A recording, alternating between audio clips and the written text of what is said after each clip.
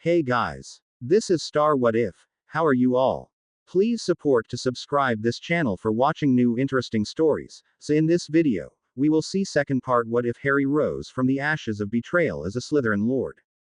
Here is short summary. After the events of his second year, Harry is shattered by betrayal and hard truths. But from the ruins, he rises, not as the boy who lived, but as a cunning, powerful Slytherin lord determined to control his destiny and rewrite the wizarding world. But before we start, if you want more stuffs like this, then please support to subscribe this channel and share with your friends. Let's start the video. Draco sighed and closed the book he held in his lap, rubbing at his eyes. They had begun to blur, and not even adjusting the color of the Lumos charm would hold off the inevitable watering that would follow. He could hear his mother's voice if he concentrated. Never read in the dark for more than an hour, dear. It will make you squint the next morning, and Malfoys are not supposed to squint. But she was the one who had sent him the books, the one who had told him, via notes placed in the books at strategic spots, what was going on, the one who had shown him why he had to draw away from Harry for a time. Draco wondered gloomily why she had sent such fascinating books if she didn't expect him to be up until all hours of the morning reading them. He put the book on the table next to his bed, and took a moment to stare through the opened curtains at Harry's bed. The curtains there were tightly drawn, as always. He could hear the soft breathing that marked Harry's sleep. He never snored. He sat up with a scream more often than a snore, or he would suddenly cease breathing altogether, and Draco knew he was lying still, terrified or tense, probably waiting for the appearance of enemies. There had been more than once in the past month that Draco was tempted to go to him and soothe his nightmares, even if it was with something as simple as a handclasp. But then he would have to explain why he had stayed away so long. And Draco didn't yet know a way to tell Harry the truth without destroying him. He put his hands behind his head, let out a long breath, and lay staring at the ceiling. The first book had simply been fascinating. Mostly explanations of the compulsion power that ran in several pureblood family lines, including the Black One, and explanations of what it could and could not do. Draco had wondered why his mother wanted him to have it. Did she just want to ensure that any compulsion power he used was trained? That made sense, but Draco really didn't think he had the gift. It usually manifested by the time a wizard was 12, the book proclaimed, and Draco's 13th birthday had been the 5th of June. He remembered it as a miserable day, mostly, given that Harry had been dozing in the hospital wing at the time, recovering from the damage to his mind, and he'd only wanted to be at his side. Then he found the first note, tucked in between 2 pages of a philosophical argument about whether using the compulsion gift was ever moral. He unfolded it and recognized his mother's handwriting at once. Draco, my darling, I am hopeful that by now you will have figured out why I sent you these books. The compulsion gift is not irresistible, but it is subtle, and often changes the course of a wizard's mind without his realizing it. Draco frowned when he was done reading it. Not irresistible. Fine, then. But what did she expect him to do with this information? He flipped through the rest of the book, and found no more notes. He put that one down and picked up another with a rearing silver serpent on the front. Draco spent a few minutes staring at that. He knew he'd seen the symbol before, probably on a few artifacts around the manor, but he couldn't remember what it indicated. He opened it, and a folded piece of parchment fell out from between the cover and the first page. Draco picked it gingerly up and unfolded it, shaking dust off it. This book must have been packed away for a long time, wherever Mother had managed to find it. Draco, my dearest, there are other forms of compulsion than the compulsion gift. Sometimes, a wizard may not even realize that he is compelling others to follow his will, but he may do so unconsciously. Once again, it was unsigned, but once again, Draco knew her handwriting. Wondering what this was all about, he settled back with the Silver Serpent book to read. He quickly figured out that it was a history of the Guile family, whom he had indeed heard of. They'd managed to survive for centuries, playing Dark Lords against one another, never quite coming into the service of the Light Lords but making themselves appear innocent, until the last of them had died in the Dark Lord Grindelwald's armies. But this was not a usual history. There were no musty family trees, no lists of great things that family members had done that were now forgotten, no lectures on what magical gifts might have been linked to their blood. This was a treatise on how the Guile family had survived the powerful wizards, what signs they had noticed that they were being compelled or swayed against their wills, and how they had dealt with them. Draco read the first few pages, and came upon the sentence, "Yet it was hard for Serpentina Guile to figure out what had happened to her at first, though she was a great witch. She finally noticed that whenever she was around the wizard Falcon and grew angry, he had only to grow angry in return to calm her. At once her feelings would be soothed, washed away in the tide of magic that rose with his rage, and she would obey whatever he asked of her. Change the names," and it was a perfect description of what always happened lately when Draco grew angry at Harry. Draco read hastily through the rest of the Guile book, and the other books that his mother had given him. A history of the Black family in particular, a book of laws that the ministry had at one time enacted against those with the compulsion gifts, and a biography of the lives and magic of the Light and Dark Lords. It only took him 3 days, and by the end of those 3 days he had not only the books but a large array of parchment notes from his mother, folded and placed into the books at various key points, to enable him to put the puzzle together. Draco took a deep breath that Wednesday night in September, and picked up his mother's last and lengthiest note, found very near the end of the book on the Light and Dark Lords. "Draco, my beloved son, I am sorry to have to hurt you like this. However, when Harry was at the manor with you, I recognized the signs. You were gentler and sweeter than I had ever seen you be, even as a baby. You cared for him as if he were your world. Such attachment is not natural, is too fierce, in a child your age. And what had he done to cause you to grow such an attachment? I know that he saved your life in first year, but even before that, you still spoke of him in your letters, chattered as if you were obsessed with him. He became more than a figure of fun. He became your best friend. I do not think it is all his magic, to be perfectly honest. I think you genuinely do see something in him that would have caused you to become friends even without that. But you could sense his power earlier than most of the others could, even when it was chained and held down by his webs. Malfoys have always been more magically sensitive. I fear that this caused his power to have a hold on your mind that it would not if you were one of your duller peers. My darling, my dearest, I will not say that you should break your friendship with him. I will not say that merely because some of this is the effect of his magic, all of it must be. I will say that I want to see you free to make your own choice, not dragged along by Harry's magic, however subtly or unconsciously that may have happened. If you need this, if you decide that you need this, you must make the decision independent of the effect he has on you. The only way to do that is to withdraw from him for a while, and see if you can raise barriers against his power. You have the inheritance of the Black compulsion gift, and compellers themselves, as you will know from your reading, are immune to the effects of another's compulsion, and take less damage even from other spells that affect the mind, such as the Fugitivus Animus that Harry performed. Perhaps you can use that to your advantage, to help you resurrect your free will. I have already said I would move mountains to help you, my son. I will. Should you decide that Harry is, after all, a true friend and not merely an incipient lord who managed to draw you into orbit with his power, then the world will shudder and fall before I see you parted, or see either of you harmed again. Only tell me. I will see that you have your freedom. Without freedom, nothing matters. With all my love, Narcissa Black Malfoy. Draco had closed his eyes. He was upset already, and he'd only been distant from Harry for 3 days. But he could feel other effects as well. He felt more clear-headed, the cool distance that had always been his gift before he came to Hogwarts returning to him. He felt more like his father's son than he had in years. He felt as if he could make sarcastic comments to Connor Potter without looking guiltily at Harry first to see if he would approve of them.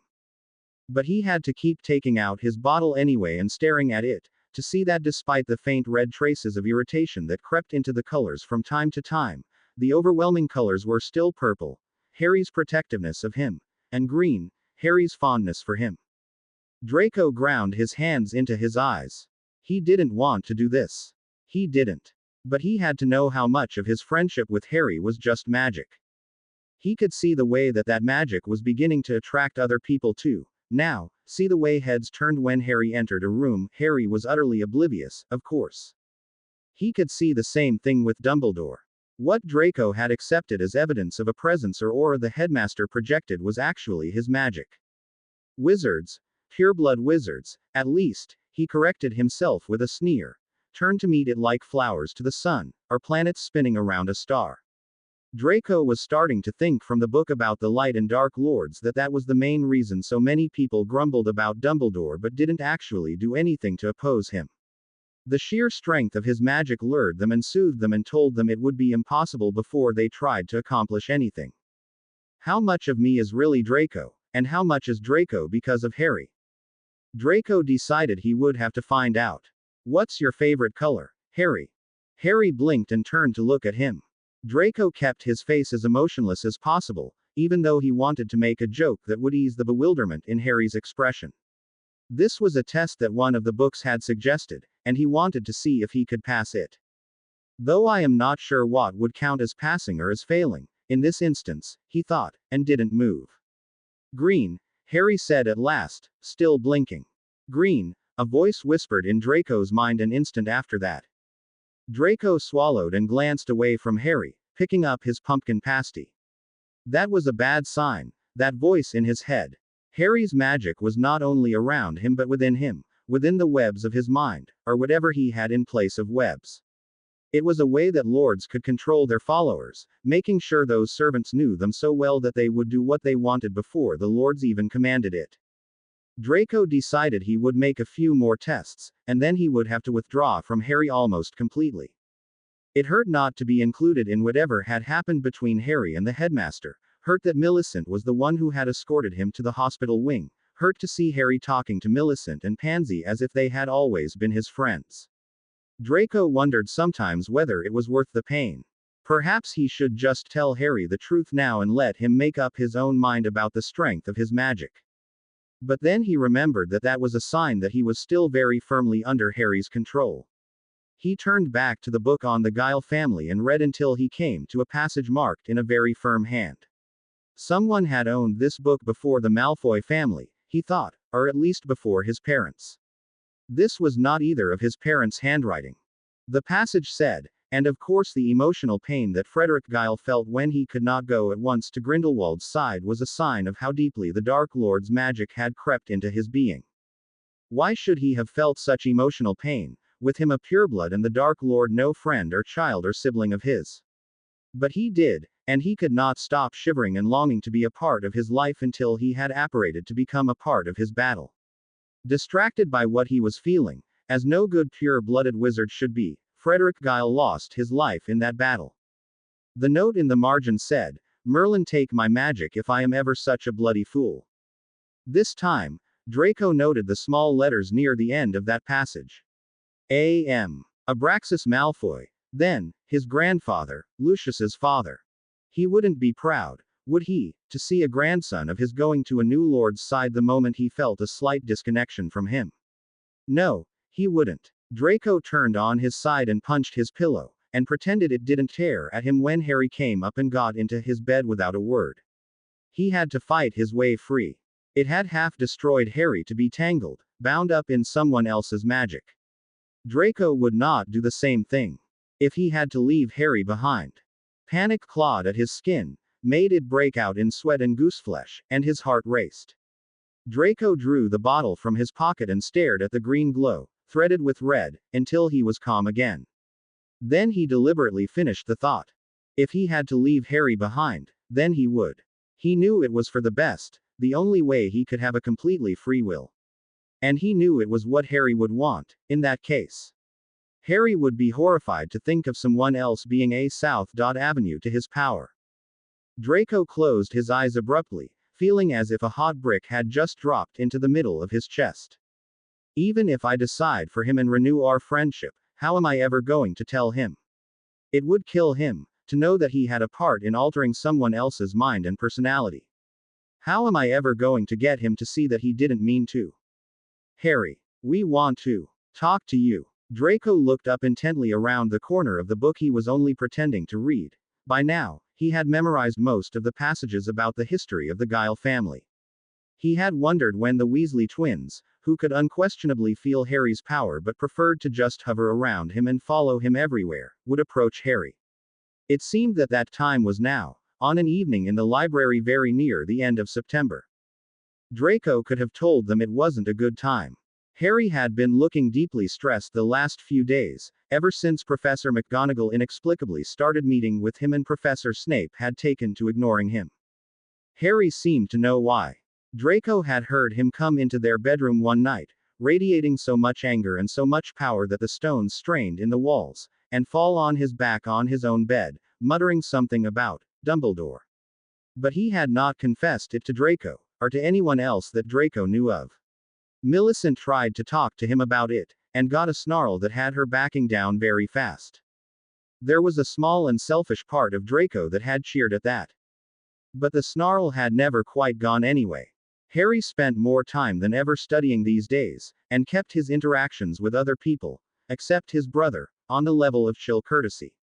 His magic spent a lot of time expanding out from his body in rippling waves, and drawing more attention than ever.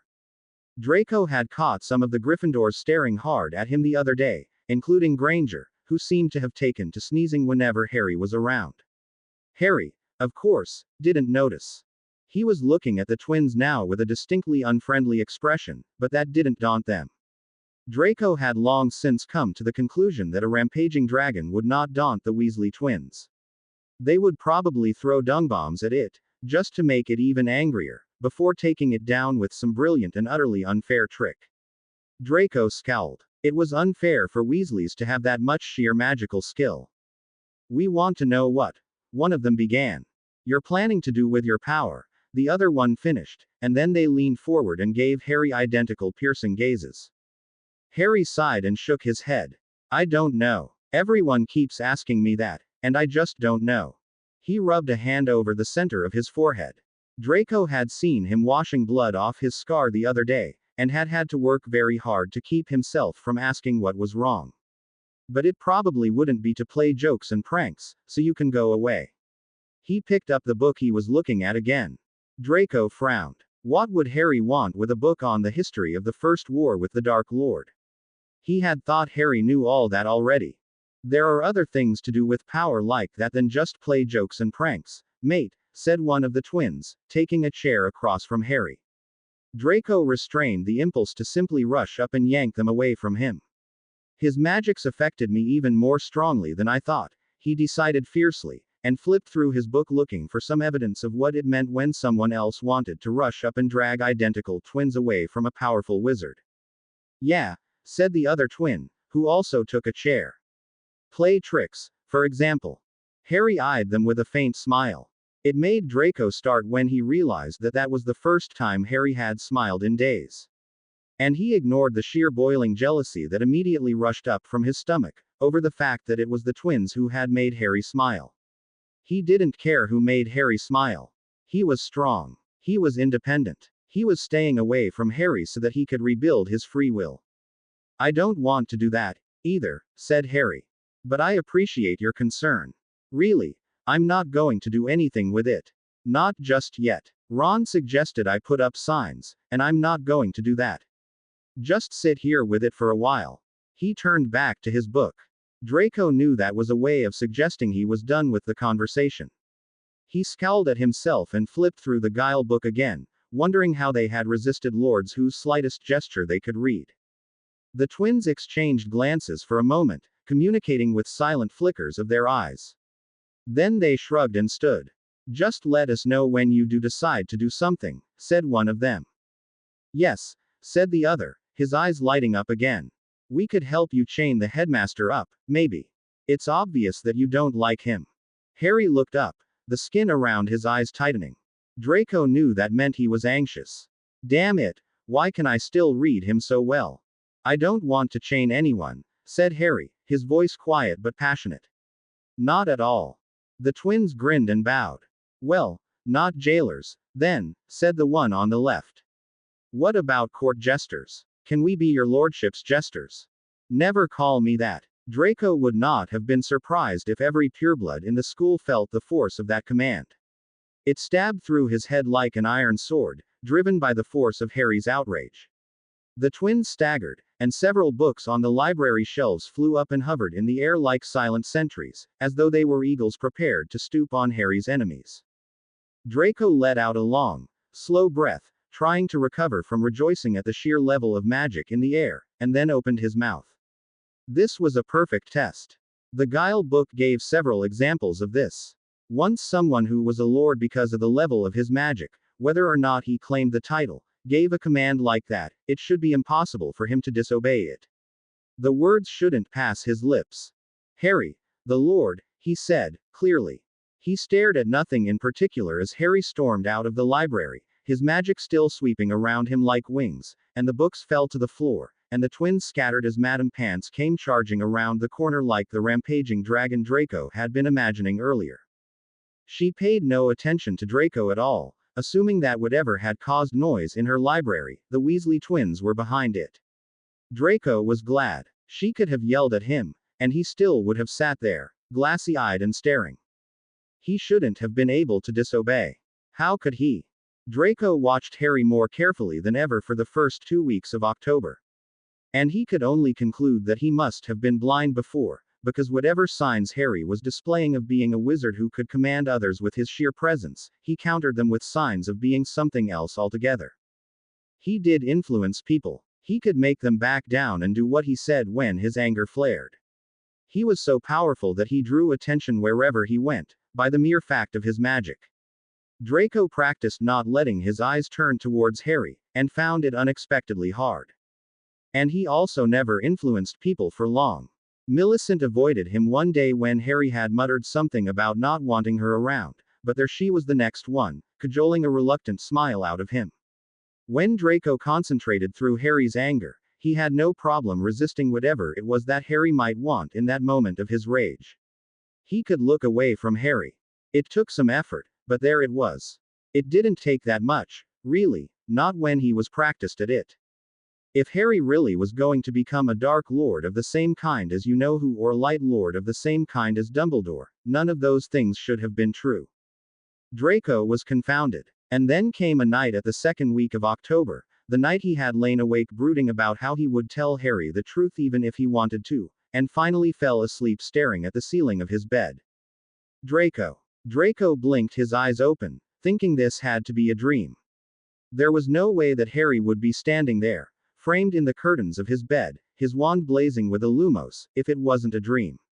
He hadn't reached out for Draco in the long weeks of their separation, not even when he had a nightmare or when he was obviously angry and hurting and barely talking to anyone else. Draco sat up, rubbing at his hair and his eyes and trying to think of what to say. Harry took a deep breath and sat down on the edge of his bed. His scar and his eyes were both vivid in the shifting light. Draco, he said gently. I was going to wait until you said something, because I don't know what I did to anger you. He bit his lip. But I can't stand this anymore, he said, abrupt, low, and fierce. I need to know why you're upset with me. I need to know what I did wrong.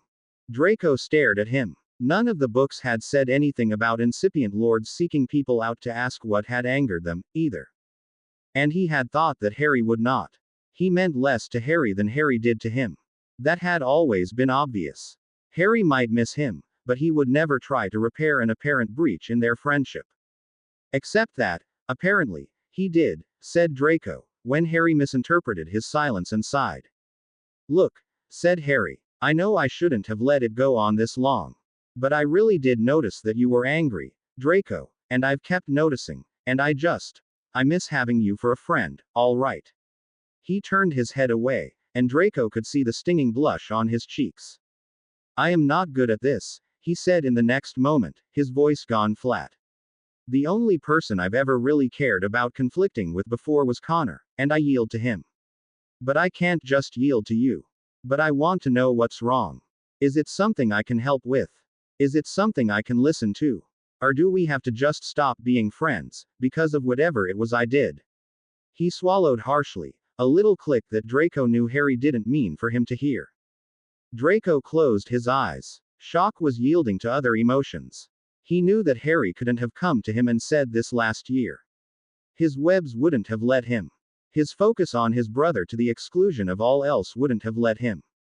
The fact that he seemed willing to let Draco's friendship simply drop away from him when he came back from Easter holidays was a sign of that, too. That wouldn't happen now, Draco was fairly sure. Harry would fight to keep their friendship intact, even if it took him more than a month to admit he wanted it to be intact. Draco swallowed himself, and sat up to hug Harry. He felt Harry stiffen in surprise, then relax and even hug him back, his wand pressing awkwardly against Draco's spine. "Are you going to tell me what got you so angry?" he whispered. Draco closed his eyes. He still didn't know how to tell Harry the truth. He still wondered if he should try to pull away again, to achieve some semblance of independence. But he no longer thought that all the answers could be found in books. And he had missed Harry, damn it. Now that he was aware of what Harry's power could do and prepared to make conscious decisions about it if Harry asked him to do something he didn't want to do, Draco thought he could have their friendship back. He certainly appreciated it more than he ever had. And so did Harry. "It's something that I think would hurt you to know about right now," Draco whispered. "Please. Can it wait?" Harry started a bit, but then relaxed when Draco's arms didn't move away. "Of course it can," he said. You're my best friend, Draco, and I need to know that you're all right. I thought you weren't, and it was driving me mad." He chuckled painfully. "Millicent kept asking me about the sour expression on my face all last week." "That was about me?" Draco asked incredulously. Harry had never answered Millicent. Draco had assumed the sour expression came from any one of the numerous pressures Harry was dealing with. Controlling his magic, studying with Professor McGonagall, playing at a badly feigned coolness with Snape, coping with the fact that his godfather was trying to be affectionate with him and failing, and cheering on his brother, whose compulsion gift Harry was more and more obviously uneasy with. "Of course it was," said Harry, as if it should be obvious. "I was worried about you, Draco." "Prat," Draco grumbled into his shoulder, hugging Harry tightly enough to make him squeak. "Stubborn, idiotic Prat. You could have come and asked me." "Yes," said Harry. "But it took me this long. And you're really willing to wait to hear about it?" Draco asked, once more, just because he had to be sure. "Of course." Harry pulled away from him and blinked at him. "I trust you, Draco."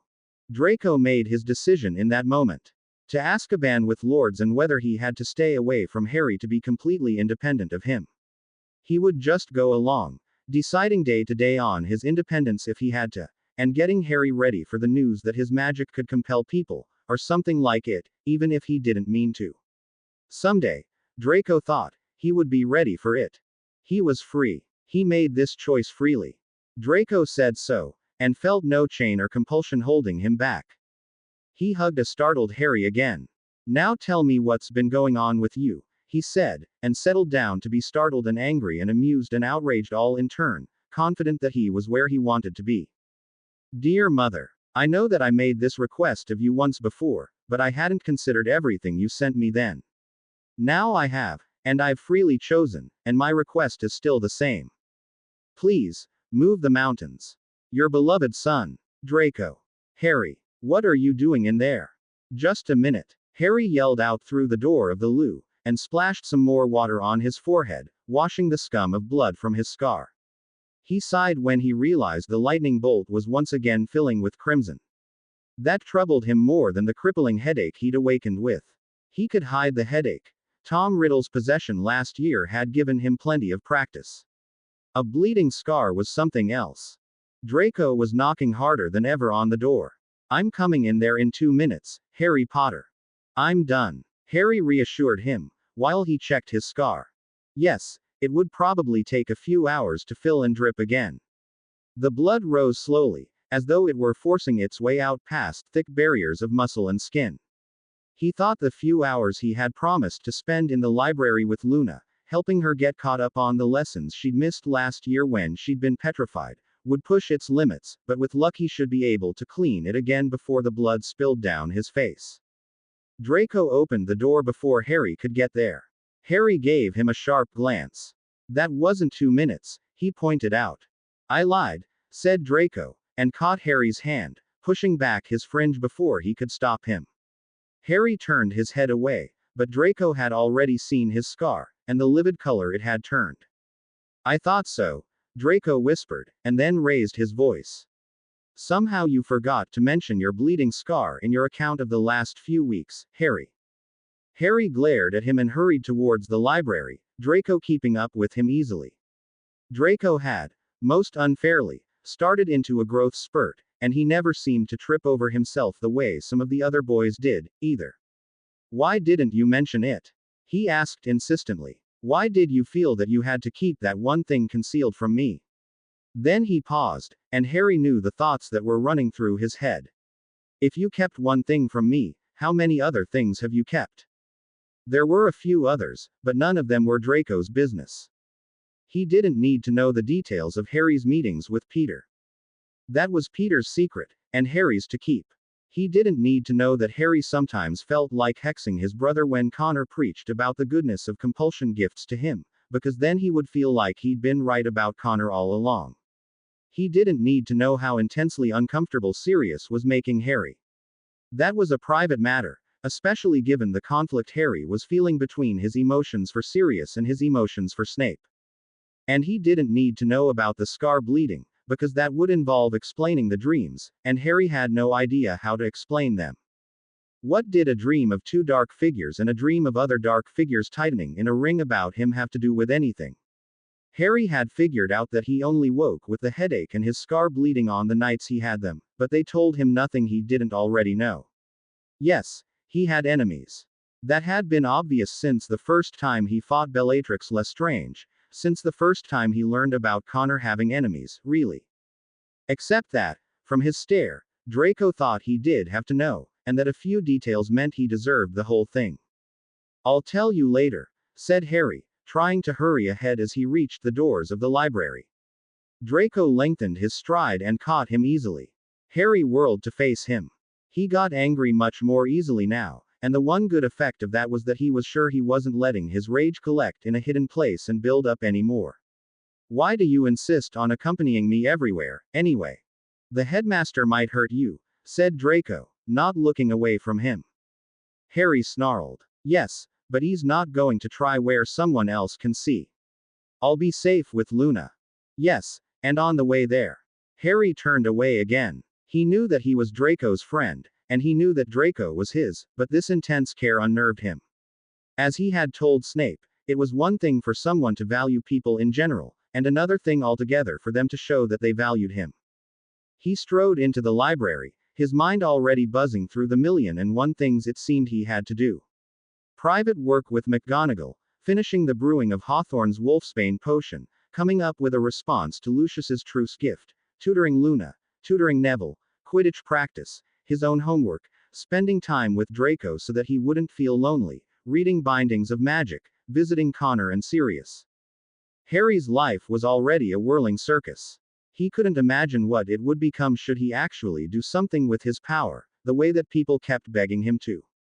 He sighed with relief to see Luna sitting at the table they'd agreed on, with her books spread in front of her.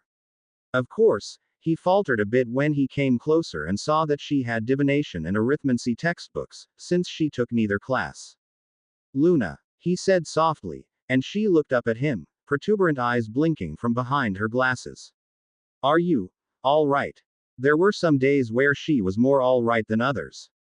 Of course, Harry, said Luna, with the same gravity that she said everything. Why wouldn't I be? You don't take those classes, said Harry, sitting down in the chair across from her. Draco took the one beside him, and made a comment under his breath that might or might not have included the word, loony. Harry gave him a glare that promised to hex when they got back to the Slytherin common room, and then turned to smile again at Luna. What would you want with them? I want you to teach me about them, said Luna. You're taking the classes, aren't you, Harry? I asked someone, and they told me that you were. Harry winced a bit. He hoped that whoever Luna had asked hadn't hurt her. He would have to ask the other Slytherins what they'd seen tonight. Most of the students, especially other Ravenclaws, didn't seem to understand that hurting Luna always resulted in Harry finding out about it, no matter how quiet they tried to be or where they did it. The other Slytherins thought it was a fine game, watching out for Luna, reporting it to Harry, and then watching for what clever or embarrassing hex he inflicted on the ones who'd embarrassed her in return. Harry hadn't yet got Neville to confide the same mistreatment to him. He insisted that he could handle himself, and that anyway no one in Gryffindor mocked him too badly. Harry didn't believe him. It was taking time to coax Neville out of his shell, though, especially since he hadn't spent half of last year with his peers. Yes, I am taking these classes, he said, to get himself back on track, and picked up the divination textbook. Where did you want to start? Tea leaves. Crystal balls. Dreams, said Luna. Harry sent her a sharp glance. She looked back at him, serene and serious as ever, and if she had ulterior motives, she hid them better than anyone else Harry had ever seen. All right, he said, and opened Unfogging the Future to the right page. His own textbook always fell open to that place automatically now. He had read the brief descriptions of dream interpretation over and over again, hoping against hope there was something that could help him with his nightmares. But Trelawney's books were as useless as Trelawney herself. What did you want to know? About dark dreams, said Luna. Nightmares. Harry could have recited the paragraph from memory, but he pretended to be reading, for Luna's and Draco's sakes. Their eyes on him felt like skewers. He wished they would stop. Stop looking so calm. Stop looking as though there was a hidden purpose behind this. Stop looking at him. Reading dark dreams is different from the art of reading light dreams, also commonly called prophetic dreams. While light dreams are the will of the future reaching down to touch those so favored, nightmares, also called dark dreams, represent a different kind of favor. They are commonly accepted as either the dreamer's fears made manifest, or, occasionally, as the reaching back of a future so awful that it wants to prevent itself from happening. He leaned back in his chair. Luna, what questions did you have? What kind of dreams do you have, Harry? Harry stared at her. He didn't dare look at Draco. Luna sat with her quill poised above her parchment and just regarded him calmly. Oh, normal dreams, Harry managed to say. You know, the kind that you always have when you go to sleep. He forced a smile, and hoped it looked more natural than it felt. The other night, I dreamed that a door was chasing me. Luna nodded. And what about other kinds? What do you mean? Nightmares, said Luna. Do you ever have nightmares, Harry? I dream about the Raxperts possessing me, the way they possessed you last year. Luna never had accepted the Tom Riddle explanation for the possession. What are your nightmares? I don't have nightmares, Luna, said Harry. He didn't want to hurt her, didn't want to scare her. Merlin knew he was already doing that to enough people. He'd had a huge argument with Connor about it just the other day. Just regular dreams. He has nightmares every night, said Draco. Harry whipped around. Draco. He squawked. You prat, said Draco, seizing his arm and brushing back his fringe again. His finger rose and touched Harry's scar, then came back down and forced Harry to acknowledge the glistening red liquid on it. Harry winced. He'd started bleeding sooner than he thought. She's trying to help. Can't you see that? And I'm tired of you not talking about this. What happened to moving forward and being honest, Harry? You said that you would. Harry closed his eyes. His headache was returning, despite the potion he'd brewed himself last night and taken this morning. I know. I don't know why I'm having the nightmares, all right. I just am. Do they have to do with Voldemort? Luna asked. Harry stared at her. He'd never heard anyone else but Dumbledore and his family pronounce the Dark Lord's true name without stumbling. Luna just gazed back at him, waiting for the answer, and didn't seem to realize there was anything remarkable in what she'd done. They can't, said Harry. How could they? He remembered the dreams that he'd had about Quirrell in first year, and the dreams about Tom Riddle last year. Well, yes, the Tom Riddle dreams had to do with Voldemort, but they were Voldemort, the signs of Riddle working his way into Harry's mind. The others were dreams. If anyone is going to dream about Voldemort, it should be Connor. Riddle himself told me that Connor's scar is some kind of connection to him. This looks like a pretty damn good connection to me, said Draco, swiping his finger across the scar again and holding it up. There was enough blood to soak the palm of his hand and spill towards his wrist. Damn it, Harry, what do you dream about? Harry took a deep breath. Backed into a corner like this, he had no choice but to talk about it, and he had promised himself that he would try to stop hiding things. He really had no choice, unless he wanted his confined magic and his confined rage back. He told them about the dreams, and emphasized their vagueness and the fact that he had no idea what they related to. I think I know. Harry turned around abruptly. Merlin, how many people know now? Hermione Granger apparently did, since she was behind him and looking at him, her face somewhere between serious and worried. Do you? Draco said, his body language gone tense, his hand making the hovering motion that Harry recognized as Draco's version of being ready to reach for his wand. He didn't like Hermione, or any of the Gryffindors, really. He barely tolerated Neville. Harry couldn't figure out why, since all Draco ever said when asked was they're Gryffindors, Harry. Yes, said Hermione. I wondered why I was sneezing all the time around you, Harry, she added. And I think I figured it out. And, well, if I'm right, then you have some pretty dark magic. I think the shadows you're seeing in your mind are your own fears of your magic. You know that you're doing something wrong, even if it's unconscious. Shut up, Granger. Harry had never heard Draco sound so deadly. He was on his feet now, wand in hand, never wavering from the way it pointed at Hermione. His face was pale, his eyes gone dark, and a few flecks of actual foam shining near his lips.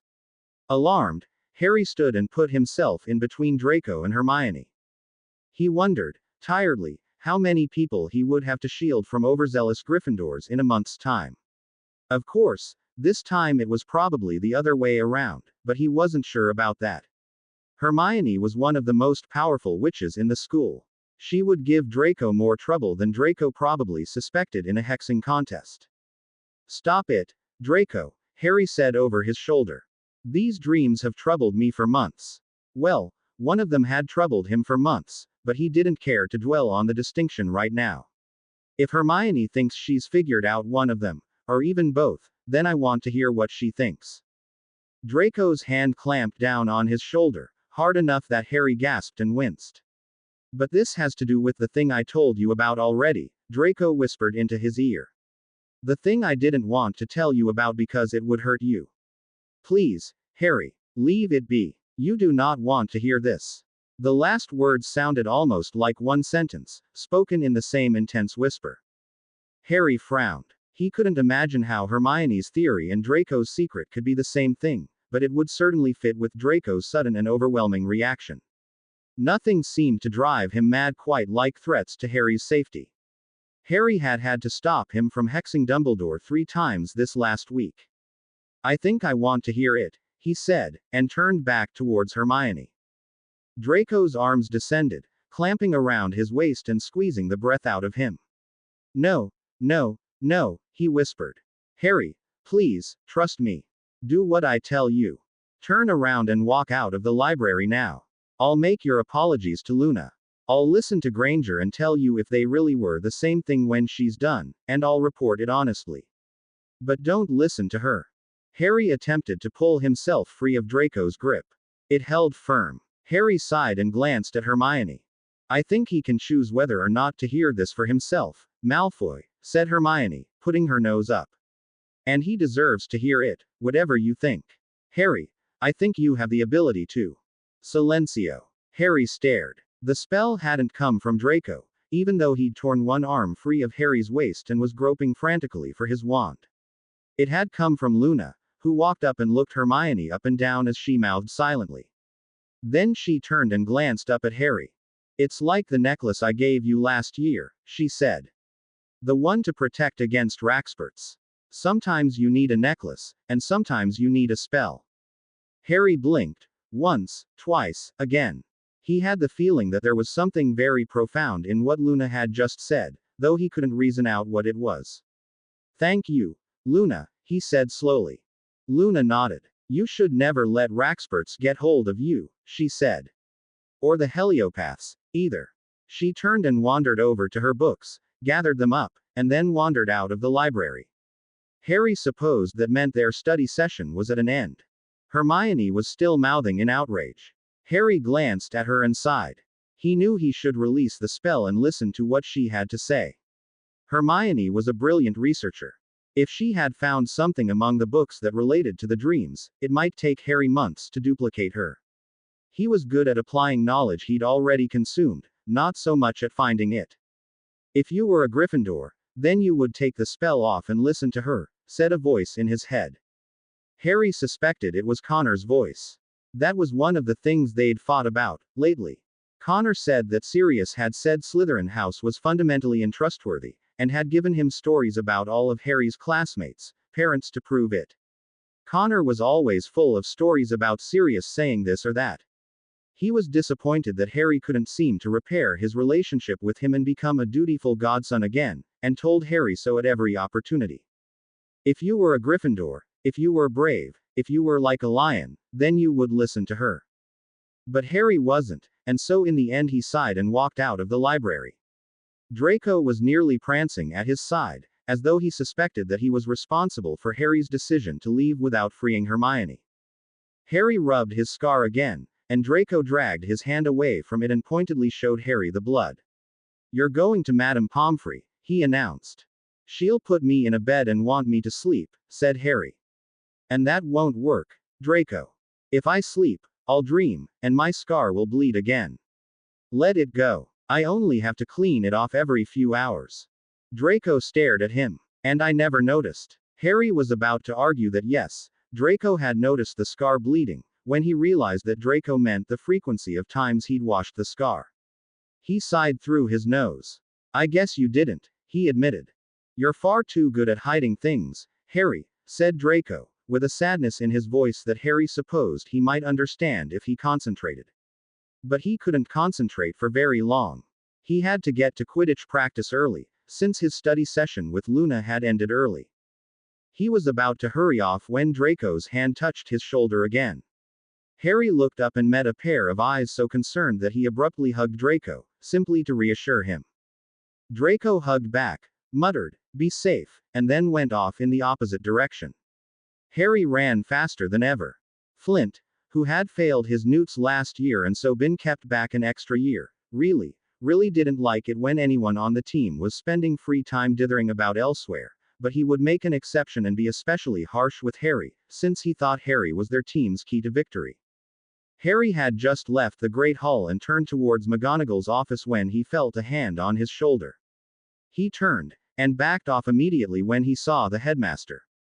His magic rose to bind him in protective walls. Probably Dumbledore had found some way past the modified mirror spell Harry had cast on him. Instead, Harry saw, Dumbledore was avoiding eye contact. That meant the spell still held. Probably, Harry emphasized to himself. After the way Dumbledore had tricked Snape from his side, McGonagall had told him the story on the night she'd taken over his tutoring. Harry would believe anything of the headmaster, including that he would pretend the spell still held when in fact he had overcome it. Please come to my office, my dear boy, Dumbledore dared to say. We have much to discuss. I'm sorry, headmaster, but I'm meeting with Professor McGonagall now, Harry said, as calmly as he could. He would be polite. He could be polite. He would not scream the roof down and set Dumbledore on fire as he wanted to. Besides, trying to set him on fire would probably only result in more ice. No matter what spells Harry practiced with, his magic and his rage both remained cold. That was another thing that had bothered Connor when he confessed it. You are not, Harry, Dumbledore said firmly. Harry froze. What did you say? I said that you are not, said Dumbledore. I have relieved Minerva of the responsibilities of teaching you. She is not your head of house, and as Transfiguration professor, she has other students who need her attention. She agreed with me. I believe her exact words were that a Slytherin student should be able to find other ways to learn. Dumbledore smiled at him. Harry smiled back at him, which appeared to disconcert the headmaster. He heard McGonagall's words for what they were, a salute and a statement of faith. And she had not outright been forbidden from associating with him, as Snape had been. They might still be able to meet on the sly. McGonagall had thought it better to yield than contest to the bitter end. Sometimes, she is almost Slytherin, he thought, and then looked up at the headmaster. Dumbledore avoided his eyes. He was probably thinking of magic to use on Harry right now, then. Probably. With all due respect, headmaster, I won't want you teaching me in her place. There are reasons that I don't want it. I hope you understand them. Dumbledore only waved a hand. That can be arranged later, Harry. Either Remus or Sirius would be an excellent candidate for your next teacher. Harry concealed his snort. Remus he could see, but Sirius, only if I want a course in ranting about Slytherins or twitching. He had only disliked Sirius more when he learned he was the cause of Dumbledore's attack on Snape. Harry was sure that Sirius had lied about the false memory. It sounds like the kind of thing he'd make up, secure in the knowledge that the headmaster would back him, because the headmaster likes Gryffindors so much. It doesn't matter that it's so ridiculous. Dumbledore supports him. No, this is something else, said Dumbledore, solemn now, and drew a large letter forth from his pocket. Harry recognized the seal of the ministry on the front. He nodded slowly. Lead the way, headmaster, he said. Once they were seated in Dumbledore's office, and Harry had refused tea and sweets and another cup of tea, the headmaster handed over the ministry's letter. Harry wasted no time in opening it. Dear Mr. Potter, we realize this must come as a shock to you, and indeed we are in a somewhat unusual position ourselves. Normally, we would write to the parents of a child your age. However, on contacting your parents, they claimed to have only one son, Connor Potter, the boy who lived, though birth records and your attendance at Hogwarts clearly prove your existence, and they did admit to remembering a Harry Potter who had moved away or died a long time ago. They seemed to think that you were a relative of your father. This is a sign of dark magic in operation, and as such, we are forced to resort to this rather unusual form of communication, and of request. It has come to our attention that you exhibit powerful magic, both light and dark, that you did not exhibit last year. We understand that such magic is not your fault, but the result of your birth, and we hasten to assure you that we do not regard you as at fault. However, each magical child so powerful must have a guardian in order for the wizarding community at large to assure themselves that the magic is not going wild or untrained. Since we have contacted your parents and they are victims of dark magic that causes them to deny your existence, we currently believe they are not suitable guardians for you. We would ordinarily appoint a guardian ordered by the Wizengamot, but your case is special enough that the Department of Magical Law Enforcement is concerned with it. We believe you should have a guardian who A. lives on the grounds of Hogwarts, so that you may continue to attend school and acquire training for your magic, and B. is someone you trust, which will make your training all the easier, and C. can learn some of the facts of the case, as powerful wizards do not usually emerge as you do, and we fear there may be something unnatural in your magic, perhaps as a result of the dark spell cast on your parents. As someone who fulfills all of these conditions except the last, we have chosen Albus Dumbledore. Please sign the letter enclosed with this one. It will confirm the department's choice of guardian and grant us permission to release the facts of the case, as we understand them, to him. It also grants you the option to choose your own guardian, provided that he or she fulfills the criteria set forth in this letter. Amelia Bones, head of the Department of Magical Law Enforcement. Harry turned the letter over for a moment, wondering why they had contacted him instead of Dumbledore directly. Was it the unusual nature of the case, or the fact that his parents were still alive but victims of an unknown curse, or? And then he knew what it probably was, and wanted to laugh. The ministry would have heard about his magic. And they would want to keep things quiet, since Harry was Connor's brother. All of this was being arranged to pass the case along as quietly and as quickly as possible, without the possibility of either making it public or vexing Harry. Harry glanced up at the smiling face of Dumbledore. The ministry contacted my parents, he said. They don't remember me, so they're appointing a guardian who has to live on Hogwarts grounds and oversee my training. They want to appoint you. Dumbledore's smile grew wider. That would be wonderful, Harry. I have long looked forward to an opportunity to work more closely with you. Harry nodded at him, then turned back to the letter enclosed with Amelia Bones's letter. It had a simple line for his signature, magically binding, of course, if he accepted Dumbledore as his guardian, and another few lines for him to fill out, complete with signature, if he wanted another guardian. The letter warned him sternly that his chosen guardian would have to comply with all the standards set out by the Department of Magical Law Enforcement in the original document. The necessary words were written, and a brilliant white flash traveled around the room. Harry chuckled to himself. He would have to study the ministry letters and see what magic they used, if he got the chance. His hand was already empty, the letter having apparently communicated with the original document to confirm that the chosen guardian met the standards set forth in it, with him to confirm that this was what he really wanted, and with Hogwarts to confirm that the chosen guardian was in residence, and then taken itself off to the Department of Magical Law Enforcement. Harry wondered idly if the Aurors had come up with that particular spell, or if it was the product of some overworked and underpaid researcher. Excellent, Harry, Dumbledore said, sitting back. May I see the original letter? Harry handed it over to him, and waited in patient silence as he read it. Dumbledore glanced up at the end of it, blinking. I am flattered that you have changed your mind about trusting me, Harry, he said. I haven't, said Harry, and enjoyed seeing Dumbledore's face change. I can be like a lion, sometimes. I can face what I have done. There is that option they mention at the end, about choosing my own guardian. I did. And, as you saw, he met all the standards set forth in the letter. He shrugged. Who? Dumbledore whispered. Professor Severus Snape, of course, said Harry pleasantly. Dumbledore stood. Harry could sense the power rising around him. He met Dumbledore's eyes calmly. Will you really do this, Headmaster? He asked. We could destroy Hogwarts if we were dueling. You know that. You have not asked Severus, Harry, said the headmaster. Are you quite sure that he would be willing to take on a burden? Oh, I am quite sure that he would be, said Harry, and bared his teeth in what was not a smile. Dumbledore stared at him for a long moment, then sat back down and shook his head.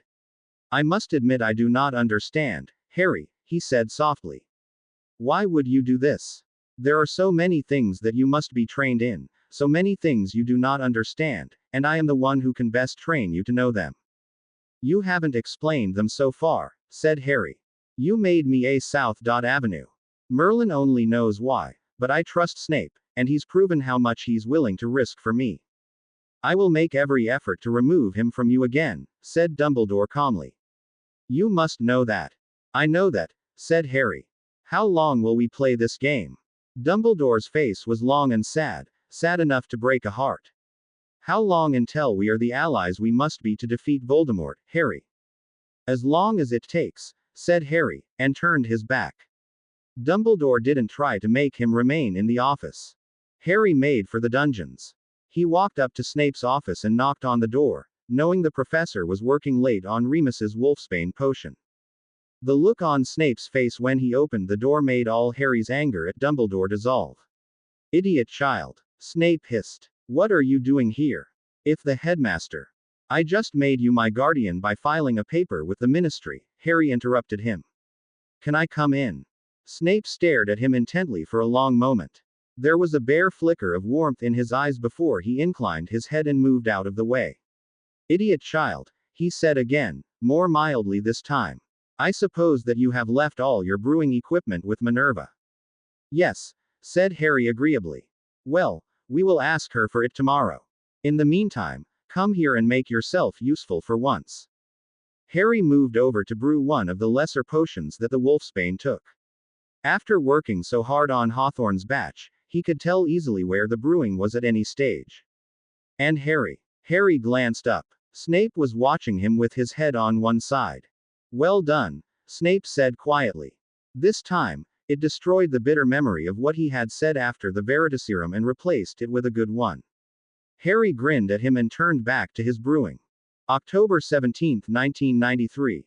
Dear Mr. Potter, I hope you will forgive the formal means of salutation at the beginning of this letter, and the charm that I have placed on this parchment to make my handwriting unfamiliar. I do know you, I know a great deal about you, and it feels hypocritical to hide behind a mask that I have created. However, I feel I have no choice. If you knew who I was, you would question me, distrust my motives for communicating with you like this, and above all demand answers that you would not believe. Please, be patient with me, and read what I write here, and do your best to open your mind and grant that the possibility of truth is here, if not the reality of it. I am under pressure as I write this. There are many who would like nothing better than to take away the choice I am intent on giving you. No, those are the wrong words. The choice has always been yours, and I am not the one who will give it to you. I am the one who, if all goes well and you grant the possibility of truth to these words, will let you know it exists. You will have read the history of the first war with the Dark Lord. You will have read other histories. I know that you are astonishingly well versed in ancient pureblood customs, and that you have used that knowledge in the past to dance with purebloods and best them on their own territory. However, I am asking you to reconsider a very simple fact of that history. Why has the title used always been Lord or Lady, as in the case of the light Lady Calypso McGonagall? But I must admit ruefully that witches often have better sense than to become involved in games of conquest and power, preferring instead to dwell on the inner mind and develop their own control of themselves. The title is important, Mr. Potter. It stakes a claim as well as announces what the wizard is to the whole world. The purebloods, and the muggleborns, it is not the name I was born using for them, but I know it is the one you prefer. Once they became part of the wizarding world, grant a certain recognition by using it. They acknowledge that the wizard holding it possesses power over them. Magic, Mr. Potter. It sings more sweetly than you can know, since you grew up with so much of your own power confined, one lord in our world held up as a figure for you to revere, and one identified as the target of your enmity. Dark lords tend to conquer. Light lords tend to rule. Both sway followers to their sides with the sheer lure of being near so much magic. And if one has to grant them the title of lord and sometimes obey their commands, what of it? At least that immense power is not turned against them. And for many servants of the lords, it has been about more than fear of that power, or even shared ideals. We were born to be near magic, those of us who carry it in our blood. It strengthens us, revitalizes us, cleanses our souls, works a rebirth in our perceptions of ourselves, changes our relationship to the world around us. Imagine it flowing over you like waves of an ocean that you can breathe, and which at the same time is light and sweet music and the scent of roses or whichever flower you prefer. It is intoxicating. Not impossible to resist, especially once one is aware of it, but very convincing, very ensnaring. Now imagine, Mr. Potter, what would happen if a wizard with such power came into our world, and did not claim the title of Lord. Imagine that he instead looked upon such compulsions as the lords have been wont to use, and disdained them. Imagine that he worked to wield his power with such finesse and such delicacy that it would not harm the minds around it. Imagine he offered possibilities to those around him, paths for the future and hopes they could never have achieved without his magic to back them. Imagine that he was conscious, every moment, of what his power could do and what it might be used for, and weighed the hopes of those who came to him, and rejected the ones he deemed wrong instead of mindlessly obeying every wizard's wish. Imagine such power bent to defend, to protect and serve. Many lords have gone mad trying to be such a creature, and ended up wearing the simpler title. Others have howled in fear and denied that such a possibility existed, because that would mean they would lose followers, or have to look too long and hard at their own tendency to use compulsion unthinkingly. And in practice, Mr. Potter, there has often been little difference between the light and the dark lords. Both could wield the magic of both sides, compulsion or free will. It is the allegiances they declared themselves for that made the difference, that and the strength of their magic. I will tell you now, Mr. Potter, that I think you have a good possibility of becoming such a wizard, nameless right now, but committed both to his own freedom and that of others. I am trying to show others that that might also be your path. But I can only persuade, and that will take a long time. I will not force. I will not compel. I have used dark magic unhesitatingly in the past, but not for this. The purpose is too high, the path too bright. 2 things you must know. First, Dumbledore fears what you may become. He fears what it would mean if a mere boy of 13 was able to do greater and more moral things than he can, because he fears looking too closely at the consequences of his own decisions. It is a fear all the Light Lords have had. Harry hastily folded Starborn's letter and put it in the pocket of his robe as Connor ducked into the Ollery. Harry shook his head and turned back to his task, binding the bundle he'd made around Hedwig's leg as she balanced on her perch. When he was certain it wouldn't fall off, he stepped back and met Hedwig's golden eyes. Take this to Lucius Malfoy. Girl, please, he said softly. Hedwig hooted at him, leaned forward to run a piece of his hair through her beak, and then took off, her wings sending up a mist of dust and feathers. Harry sneezed through it, and heard Connor sneezing behind him. Harry smiled. It was a peaceful moment enjoyed with his brother. It didn't last. Harry, Connor asked, his voice thick with disbelief. What are you doing sending gifts to Lucius Malfoy, of all people? Harry turned to face him. Godric, Connor's black eagle owl, was trying to get his attention from his perch, but Connor ignored him. His gaze was fixed steadily on Harry, his hazel eyes wide with disbelief and something that looked like betrayal. Harry sighed. He had become accustomed to that look on his brother's face lately. Because I'm truce dancing with him, said Harry simply. The puzzled expression on Connor's face didn't ease. Harry muttered under his breath. Isn't Sirius teaching you anything? He asked, irritated, as he pushed past Connor and turned towards the stairs. He said that he would. You need to know about pureblood customs and history and honor in order to make a good leader. He's been teaching me in compulsion magic, said Connor, voice gone cold, as he trailed Harry. I thought you'd be proud of me, Harry. This what I'm supposed to learn. I'm learning to fight, to survive in the war, to be the boy who lived. What else do you want me to do? Harry turned around and leaned against the wall of the staircase. Connor, what do you think will happen after the war? Connor's face went blank. Not the practiced draining of expression that he had lately whenever Harry disagreed with him about Slytherins, but true confusion. What do you mean? I know we'll win. Sirius told me that Light Lords have always defeated Dark Lords, and that's what he's training me to be, a Light Lord. Harry stifled a shudder. He had suspected that, but he had a different idea of what the term might mean now, after reading Starborn's letter. All right, so we win the war. And then what happens? Connor said, in the voice of someone still trying to understand what he was thinking about. Well, I think that we'll put the Death Eaters in Azkaban. Harry held his tongue. His brother really wouldn't understand the contacts that Harry had among the former Death Eaters. And then we'll heal people who were hurt in the war.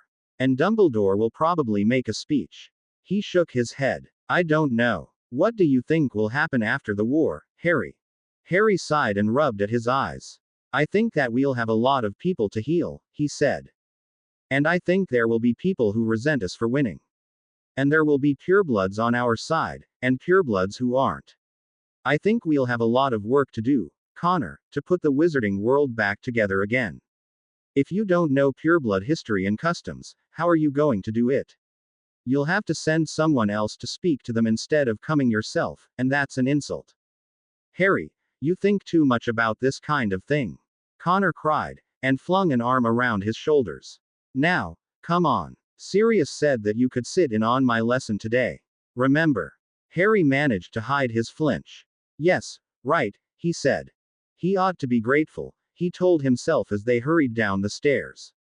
He got to spend time with his brother today, and all the other people he could have spent it with. Draco, Flint, Luna, Neville, Zacharias, Justin, had understood, if reluctantly, that a day with his brother was a rare treat. But Harry had hoped that Connor would want to spend at least part of the day flying or eating or playing a prank. He didn't want to sit and watch as compulsion magic was flung around for a few hours, then have to excuse himself because he was shaking and sick to his stomach with fear and revulsion. As if reading his mind, Connor asked wistfully, Harry, isn't there some way that you could become more comfortable with compulsion magic? For my sake. It's not a dark gift, we know that now. Remus would say it is, Harry interrupted. You remember how he explained light and dark magic at the beginning of the year. Connor shrugged. Well, Remus was wrong. Are you going to believe him? Or all the books that explain compulsion magic can be a light gift, as long as the person who has it learns to control it. I got in trouble last year for trusting a book, Harry almost said, but stopped himself.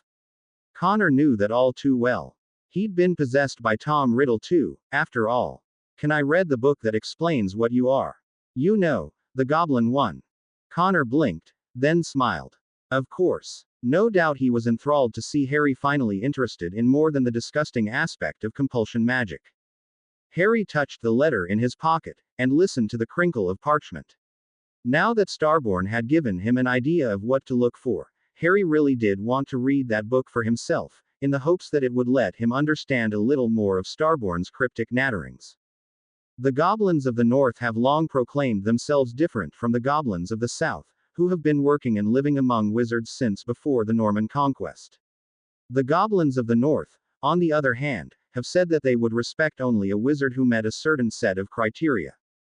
Very good, Connor. Harry blinked and glanced up. Connor and Sirius were across the room in the shrieking shack, and Connor had apparently just compelled a rabbit to hop straight into his hand. His brother was laughing in delight, and the rabbit was wildly struggling, fighting no visible pressure on his body. Harry's breath sped up, and his sight began to spin and narrow to a distant blur. He turned hastily, determinedly, back to Griphook Fishbagin's book. He could see why it fascinated Connor. It talked a lot about compulsion magic in vague and abstract terms, and mentioned good uses to which it had been put. But it also praised free will in higher terms, and Harry wondered how that could have escaped his brother. Maybe he just hadn't wanted to see. That set of criteria has been variously and problematically defined, by both wizards and the goblins themselves. Following is a list of the words and phrases in gobbledygook, the goblin tongue, that may be taken to refer to such a wizard. Harry turned the page, and his mouth fell open. Connor hadn't been kidding about the list of terms.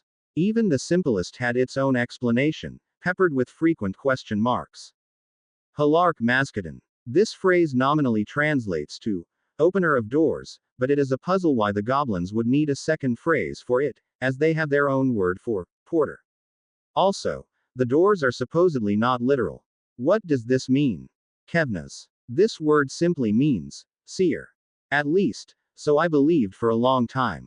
However, I have learned that the implication is of a non-goblin seer.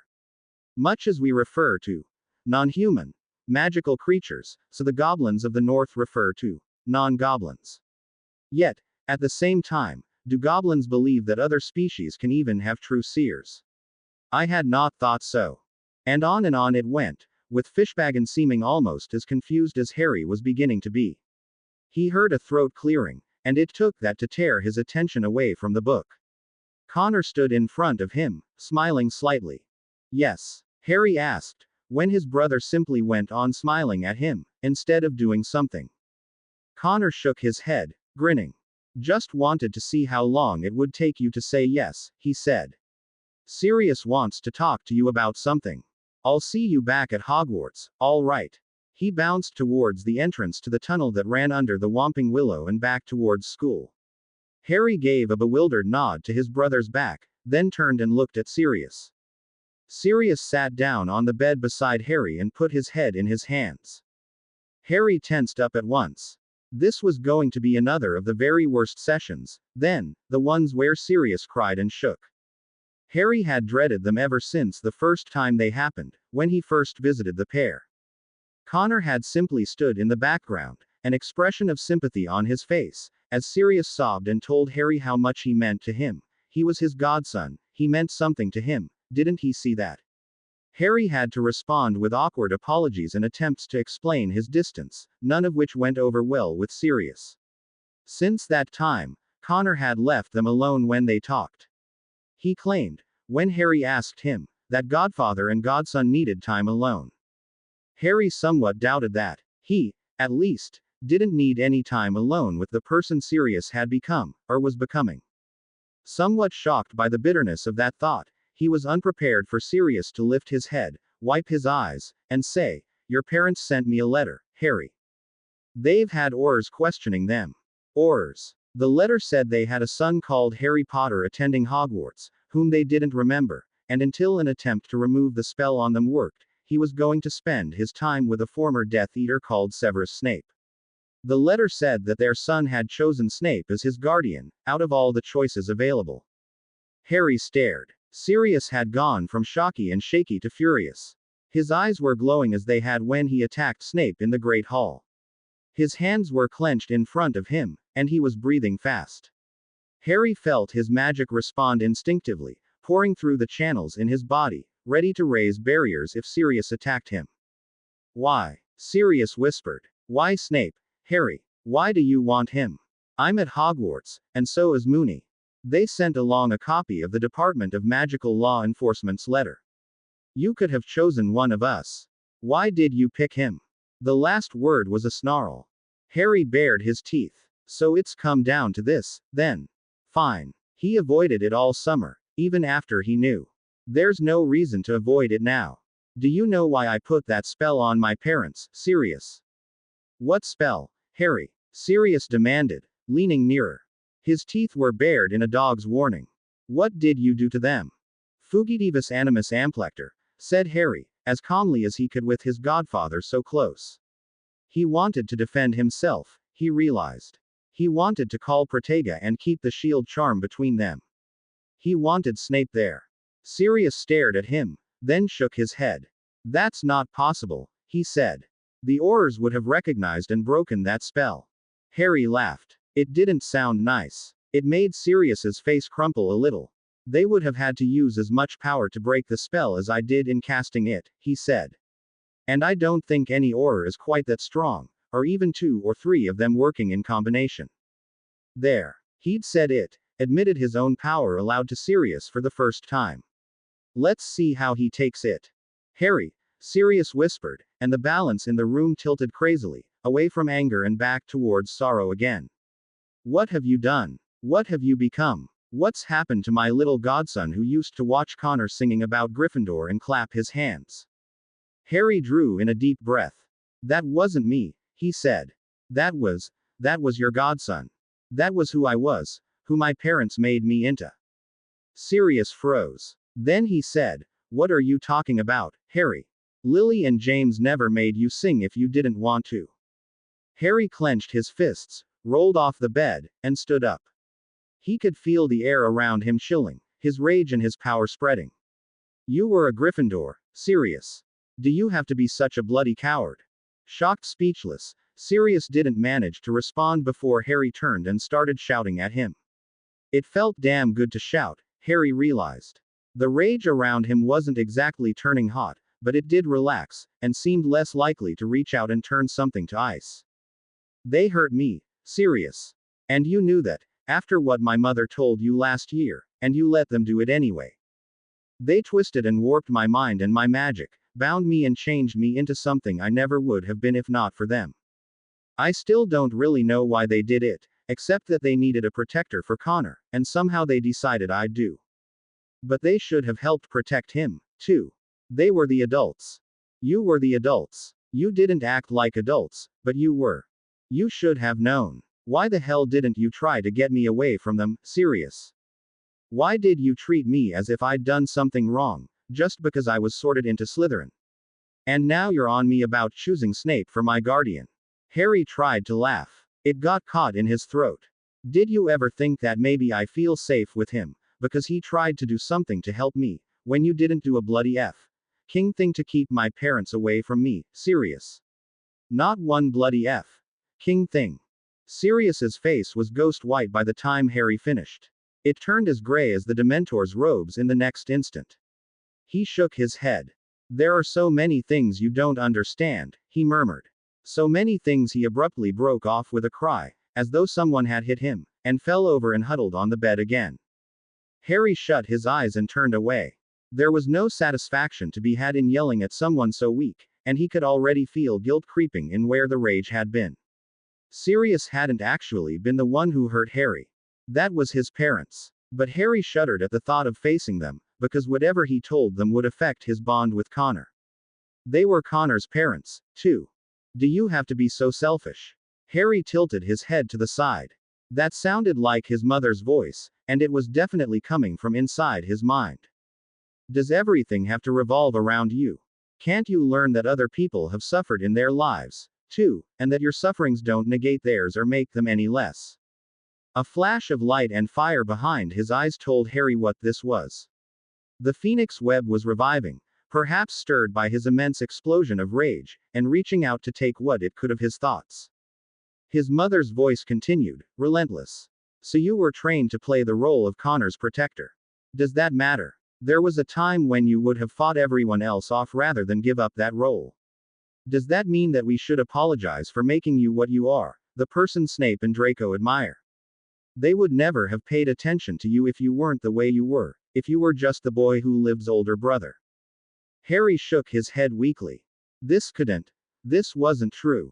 Your magic is only so strong because it was confined. When the confinement wears off, Then you'll be back to the strength that you always had.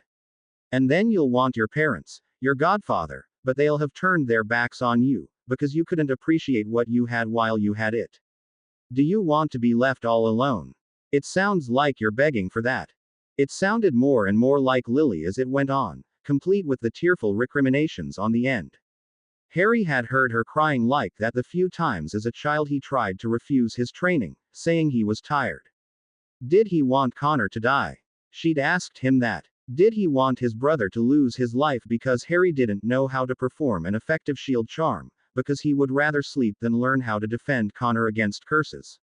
And every time, Harry had picked himself up and gone back to his books. He could be tired later. One of the books had expressed it best, giving part of a speech that a light lord defending against a dark lord 600 years ago had spoken, and ending with "Rest is for the dead." Harry felt himself fall to his knees, but dimly. The phoenix web was spreading over his vision now, turning everything into a haze of fire and gold, tightening its hold on his mind. Thoughts that had seemed thinkable a moment ago were becoming less so. Why had he shouted at Sirius? What did it matter that Sirius hadn't confronted his parents about the way they treated him? Harry wouldn't have wanted him to. He would have been upset. And look what happened to Remus when he interfered. He had to become a sacrifice, too, or at least his memories did, for the good of the wizarding world. You inflict such pain when you protest, pain on others and on your bonds with others. Do you want that? Do you want Connor to look at you with disgust someday? Do you want him to ask you whether you choose the Slytherins or him, and have you hesitate, and have him turn his back on you and the choice be lost forever? He's your brother. Draco is just your friend. How could you do this to him? Harry cried out in misery, and heard footsteps abruptly hastening up the tunnel that led from the Whomping Willow. Harry. Sirius. Remus was in the room in the next moment, grabbing Harry and holding him close. Harry leaned his head on Remus's chest and stopped shaking. The phoenix web was retreating, pushed away by the presence of a person who obviously still cherished him, despite his daring to shout and use magic against other people. Harry closed his eyes and fought to still the racing of his heart. He could feel Sirius and Remus exchanging glances over his head, and then heard them arguing, low-voiced. He could only catch splinters of their conversation through the pain and chaos in his head. Didn't have to do that. Snape is a guardian, Moony. Snape has reasons. Way of spending more time with us. What happened? No way we can tell him what happened. No way. Hush, Sirius, I know. Let's ask him. Remus gently reached down and tilted up Harry's chin, until Harry's eyes were level with his. The werewolf gave him an equally gentle smile. Harry, he said conversationally, did you know that I can run on full moon nights since I've started taking the wolfsbane potion? Harry blinked, trying to wrench his thoughts away from the consuming mix of guilt for his own actions and anger against his mother and Dumbledore for placing the phoenix web in his mind in the first place. Really? He asked cautiously. I thought you still stayed. Well, here, or in your office. Remus laughed gently. Hardly. I'm a man in a wolf's body now, able to roam and run without losing control of my instinct. Sirius transforms into Padfoot, and comes with me. He hesitated for a moment, then nodded, as if he'd had to convince himself this was the right decision. And we'd like you to come with us. We run through the Forbidden Forest, mostly. I think it might be a good distraction for your magic. Harry could imagine that it would be. The one thing he didn't want to think about was spending time with Sirius, after what Sirius had said to him. But that wasn't really Sirius's fault, was it? You should have known better than to question him about that. All right, he whispered. This full moon. Remus nodded enthusiastically. Just one night, Harry. I don't know if you'd be up to running around all 3 nights, anyway. He smiled. But you ought to see us. There's a wildness in the Forbidden Forest that I can sense when I'm not human. I think you'll enjoy it, too. Harry swallowed several times. All right, he whispered at last. Excellent. Remus hugged him one more time and stood up. Now, come on. I'm hungry, and want lunch. Harry smiled at him and accompanied him out of the shack. He knew Sirius was following them, but he didn't dare to look back. He was not sure if he would rush to Sirius in that moment, hug him, and beg his forgiveness, or try to strip his flesh from his bones with only the knife's edge of his magic. Snape took one look at him when Harry came to help finish brewing the wolfsbane that night and strode across the room, catching his chin and staring hard into his eyes. Harry averted his gaze and brought up his occlumency shields. He wouldn't understand, whispered the Phoenix Web. He wouldn't want to spare Sirius, would he? He hates Sirius. And you have to try to understand Sirius. It's obvious that something's happened to him. You have to try and understand, Harry. Everyone deserves a second chance. What happened? Snape demanded, without letting Harry go. Nothing, Harry whispered. If you will not tell me, I cannot help you. Snape still didn't let him go. Harry wanted to tell him.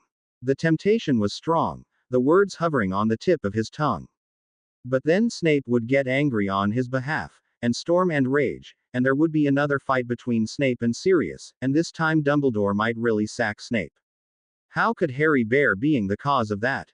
He was barely standing the rush of memories that the Phoenix Web had brought back to him all day, of times when he'd hurt other people with his magic or his selfishness. He cleared his throat. Snape waited, his eyes intent.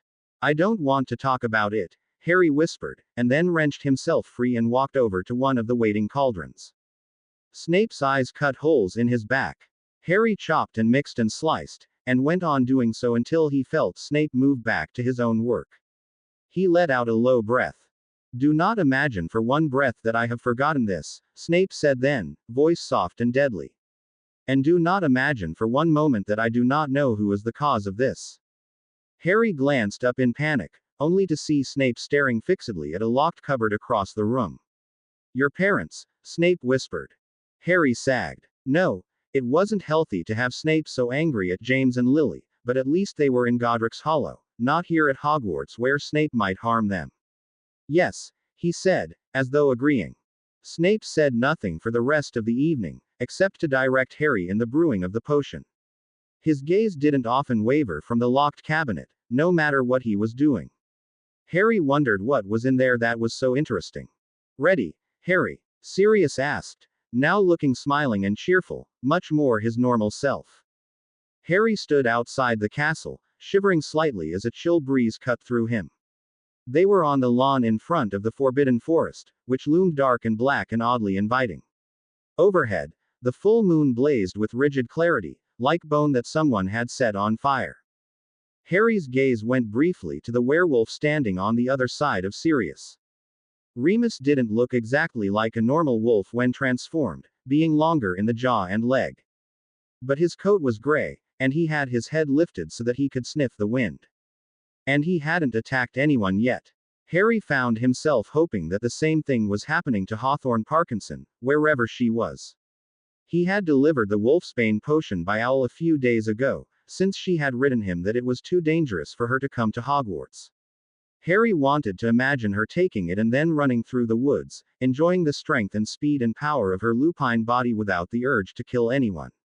He turned to Sirius and nodded. Sirius grinned, the devil-may-care grin that he used when he played a prank. Don't worry if you can't keep up, he said softly. That's not the point. Just run. He transformed into the black dog, and barked once. Moony tossed back his head and howled. Harry shivered. That sound was definitely not a normal wolf's voice.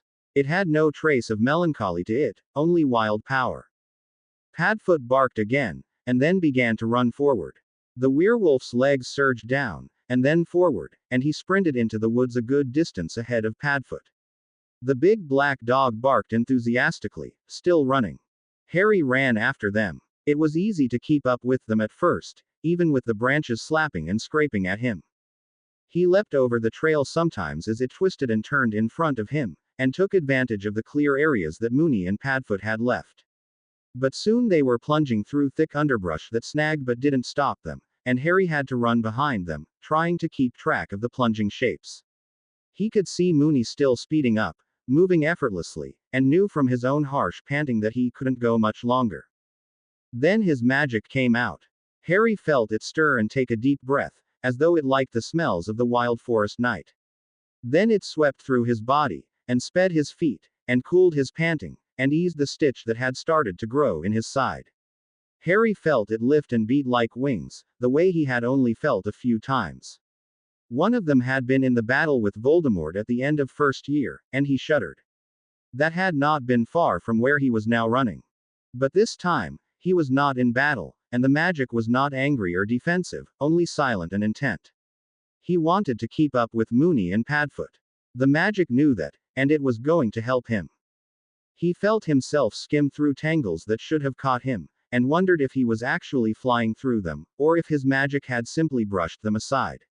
He avoided roots and rocks that should have caught his feet, and sprang across small hollows that should have made him trip. He ran and he ran and he ran, and still his breath passed cleanly and easily out of his lungs. It made him feel like singing. A trill of song passed above his head as if in answer. Harry lifted his head, and saw Fawkes flying there, his wings spread wide and his tail trailing like a comet's. Even through the darkness, Harry could feel the phoenix's eye on him. Fawkes sang again, and then rose and disappeared briefly behind the branches. Harry knew he was tracking him, though, could feel the bright presence moving along steadily at his right shoulder. Then there came the sound of hooves, and centaurs were galloping as steadily opposite him. They did not say anything, but when Harry glanced at him, they nodded their heads once, in grave gestures of recognition. They reared in the next moment, and tore back into the forest. Other creatures replaced them, things that Harry recognized from his reading and others he didn't. He thought he saw a swift, two-legged thing that was not a bird, with grasping talons and claws on its feet big enough to tear a man in two. He knew at one point there were unicorns, running with their tails behind them like streams of starlight, their horns catching the full moon's every gleam in ways that brought tears to his eyes. He knew he saw the coiling shape of an immense snake, and the striding legs of what could have been giant spiders. None of them stayed long, except for Fawkes, whom Harry could still feel like a beacon above him. All of them moved alongside him for a short time, often making some brief gesture of invitation or recognition, and then plunged back into the darkness of the forest. Harry felt less and less fear as he ran. His magic spread around him, filling the forest with familiarity if not with light. He ran contained within it, spinning along as if on a broom. But this was the exaltation he had always felt on a broom, strengthened and deepened. He was not afraid even when he recognized the three-headed shape of a runispore slithering rapidly beside him, and he called out a greeting in its own tongue. The three heads turned towards him, gave three identical snaps in unison, and then guided the runispore back into the bushes. Harry knew it would have to end at some point, and it did. He jerked to a stop in a clearing, his heart hammering and his head filled with gold that did not come from the phoenix web. He spun around in a circle, his hands above his head, laughing. He felt the light when Fawkes came spiraling down and landed on his shoulder with a rushing croon. He felt his magic spread out further, shaking its head like a wild horse, rearing and dancing, with no purpose to hurt or destroy, only play. He felt it when Moony came to the edge of the clearing and jerked to a stop, his nose in the air and his attitude and posture stiff. Harry turned and looked towards him, still smiling. The werewolf's brilliant amber eyes were staring at him. Harry was puzzled by them. He could see recognition in them, the same that the other magical creatures had seemed to show him, but why? It was not as though Moony didn't know who he was. Remus had been around Harry since he was a baby. Good show, Harry. Sirius was behind Moony, panting, human again, his body covered with scratches and his face freer than it had been in a long time. Harry found himself thinking that he ought to run through the Forbidden Forest every night, if it did him this much good. Moony turned away, the odd recognition disappearing from his eyes, and nudged at Sirius's hand. Sirius scratched his ears, his eyes on Harry now. "How did you keep up with us?" he asked, with a smile in his voice that said he knew the answer already. "Magic," said Harry at once. Fawkes shifted on his shoulder and rubbed his neck against Harry's, prompting Harry to raise a hand and scratch the golden feathers. They bristled with a pleasant heat, counteracting the chill of the late October air. Sirius smiled and nodded. "Think you want to run on?" Harry thought about it, but an immense yawn caught him, and he shook his head. Fawkes made a chirp of protest as that disturbed his perch on Harry's shoulder. "I think I'll go back in and go to bed," he said. The air still thrummed with magic, but it had calmed down now. Harry decided he would sleep better with the memory of peace and wonder still untaxed, rather than exhausting himself. See you tomorrow. Sirius, Remus. He nodded to the werewolf. Moony's ears came up, and he stared hard at Harry. Harry shrugged and eased past them, back through the forest. The walk was still light and easy, though far slower than it had been earlier. Harry supposed he ought to worry about some creature of the forest possibly confronting and hurting him on the way back. None of them did, though Harry did sometimes see signs of movement off the path, indicating he had an escort again. Maybe that was due to Fox, who showed no sign of moving from his perch on Harry's shoulder. Harry reached the entrance of the castle, and still Fox didn't move. Harry reached the entrance to the Slytherin common room, and paused to look at the Phoenix again. Fox put his head on one side and watched him calmly back, with one eye. "Won't Dumbledore be wondering where you are?" Harry asked. Fox gave a cheerful trill. Harry couldn't translate it the way Dobby would have, but he recognized the tone. "Don't care." Harry thought back to his last visit to Dumbledore's office. The Phoenix hadn't been there. Maybe Dumbledore wouldn't worry at that. "All right," he said, with a shrug that Fox reprimanded him for, and whispered, "Dignatio Veris," to the wall. It opened, and Harry made his way to the third-year boy's bedroom. He saw a slight shift that was Draco relaxing into sleep. Harry had told him where he would be tonight, but the other boy had waited up for him anyway. Fox fluttered from Harry's shoulder to the top of his canopy while he put on his pajamas and brushed his teeth, but then insisted on coming inside the hangings with him and perching on the edge of his bed, radiating warmth. "Cuddly thing, aren't you?" Harry muttered, and closed his eyes. Fox began to sing, softly enough that Harry didn't think he was disturbing anyone else. He fell asleep contentedly, and for once, when Phoenix music twined with his dreams, he wasn't frightened of it. Albus Dumbledore stood at his window, hands clenched hard on the sill. He could see the full moon from here, and he knew that underneath it somewhere, Sirius and Remus were running, as well as other werewolves, some tame, some not. It was not that which had disturbed him. Magic had brought him out of bed. Magic had jerked him awake. Albus could have slept through any of the ordinary small flares that were the professor's performing spells, or a first year's accidental magic escaping his control. But this was something else, a deep and booming symphony that had raised 1,000 voices in response to it. The forbidden forest was still stirring, not like a hornet's nest but like some sleek and beautiful creature awakened after a long sleep. And about to go hunting, Albus thought, and shivered. This was the first song of a deeper threat than Voldemort was. He knew that Voldemort would be defeated, thanks to the prophecy. Harry might easily raise his voice and rouse so many answers that something altogether different would happen, something that would rock the foundations of the very wizarding world. And when foundations rocked, people died. He must bind the boy again. It was the only answer. He had thought that the subtle strengthening of the Phoenix web he had been doing lately would work, but if Harry's magic was as free as this, it was a sign that the web had weakened once more. He turned to go back to bed, giving Fox's empty perch a frown along the way. Granted, the Phoenix had been gone for long periods of time before, but it wasn't like him to stay away when Albus could have used the company. Albus sighed and straightened his back as the last link in his trap was placed. It wouldn't be possible to use it until tonight. The devices needed time to adapt to the spells he'd placed on them, and Harry would need to be in his rooms, sleeping, which would happen for sure after the Halloween feast, but he doubted that anyone would discover it before then. He had commanded the house elves to place the devices in out-of-the-way spots, and of course, since he was headmaster of Hogwarts, they had obeyed him gladly and swiftly. He waved a hand to dismiss the hovering window through which he'd observed the trap placement, and then sat down heavily behind his desk, to once more mourn that such a trap had been necessary.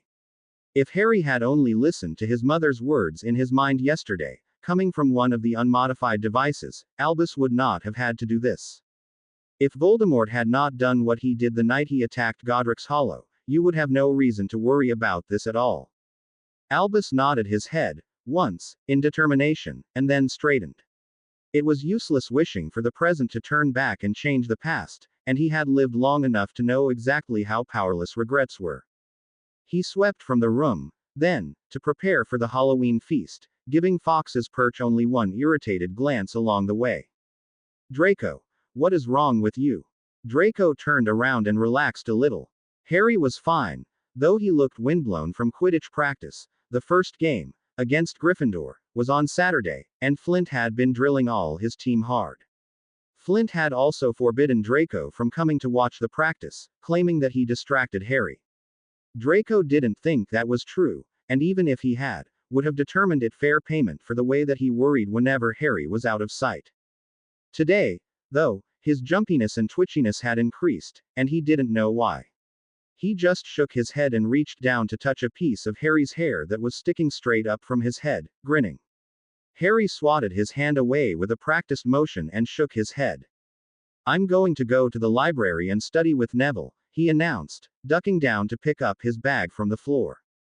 Good, said Draco, swinging down to collect the Transfiguration book he'd laid beside the bed. I'll come with you. Harry gave him a long look. Zacharias will probably be there too, he said. There's really no need for me to have an escort to the library, Draco. Draco's nervousness spilled out his mouth before he could stop it. Yes, there King well is, Harry, and you know it. He strode up to Harry and pushed his hair back. The lightning bolt scar was inflamed, but not bleeding. Draco managed to hide his surprise and rally before that ruined the point he wanted to make. Someone might try to attack you at any time. Somehow I think the headmaster has better things to do than lurk around corners and wait for me, Draco, said Harry, and his magic swirled and grumbled. I don't. Harry shook his head. Fine. Come if you want to. But I don't enjoy the feeling that I'm keeping you from your homework. You know potions as well as I do. Poor Neville doesn't, though, and that's what I'll be tutoring him in. He turned determinedly towards the door down to the common room. That's why I'll be studying something else, said Draco, and stifled a laugh as he saw Harry's flush. The poor boy does hate being embarrassed. The further they walked away from the Slytherin common room, the better Draco felt, until they ascended the stairs into the entrance hall and he felt it again, a buzzing and nagging against his nerves, building to a pain like a bee sting on his right temple. Draco turned to the right, and the bee sting moved until it seemed to hit him in the face. Draco narrowed his eyes, staring hard at the tiny alcoves and doors scattered around the great hall. Where is that coming from? What is it? Draco. Draco could hear Harry tapping his foot, but he ignored him for the moment. If he had a way to get rid of his jumpiness, then yes, he would take it. He slunk forward, and finally traced the buzzing and the pain to a small door that was probably a broom closet. He found it hard to concentrate on. Notice me not spells seemed to be worked into the wood. After a moment, though, he grasped the door and swung it open. The buzzing wrongness focused on the one odd object in the closet, a silver pensieve, sitting on the floor and wound with glowing golden runes. Draco frowned. There was something wrong with the pensieve's magic, something twisted away from the usual purpose, but he couldn't figure out what it was just from looking. He would have to touch it. Draco. Don't. Harry was holding his shoulder with one hand, and his other extended his wand when Draco looked. His expression had gone flinty. Draco stared in fascination. It was the first time he had seen open anger on Harry's face without an explosion of magic following that made him drop into a fetal position from the headache. The ferocity suited Harry better than the whimpering weakness that had afflicted him this summer, he thought. Why not? Draco asked. I know that's what's bothering me, Harry. I don't feel anything, said Harry stubbornly. You haven't been trained like I have, said Draco, as kindly as he could. And even then, you're so powerful that your magic shields you from tiny influences like these. This is subtle, but I know it's been making me jumpy, or part of it. He brushed Harry's now hesitant hand from his shoulder and walked forward, kneeling to stick his head into the pensieve. Draco! Came Harry's anguished cry, and he heard feet running. Then the memory swallowed him. Draco blinked and glanced around.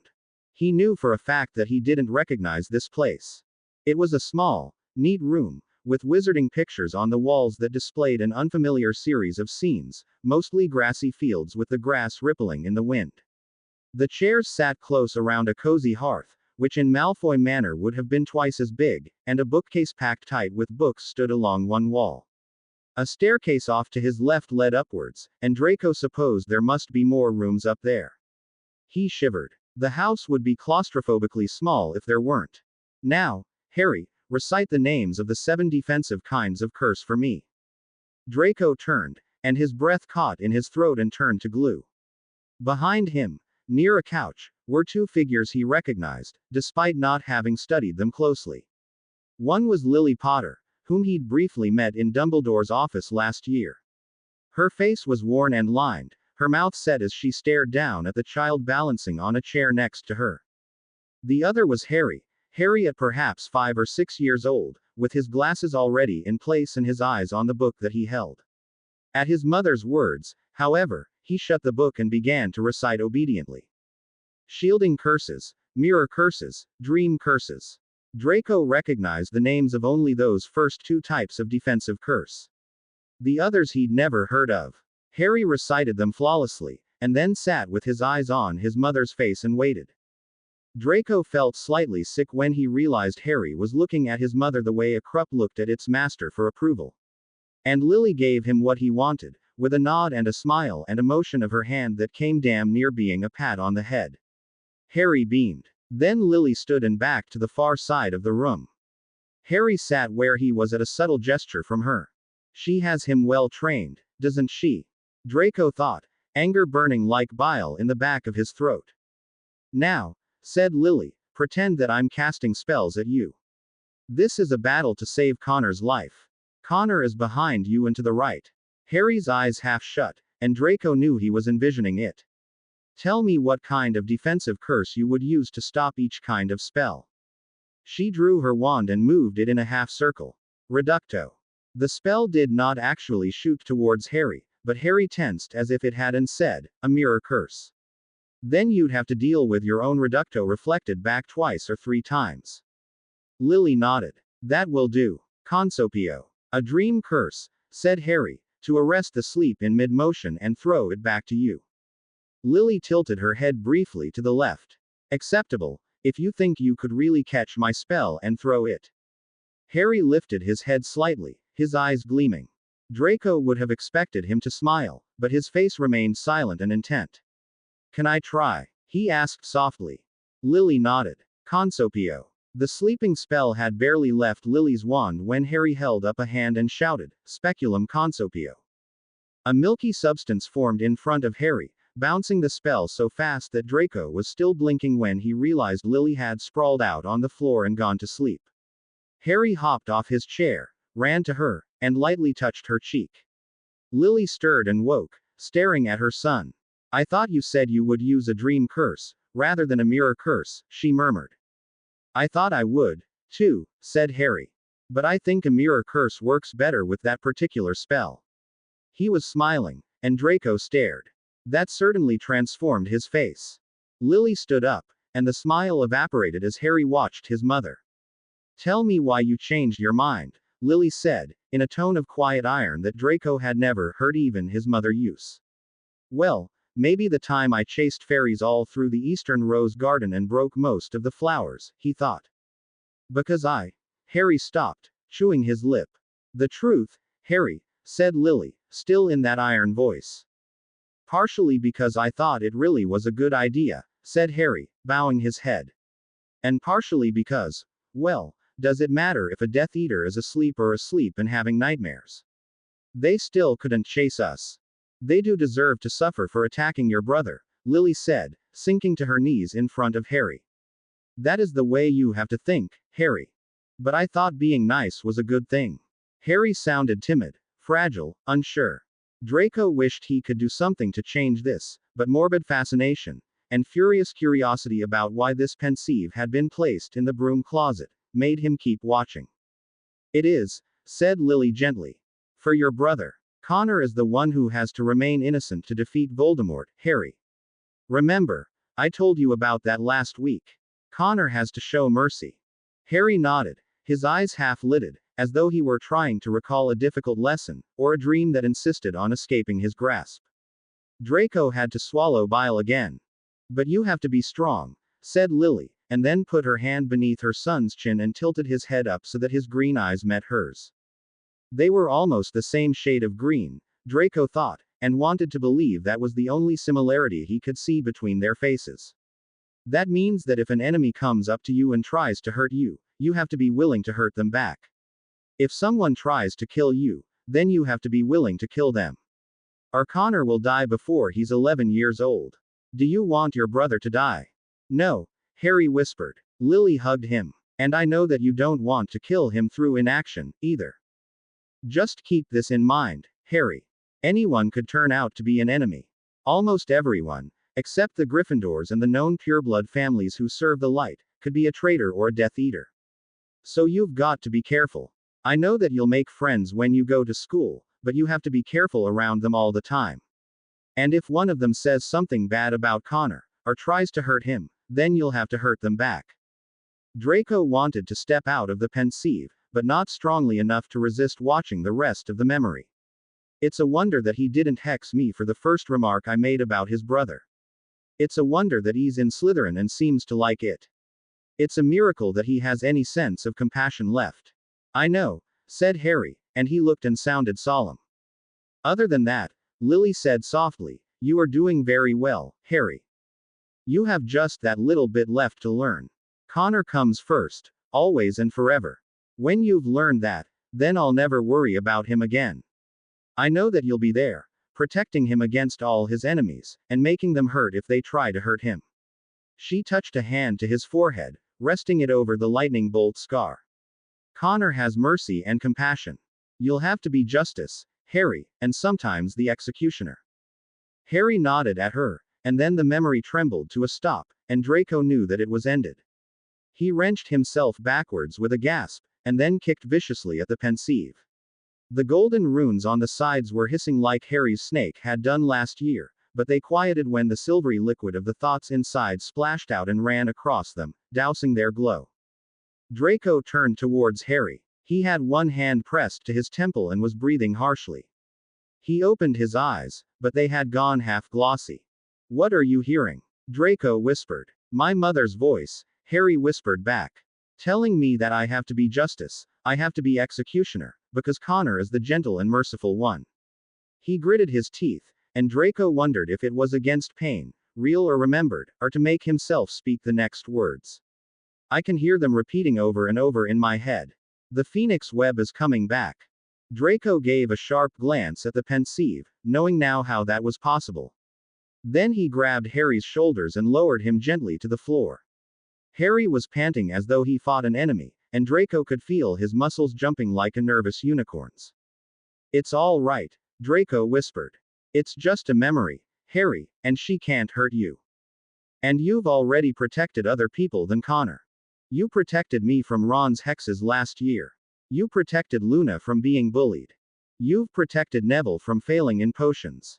You got between Granger's wand and me in the library the other day. You protect and shield all kinds of people. You show mercy and compassion all the time. His own heart was pounding, and he wished suddenly that his mother was there. He knew he could soothe Harry, since he'd done it this summer, but Narcissa could soothe him, and make him as strong as he needed to be for Harry. But that's different, Harry whispered. Wrong. I shouldn't have done that, not when Connor needed me. To Draco's horror, he looked up with that glint in his eyes that Draco had hoped was gone forever, the one that said he was sorry and valued Draco's friendship, but expected it to be dropped any moment. I need to go find him. Draco started to respond, and felt several sharp buzzing pains center on his face. There must be other pensieves, he thought. That's why I'm feeling them now. And we've triggered the trap, or maybe disrupting this one pensieve did, and they're all focusing on Harry and trying to put him back under the phoenix web. Draco told Harry, stay here, rather unnecessarily. He didn't think Harry could have moved, and then rushed out of the room and turned his face in the direction of the pain. It was like facing into a stinging wind, but he found the source of the problem almost at once. There was a pensieve in a closet on the other side of the hall. Draco kicked it over without bothering to glance into it and see what memory it held. Then he tracked the pain into the dungeons, and kicked over two pensieves in a corridor near the Slytherin common room. There was one near the potions classroom, and another near Snape's office. They'd formed as much of a circle around Harry as possible, Draco thought as he soaked his shoe kicking over the sixth one. When he lay in his bed that night, probably, they would have sprung into motion, and he would have been overwhelmed and buried by the onslaught of memories. The buzzing pain was quite faint by now. Draco breathed a sigh of relief and turned towards the stairs out of the dungeons. He thought the final one would be near the Great Hall. He could disrupt it, and then. The headmaster was standing down the corridor, watching him. Draco took a deep breath and plastered a smile across his face. "Hello, headmaster, sir," he said. "I didn't know you went walking in the dungeons. It's a good place for a chill morning walk." "You have been disobedient, Mr. Malfoy," said Dumbledore. He raised his wand. "And I think that you have earned yourself." Draco let out another sigh of relief as he felt the magic that erupted from behind Dumbledore, bathing him in the scent of roses on flowing crystalline waves. The air brightened and turned sweet, and then Harry stalked around Dumbledore, who had frozen the moment the magic broke free, and faced the headmaster. Draco couldn't see the expression Harry wore. He didn't think he needed to. The way that Dumbledore's face blanched was enough. "How dare you do this?" Harry whispered. "How dare you try to hurt him?" His magic climbed, but still the sensations Draco felt were mostly light and sweetness. He shrugged, deciding not to question the change. It was more pleasant than the pain he usually felt when Harry was angry. "Would you have hexed him or tried to kill him, the way you did Peter?" Peter. Draco thought, and decided that was one of the things that he would ask Harry about later. Right now, he didn't think it was a good idea to ask Harry anything. The headmaster, of course, was the kind of fool who would try, and who, moreover, would paste on a scolding look as he watched Harry. "Harry," he said mildly, "you know that what I was doing was only for your own good. The Pensieves would have tamed your magic and made you able to think of your brother kindly again. I know that you have been having arguments. This would soothe them. I want to be able to choose the arguments I have." "Thank you, Professor," said Harry. Draco watched ice glazing the stones under his feet. "And that still doesn't explain what you were going to do to Draco." "Harry, my dear boy, I was only going to assign him detention." Dumbledore fixed Draco with that same mildly scolding glance. "Disrupting my measures to help you the way he has done deserves missing the Halloween feast, I think." Draco stuck his tongue out at the old man. He was sure that the punishment would have been much harsher if Harry hadn't interfered. He saved me again, he realized then. He might not like to think of it that way, but he does keep getting between people who aren't his brother in harm. "I want detention with him," said Harry. "But, my dear boy, you have not done anything wrong," said Dumbledore. "At least, you have not broken school rules. You have been morally wrong, and that is a blow to your relationship with your brother that it might take a long time to recover from, but nonetheless." He shut up then. Draco edged a step to the right, and caught a glimpse of Harry's face. "Yes, I would have shut up, too." "Really?" Harry asked darkly. "I think attacking the headmaster ought to do nicely." He raised both hands. His magic bulged and rippled around him, and then turned abruptly sideways. Draco felt a wind pulling and tugging on him, causing him to move a step closer to Harry. But it let him go almost at once, and lashed out, focusing on Dumbledore. Draco watched in confusion. Was Harry just trying to make the headmaster trip and stumble over his robes? No, he wasn't, Draco realized after a moment. The wind wasn't physical, and it was blowing towards Harry, not away. It was pulling on Dumbledore's magic, tearing pieces of it away from him and merging them into Harry's power. Draco felt the hair on the back of his neck stand up. That would be pretty terrifying, if it was focused on me, he thought, with a haze of both fear and contentment in his mind, and then pressed closer to Harry's back so that he could watch. The sensation was what counted, the rippling waves of power and how they ceased to exist as separate entities the moment they hit the magic around Harry, but the look on Dumbledore's face was well worth watching. It ended soon enough. Dumbledore set up a barrier of some kind, and the magic ceased to flow. Draco hugged Harry, and sniffed roses as his magic bounced back and rippled around him. Harry let out a harsh breath. That, Mr. Potter, was a serious magical crime, and not merely a breach of the school rules, said Dumbledore. His voice was mild. His eyes were not. Draco supposed this was a glimpse of the white wizard who had taken the field against Grindelwald. He found himself shivering. And what would you call attempting to bind the mind and magic of a child, Professor Dumbledore? Harry's voice was absolutely level, but Draco could feel the fine tremors that ran through his body. What would you call trying to reinforce the phoenix web in my mind long after I had said I did not want it back? What would you call trying to kill another man who was only trying to shield me? His voice was building, and so was his magic. The stones between him and Dumbledore were ice-covered, and in the silence between Harry's shout and his next whisper, one of them shattered, shards falling to the ground from the immense stress the ice was putting it under.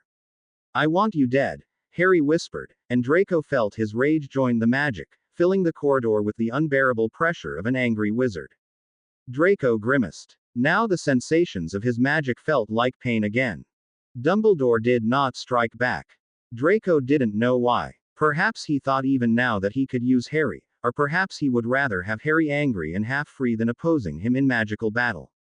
Draco could understand that. Instead, he only inclined his head and said, "Both of you will miss the Halloween feast tonight. Your detention is to pick up branches and leaves off the lawn. You may not use magic." Then he turned and walked away. There was a moment when Draco thought Harry would strike at his back. Harry's magic trembled, fighting the leash he had it on, and then collapsed abruptly into him. Harry shook his head and leaned back against Draco. "Thank you," he said.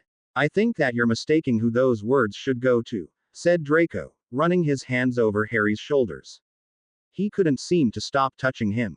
The magic was probably responsible for that, he thought, and then shook his head and set Harry gently back on his feet. "I mean it," said Harry, and glanced back at him. "For all of it. For finding the pensives and kicking them over." His hands clenched in front of him briefly. "The phoenix web was coming back yesterday, and it was my mother's voice that spoke to me. That must have been why it was happening. And I want to thank you for being here and holding me back. I could have killed Dumbledore." He turned fully to face Draco. "And I want to thank you for not being afraid," he said softly, "when you found out that I could drink magic." "Did you know?" Draco asked. Harry hesitated briefly, then admitted, "I think I swallowed part of Voldemort's power in the Chamber of Secrets last year. But it wasn't something I've ever tried consciously to do. So no, I didn't." His eyes were back on Draco's face, studying it closely. "But you aren't frightened. It wasn't my magic that you were trying to swallow," said Draco, puzzled as to why this was such a large deal for Harry. "It would be like being afraid of you because you're a Parselmouth, Harry. So long as you aren't drinking my magic or setting a snake on me, there's no reason for me to fear it."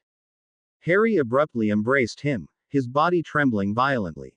"Thank you," he whispered. "Thank you." Draco gave up on arguing that he owed Harry thanks, and just hugged him back. The pain was retreating from his head, the ice was retreating from the corridor, and Harry's magic now merely draped his back like a warm blanket. Draco couldn't feel any commands from it. If it wanted him to keep holding Harry, then he was more than happy to oblige. Harry sighed and stooped down to pick up another branch. The wind really had been brisk this weekend, and individual leaves from the Forbidden Forest had colonized the Quidditch pitch until it looked as if it were growing a second kind of grass. The branches were almost worse, because of how quickly they usually broke when he picked them up. Harry half grimaced to himself. "You just aren't used to doing chores without magic," he thought, as he carried his latest armful to the edge of the pitch. Dumbledore hadn't told them to put the leaves and branches in any one particular place, so they'd chosen this one and hoped the wind didn't start blowing again before they finished their detention. Harry added his armful to the pile and turned to study Draco. Currently, he was chasing a leaf and trying to pick it up without dropping the rest of what he held in his arms. Harry thought it was a doomed effort, considering how many twigs he clutched. A small rain of them already followed his feet. He'd thought as carefully as he could about the detention and the process of the detention to avoid thinking about what had got them the detention in the first place.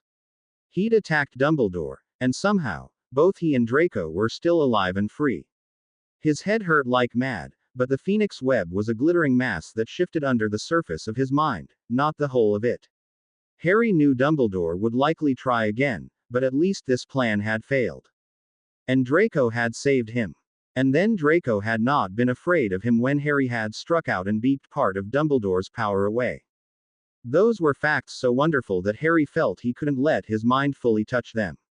His thoughts kept skittering around them and then returning, peering as warily at them as he had looked into the final pensieve before kicking it over.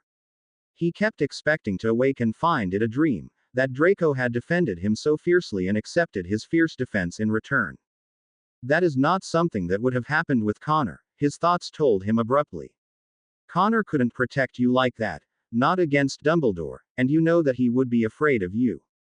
Harry shook his head. He didn't want to compare his relationship with Draco to his relationship with his brother right now. He just wanted to think about Draco by himself. And perhaps laugh when he dropped the next handful of twigs, which happened in the next moment. The integrity of the bundle in Draco's arms was completely disrupted, and Harry laughed as it slid through Draco's frantically grasping hands and left him with a few leaves and one twig. Draco flung down the leaves and the twig and stamped his foot at him. "I don't see you helping," he declared. Harry started to walk towards him, and then paused when he saw a flash of movement near the pile of branches. He recognized the lifted, twitching nose and hairless tail in a few moments. Peter was there, in rat form, and wanted to speak with him. Harry let out a slow breath. He hadn't seen Peter in the school, not even on the Marauders map, since the attack by Dumbledore. Dumbledore had probably strengthened the wards so Peter couldn't enter again. But would Draco understand this? Harry swallowed and turned towards his friend. "Draco," he whispered, catching his attention in a moment. "Please, will you cover for me? There's someone I have to talk to." Draco didn't laugh. His eyes were deep as they stared into Harry's. "Who is it?" he asked. Harry let out his breath. "Peter Pettigrew. You have the strangest friends, Harry," said Draco, a little too calmly. "Not including me, of course. But yes, I'll cover for you. If you'll just leave an illusion of yourself here, it shouldn't be hard." The edge to his voice said he would demand an explanation later, but Harry didn't mind. His heart was singing with relief. He waved a hand, and an illusion of him formed and stooped to gather up a stick. His hand passed through it, but Harry thought it would take a lot to notice.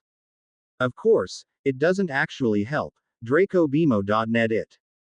Harry looked hesitantly at him. Draco waved him on. "Go talk to him. The sooner you go, the sooner you can get back and tell me all about it." Harry nodded to him and slipped around the leaf pile, following the rat's tail further and further into the grass. Peter didn't transform until they were almost to the Forbidden Forest, and when he did, he sat with his back against a tree and stared intently at Harry. "I think you can know why Dumbledore made me be your parents' secret keeper now," he said softly. November 1st, 1993. Dear Mother, I'm very, very afraid that Dumbledore is going to hurt Harry if this keeps happening. And I've managed to protect him so far, but I don't know what to do now. I can't fight the headmaster spell to spell, and now he's tried to use magic on Harry. So far, I know that he and Harry had some kind of fight in late September, though I don't know what it was about, and Harry wound up in the hospital wing. I was still considering the information you sent me then, so I couldn't go and see his wounds without exposing myself to his magic and risking, as I thought, compulsion. And just yesterday Dumbledore tried to set some kind of trap with pensieves for Harry, and would have hurt me when I found out about it and managed to disrupt it by kicking the pensieves over. Harry protected me, and drained part of the headmaster's magic. I saw one of the memories in the pensieves. It was horrible. His mother was testing him on types of defensive curses and telling him he had to hurt anyone who hurt his brother. What kind of witch does that? What kind of mother does that? A mudblood, that's who. It goes against all the pureblood tests that you taught me about this summer. You don't test children until they're ready. What can I do, Mother? Is there anything you can do? I know that you can't really reach out and protect Harry from so far away, but you said you wouldn't let anything happen to him if I chose him. So, please, give me advice. I'm so worried for him. His scar bleeds and he has nightmares and he doesn't tell me half the things I need to know, even though he's my friend. And his brother scares me. Please help. Your beloved son, Draco. November 1st, 1993. Well, really, Lucius. I expected better of you than this. So far you've traded a few truce gifts with a child who will perish the moment the Dark Lord takes the field, pretending to believe that this child is a wizard of serious power, and played at finding out a way around the Potter wards. Did I not know your true dedication to our cause, I would say you are playing both sides, trying to find a way to keep your wife and son happy while still serving our Lord. How like a Slytherin. Very well, then. It would seem that I must get your attention in another way. Slytherins also like dramatics, if I recall my own days at school correctly. Your son Draco drinks pumpkin juice for breakfast every morning, no matter what else there is to drink. He laughs with Harry Potter as if the world were never going to change. He reads too much late at night and thinks no one notices when he yawns in his classes. He watched the Slytherin Quidditch practices until the captain, Flint, told him to leave. He cares more for the safety of this child you are truce dancing with than he does for his own. I can reach him at any moment, Lucius. I can snuff the life from him. Unless you make clear your dedication to our cause and send me, in the vial this owl has also brought you, 3 drops of your blood to help with our Lord's awakening, the boy's life will be forfeit no later than Yule. I see him every day, Lucius, and I am not someone whom other people pay attention to. It would not be hard to kill him. You have a day to send the drops of blood to me, and a week to find out a way to enter Godric's Hollow, despite the wards. Then you will involve yourself more deeply in our cause, and go on involving yourself. There will a test of your dedication at Yule. I trust you will have a pleasant day, Lucius, warmed by the thought of your son continuing to breathe. The phoenix web is returning, Harry warned Peter as he sat down on the grass in front of him. I'm not sure how much I'll be able to hear before it burns my thoughts up again. Peter's eyes narrowed, but he didn't waste time speaking against Dumbledore. He simply nodded. Then he said, Harry, I mentioned Regulus Black the last time we had a proper conversation. Harry blinked. I remember. Peter leaned forward. Regulus Black was Sirius's younger brother, he said. Not much younger. A year between them. They were close friends before Hogwarts. Harry tightened his hands in front of him. I'll repeat what I said then, he said, as calmly as he could. Why would they keep something like that concealed from me? Sirius could have forged a closer bond with me by telling me he was an elder brother like I was, or that he had been. And from the way I understand them now, they wouldn't have let an opportunity like that pass.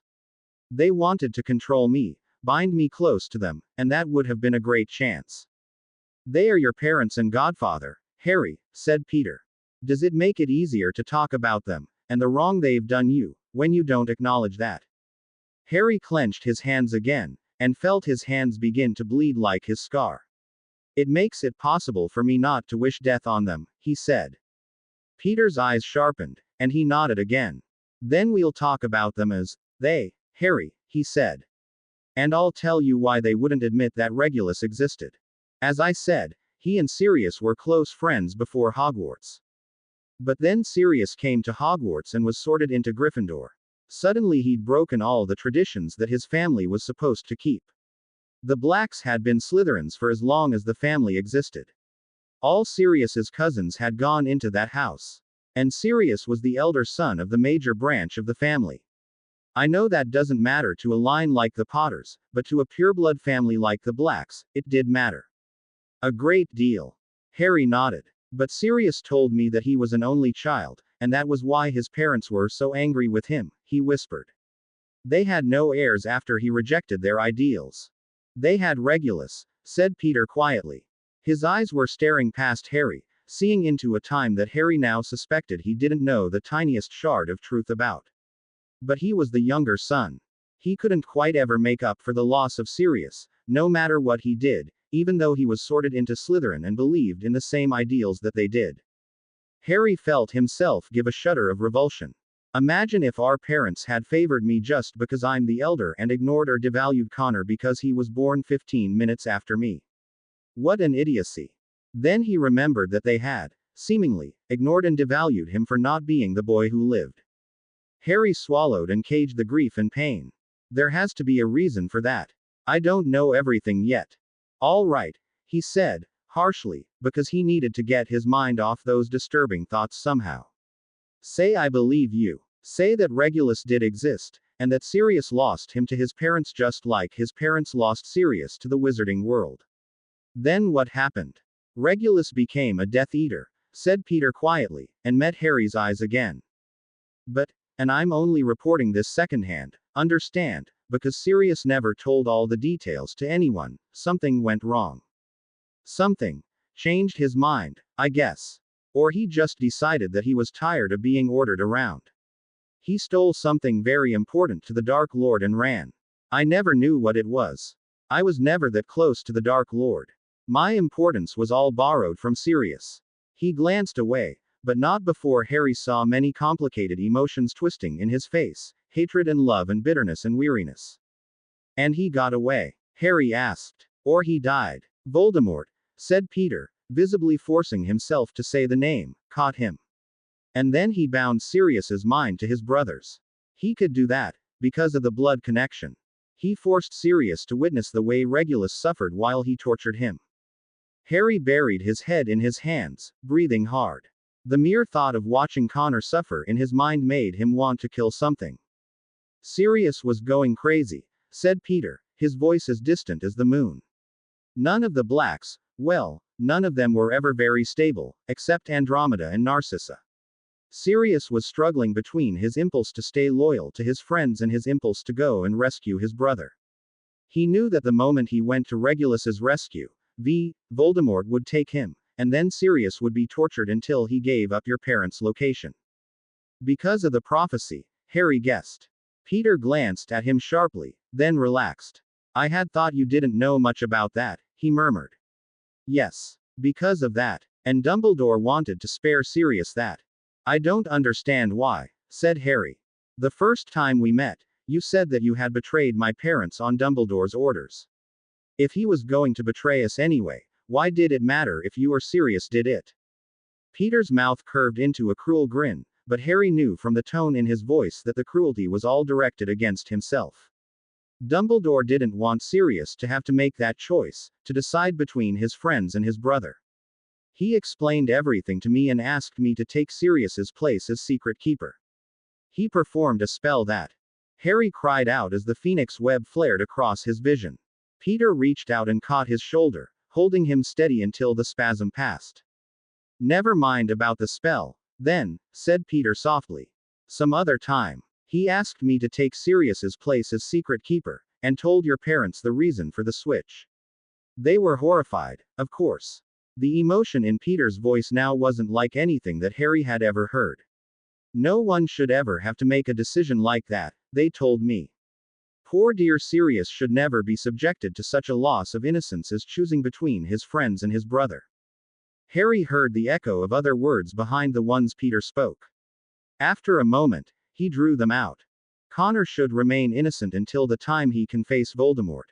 With a gasp, Harry flushed the words from his mind. No, they aren't the same, not really. They did offer me a choice. But he'd seen that choice in Dumbledore's pensieve. A shudder of remembered anger racked Harry again, and he suffered a brief moment of despair. How did ordinary people cope with these emotions? How was he going to be normal when he hadn't dealt with them for the first 12 years of his life? I was already a spy among the Death Eaters, said Peter. The Dark Lord would accept my betrayal of my friends for the same reason he accepted me as a credible Death Eater, Dumbledore assured me. He thought I was jealous of my friends for being more powerful and talented than I was. Aren't wizards of lesser power always afraid of those with greater, and jealous of them? He was right. Once your parents made me the secret keeper, the Dark Lord ceased torturing Regulus and killed him. He concentrated all his efforts on me. I held out for a week, then cracked when Dumbledore said to, and betrayed the house at Godric's Hollow. I told your parents that Voldemort had kidnapped the two of you and taken you to one of the last battlefields, to sacrifice you there in a dark blood rite. Off they rushed. Voldemort came into the house that night, and I was right behind him when he struck. Peter closed his eyes tightly. Harry's heart had sped up. The sound of it filled his whole world. He fought wildly to calm it down, because it was just as wildly important that he be able to hear Peter's answer to his next question. They knew we would be betrayed. They risked our lives on purpose. Peter turned his head and fixed Harry with a careful eye. Of course. You said you knew the prophecy. They knew what would happen when I led Voldemort into the house of a child born at the precise moment the prophecy said he should be born. And of course there are other clues in the prophecy that let them suspect your house was the right one. Peter closed his eyes again. After that, it was rather simple, he said, his voice gone strained and thin. I ran, of course, when the Dark Lord fell. Your parents came back and found you wounded but alive, and the Dark Lord a pile of ash on the floor. They knew who must have betrayed them. The Aurors arrested me, and questioned me under Veritaserum, but the Phoenix Web was in my mind by then, already sinking deep. It filled me with a different kind of soul that gave me the appearance of truth. I was able to stare at them, and laugh, and proclaim my hatred and jealousy of James and Lily Potter. That was the same web that was going to give me the appearance of insanity in Azkaban, just in case anyone ever questioned me about that night. Dumbledore could say truthfully that he visited me several times, and I only appeared to grow more mad over the years. But Sirius was with me during the trial anyway, just to make sure that I didn't place one foot wrong. He was determined that no one should ever discover that I'd been a sacrifice for him, because he didn't want to be thought a coward or too weak to choose between his friends and his brother. Unbidden, like all his thoughts lately, Harry recalled what James had said to him when he'd told the story of cracking and using Crucio on Bellatrix Lestrange. And Peter's betrayal hit Sirius hardest of all. He was in the ministry when they interrogated Peter. I don't think he slept for 3 more days after that. He had to hear every last detail, every last confession. Sirius hadn't been trying desperately to learn why one of his beloved friends would commit a crime. He had been trying desperately to make sure that said beloved friend, a shield, a sacrifice, didn't reveal that he was either shield or sacrifice. Harry swallowed several more times. Now was not the moment to get sick. And so you went to Azkaban for 12 years, he said. Almost 12 years, said Peter, his eyes distant. Yes, that is what I did. If I had revealed what I had done under Veritaserum, I might have stayed out of Azkaban, but I would have revealed that Dumbledore had knowingly placed 2 small children in danger, and that was not permissible. Nor was it permissible to reveal that Sirius had suffered for so long. Not only Dumbledore, Harry whispered. Our parents. Why? Why is that, Peter? Why would they do that? The prophecy, said Peter. Harry was starting to hate that word. He picked up a blade of grass and rubbed it between his fingers until the urge to tear the explanation out of Peter was gone.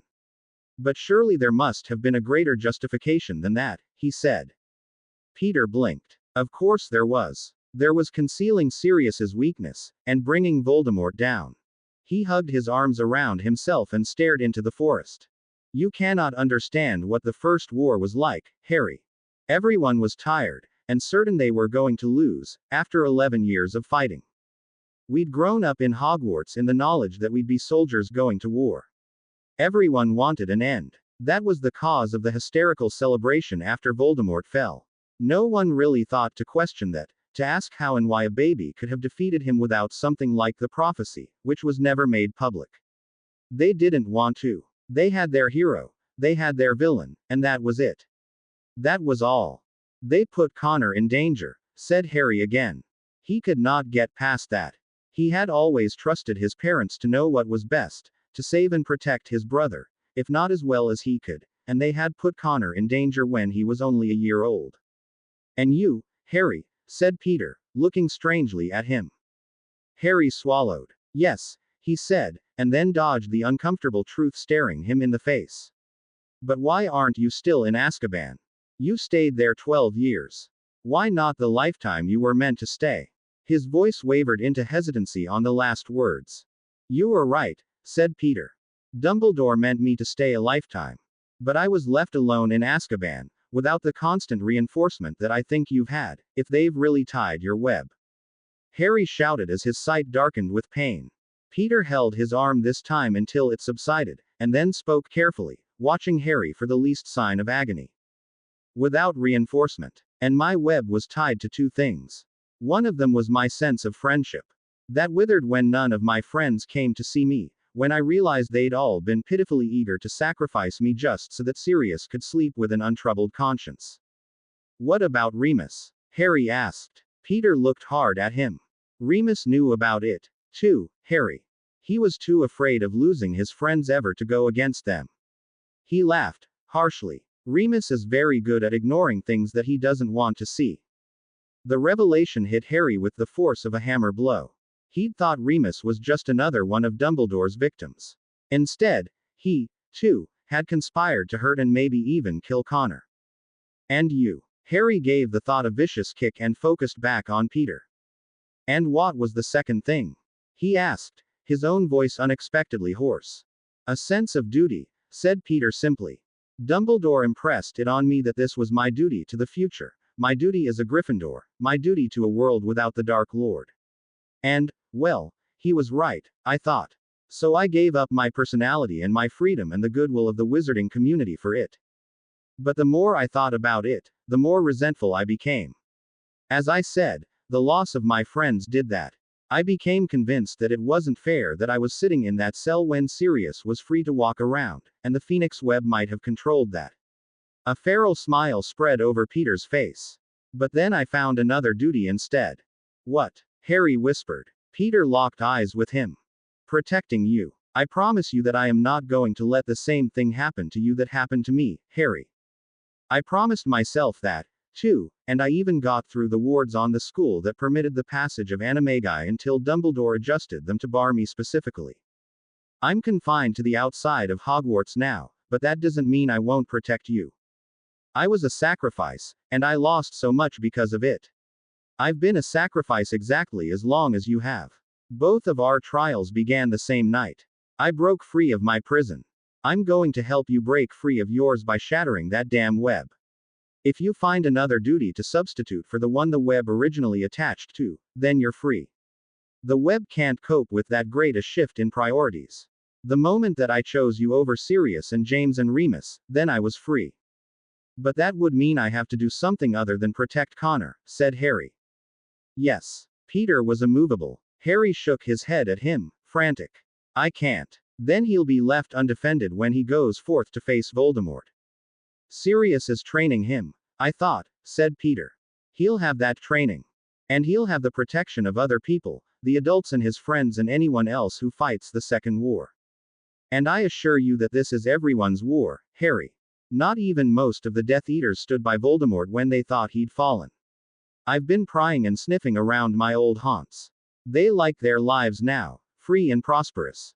They're not eager to go back into Avery to a madman. They might be called by Voldemort's magic, but they'll seize any other option that seems at all viable. Dumbledore. He's not viable, Peter said sharply. Not for them. Do you think someone who did what he did to me would hesitate to sacrifice dark wizards whom he already despises? Connor. Maybe, said Peter. But he'll have to grow in strength and training first. And that could be your duty, you know, Harry. Training him. Harry sat up straight. It was only a minor variation of the duties he had now, he thought. I could do that. Protecting the wizarding world, said Peter. Uniting it. Leading it. Providing an option for the Death Eaters and the Purebloods and the others who would ordinarily rally to Voldemort's side. You know their rituals. You have the magic that could shelter and protect them. Think about it, Harry. Harry closed his eyes and began to shake. The mere thought of taking his brother's role as the boy who lived was enough to activate the Phoenix Web. He felt burning pain begin to concentrate behind his eyes. I've said too much, Peter whispered. I'm sorry. But think about it, please, Harry. And now I must go. I can feel the Dementors coming. His voice was threaded with old fear. Be safe. Harry heard the inrush of air as Peter transformed, and then the soft rustle of grass as he scurried away. A moment later, the Phoenix Web let him go enough that he could feel the cold approach of the Dementors on his back. They curved into the Forbidden Forest after Peter. Harry shivered. His mind was in chaos, screaming and shouting at him. They knew. They left us in danger. Remus knew. You don't have to live for Connor. Dumbledore sacrificed Peter to spare Sirius. He stood up, heavily, and made his way towards the school. He needed, badly, to speak with Dumbledore. Harry had just slipped past the doors into the entrance hall when a piece of darkness unfolded from the wall and swept towards him. Harry winced. It was Snape, and unlike the conversation they'd had the day Harry first confronted Dumbledore, Harry wasn't in the mood to talk with him. Snape, of course, gave him no choice.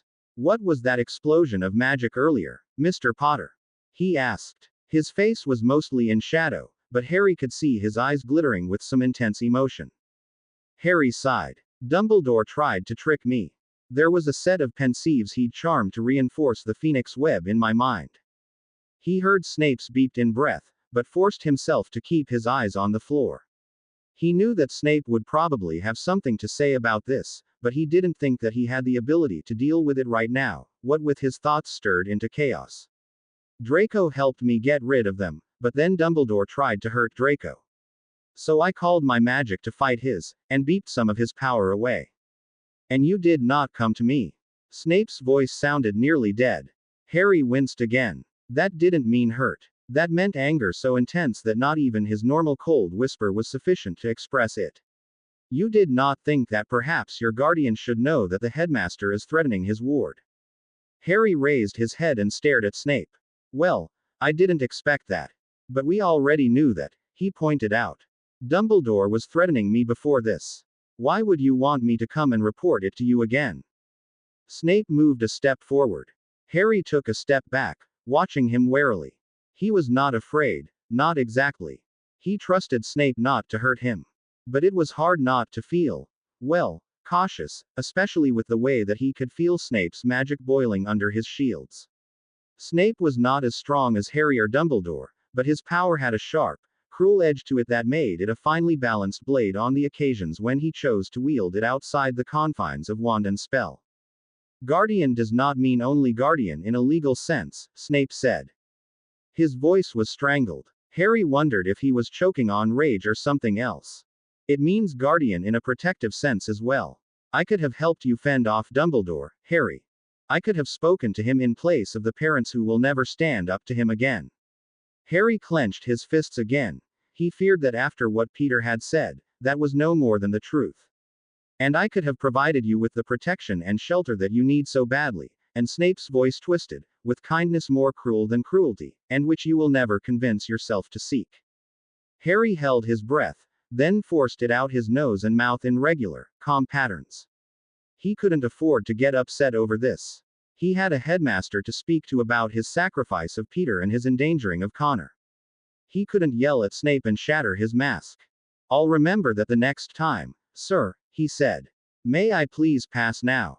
I'm going to speak to the headmaster on another matter. Snape looked startled for perhaps a tenth of a second.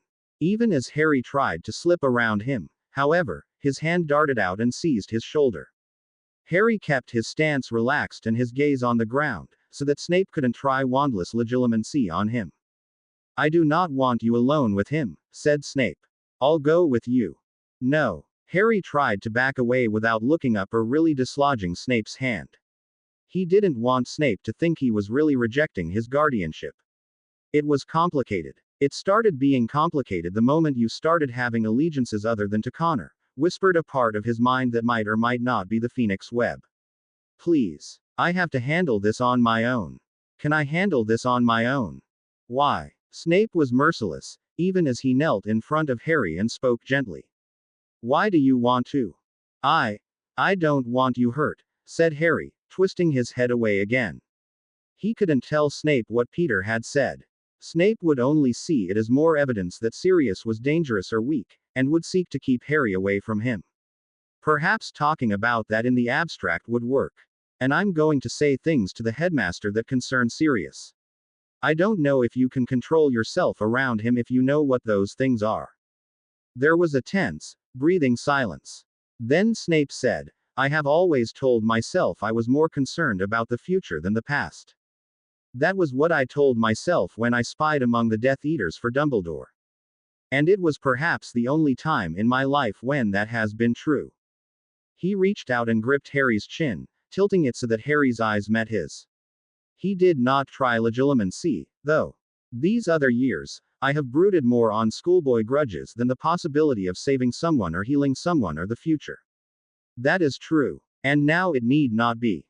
This is my chance to prove that, as much to myself as to you, Harry. I will come with you, and whatever I learn about Black, I will hold silent, because you matter more to me than he does.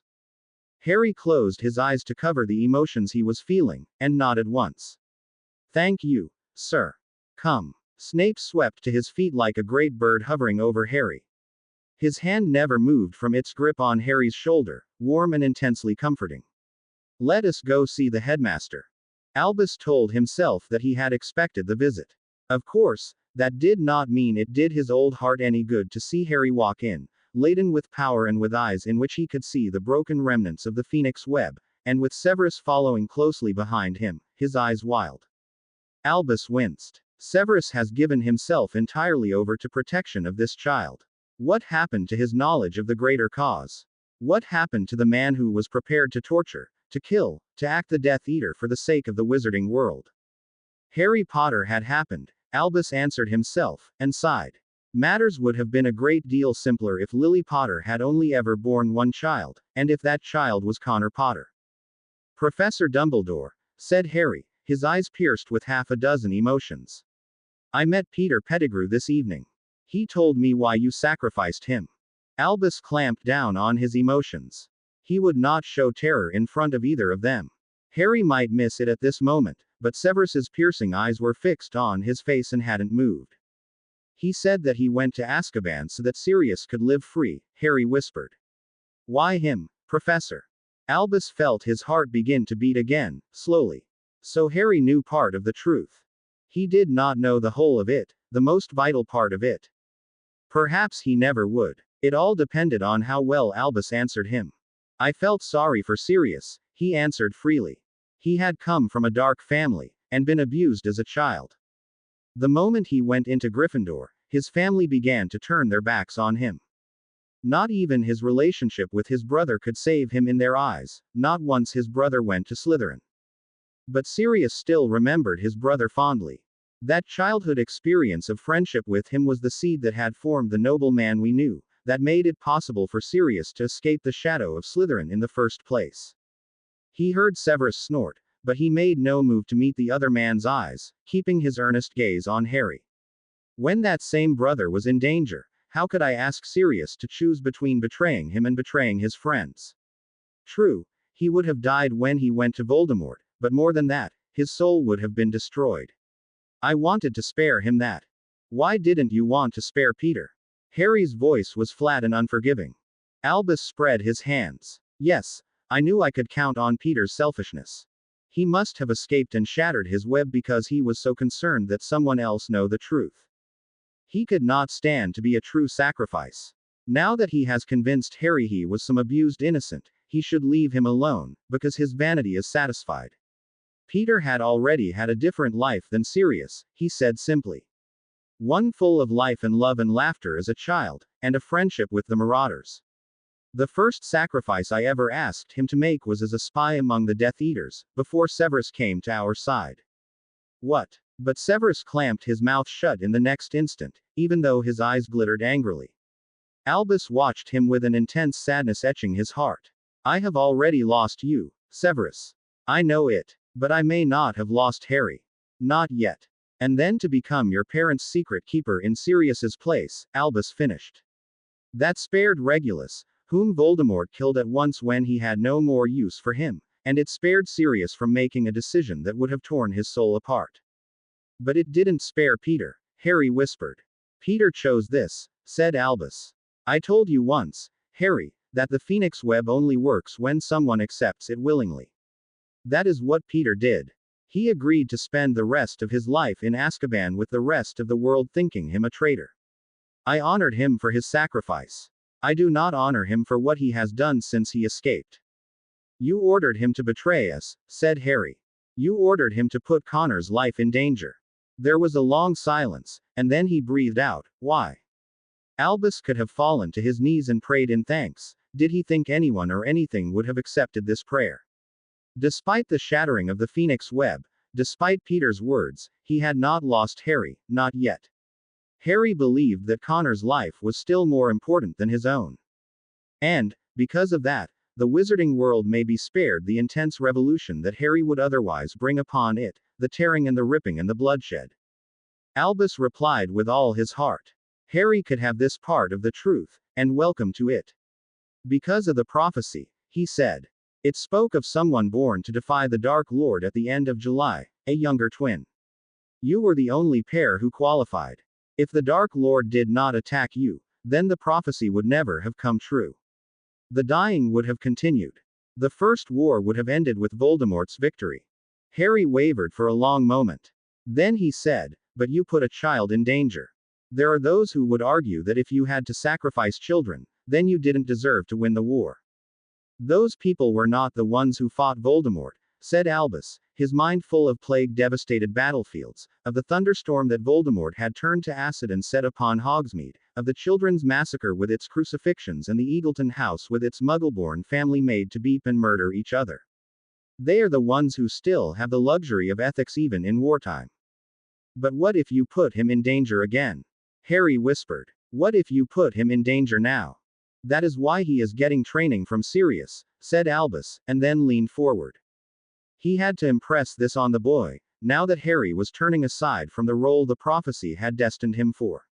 "And why you must support him, Harry, not rip him in two.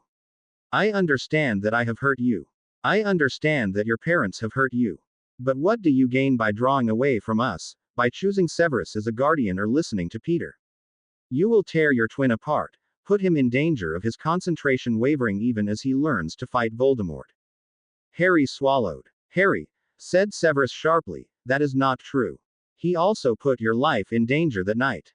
He raised his head, and Albus flinched at the hatred in his eyes. "I must watch him. I forgot how dangerous he was when angered.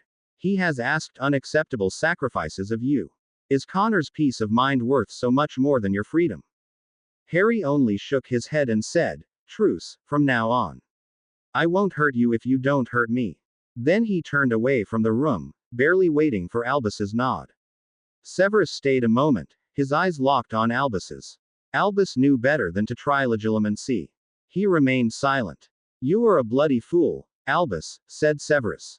"You know what he could become." He shook his head twice, and then hurried after Harry.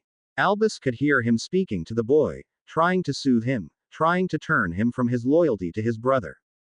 Albus did not think it would work, not now. They had avoided disaster by the skin of their teeth, but they had avoided it. He had a truce with the boy, and he had seen for himself that Harry still cared more about Connor than about simply turning his magic loose to do what it would. He still had some hope for the future. Perhaps it would have been better to leave him free, in danger of becoming a Dark Lord, than to bind him. He has a hatred of bindings now. He will not understand that the wizarding world is built on them, that I cannot let him loosen them. But he could be far more devastating than he is now. If he were free of all the bindings, if he knew all the truth, then he would wield a power that is stronger than he now has. Imagine the world then. Albus could imagine the world then. He would not be able to prevent the bindings from being loosened if Harry knew everything, and then there would be civil war and bloody revolution and the death of everything he had worked so hard to build and protect and love. And Sirius. What the boy did not know about his godfather would not hurt him. The situation now was not ideal, Albus knew, but he could maintain it. He could stay in a truce with the boy, defending what he still had rather than mourning what was lost. He was sure Harry would do the same, rather than risk losing his brother. He did not think himself that important. He would not challenge or confront his parents unless someone pushed him. And Severus cared too much for the boy to push him. It had been, Albus decided as he stood and made for bed, a good day after all, and the only thing that would have made it better was the presence of Fawkes on his perch. Phoenixes, however, never seemed to know when they were wanted. Harry felt the thoughts ganging up on him again, that night when he lay in his bed in Slytherin and had no distractions but the soft breathing of the other 4 boys around him, which was too familiar to be a true distraction. Harry closed his eyes, but sleep was the furthest thing from his mind. He felt Starborn's letter, which he'd hidden under the sheets, burning like a hot coal. He felt the questions that Peter had made him ask stirring in his head and looking at him with sharp eyes. They've risked so much, in reaching out to me. Well, at least Peter has. I have no idea how much danger Starborn's in. But Peter is here, and keeps being here in spite of everything. Harry let out a long, slow breath. He lost his friends, his freedom, control of his own mind for 12 years. And he still would have been safer if he remained in Azkaban.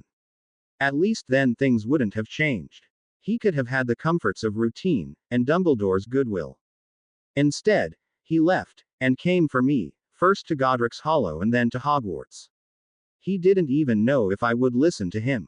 But he came anyway. He risked his newfound freedom. And all he wants me to do is try to think without the Phoenix Web, to think about things a little differently than I've done so far. Harry wrestled with the thought a while longer, but the conclusion he came to was always the same. He risked too much for me. He made another sacrifice. The least I can do is try to honor that sacrifice, and ask his questions. Harry opened his eyes and stared at the canopy of his bed. He missed Slytherin now as he had not in days. She could have helped him straighten out his thoughts and decide which one he should tackle first. Well, when in doubt, work backwards. Slytherin had said that to him once, though she had been referring to the way that one ate a chocolate frog. She did not seem concerned about the wisdom that said snakes always swallowed prey headfirst, and preferred to start with the legs. Harry started with the headmaster, therefore. When he settled the truce with Dumbledore, he had regretted, for a moment, the gift he'd sent to Lucius Malfoy, a mirror tuned to the silvery instruments in Dumbledore's office, and enabling Lucius to see what happened there. Harry had explained in his note that he felt compelled to answer the gift of great trust Lucius had given him, allowing him to spy on possible enemies, with a gift as great, to allow Lucius to spy on his greatest possible enemy. Such a mirror would be worth more than one link to Godric's Hollow, the home of a pair of frightened wizards on the edge of a Muggle village. Now, he did not regret it, because he was thinking about things the way that Peter would have wanted him to. He was thinking that the truce with Dumbledore could not hold. How could it? Dumbledore didn't just want Harry not actively opposing him. He wanted Snape away from Harry, and Harry was not about to let that happen. He wanted Harry's magic bound, and Harry was not about to let that happen, either. He paused, startled at himself. You aren't. If someone else had asked him, he would have said that of course he would allow his magic to be bound, if Connor wished it. Connor had made the point that Harry's magic could hurt and frighten other people. Harry didn't want that to happen. Surely it would be better to cage his power. But how would that work? It was only a temporary solution. And given what had happened the last time his magic had been fully under the control of the Phoenix Web, that temporary solution was as likely to get people killed as having the magic free. Harry wondered whether other wizards would rather be dead, or alive and afraid. No, his magic would have to stay free. Harry shivered and wrapped his arms around himself. His head throbbed in an odd, pleasant way that had nothing to do with the pain he got in his scar along with his dreams. He had the feeling that he should have seen this revelation long since, but better late than never. So, fight your way back. Now Snape. Snape's refusal to indulge his hatred towards Sirius was another sacrifice, another change. How could Harry refuse to honor it? He had demanded peace from Snape on the matter of his godfather, and got it. Snape was trying. The least Harry could do was trust Snape in the matter of his legal guardianship, and that meant thinking about things the way Peter had asked him to, so that he could tell Snape when something went wrong or was bothering him. This is simpler than I thought it would be, Harry realized in confusion, and moved his thoughts to Peter. The Phoenix Web flared when he tried to consider betraying Connor, so Harry concentrated on the story about Regulus, and the fact that their parents, Dumbledore, Sirius, and Remus had left them alone to face Voldemort's attack. Harry wondered what would have happened if things had gone wrong, if the prophecy hadn't meant his brother to be victor over Voldemort. Would Dumbledore have shrugged at Lily and James and said that he was sorry? Would he have obliviated them the way he did Remus? Anger hissed through Harry, honest anger. It was still hard to feel angry on his own behalf, but he could and would feel enraged over Connor. The Phoenix Web even liked that, and retreated from paining him. There have been too many sacrifices, Harry thought, as he remembered Peter's distant eyes when he spoke of the First War. That was the way they fought then. We can fight the Second War a different way. I don't need anything to be different, because I was raised and trained to be a soldier, but someone like Peter shouldn't be asked to do the same in the middle of his life. I want to fight in some way that won't involve anyone but me having to sacrifice anything. He waited for pain from the Phoenix Web, or pain from his own conscience. And there was nothing. There was only darkness in his mind, bright darkness lit with the shine of possibilities like stars. Harry shivered, and now there was gooseflesh running up and down his arms, and his breath was coming short, and he remembered the sentences in Starborn's letter that had most caught his attention. Imagine that he was conscious, every moment, of what his power could do and what it might be used for, and weighed the hopes of those who came to him, and rejected the ones he deemed wrong instead of mindlessly obeying every wizard's wish. Imagine such power bent to defend, to protect and serve. And Harry thought, for the first time, I really could do that. I really could be that. But to do that, I have to be conscious of my power, not caging it, not ignoring it, not hoping that everyone else will ignore it. The possibility, tasting of morning, lasted for all of a moment. Then the ordinary, regular thoughts crowded in again. Doing that would frighten other people. There's no doubt of it. And do I want to call attention to myself just now, when I've just got Snape as a guardian, and have Aurors investigating my parents? And Peter could still be lying. And Starborn could be lying. It's even likelier with Starborn. He admitted to being a pureblood who uses the word mudblood. I can't trust them. This is all just an aberration. There's a reasonable explanation for all of it. Come summer, I'll be back with my parents and Connor, and all of this will seem like a nightmare. This time, it was the ordinary, regular thoughts that felt false and strained, and it was his own voice and not the voice of his magic or rage that answered his last statement, quiet and confident. It will only seem like that if you let it. Harry lay awake, trembling, for some time after that. Nervous, Harry snorted at Millicent and bit into his sausage. Hardly, he said around the food, ignoring Pansy's grimace of disgust at the way bits of sausage flew out of his mouth. It's just a Quidditch game. It's against your brother, said Millicent, leaning forward, her eyes shining with the Slytherin instinct for scenting a weak point, or blood in the water. I'd think that would throw you. After all, you've gone to great lengths before not to win that game, and you seemed quite distressed last year when you did win. That was last year, said Harry, and bit into another sausage without quite finishing the first one. Pansy pointedly edged away from him. Millicent lifted her head. You've changed your mind, then, she whispered. Did I say that? Harry turned back to his breakfast, ignoring her growl of frustration. Let her see how it felt, to be tormented and teased and played with. Draco, of course, leaned over and whispered, do you really mean to win this game, Harry, or not?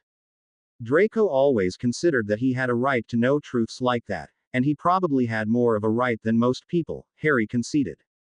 As it happened, though, he knew why Draco was asking this now.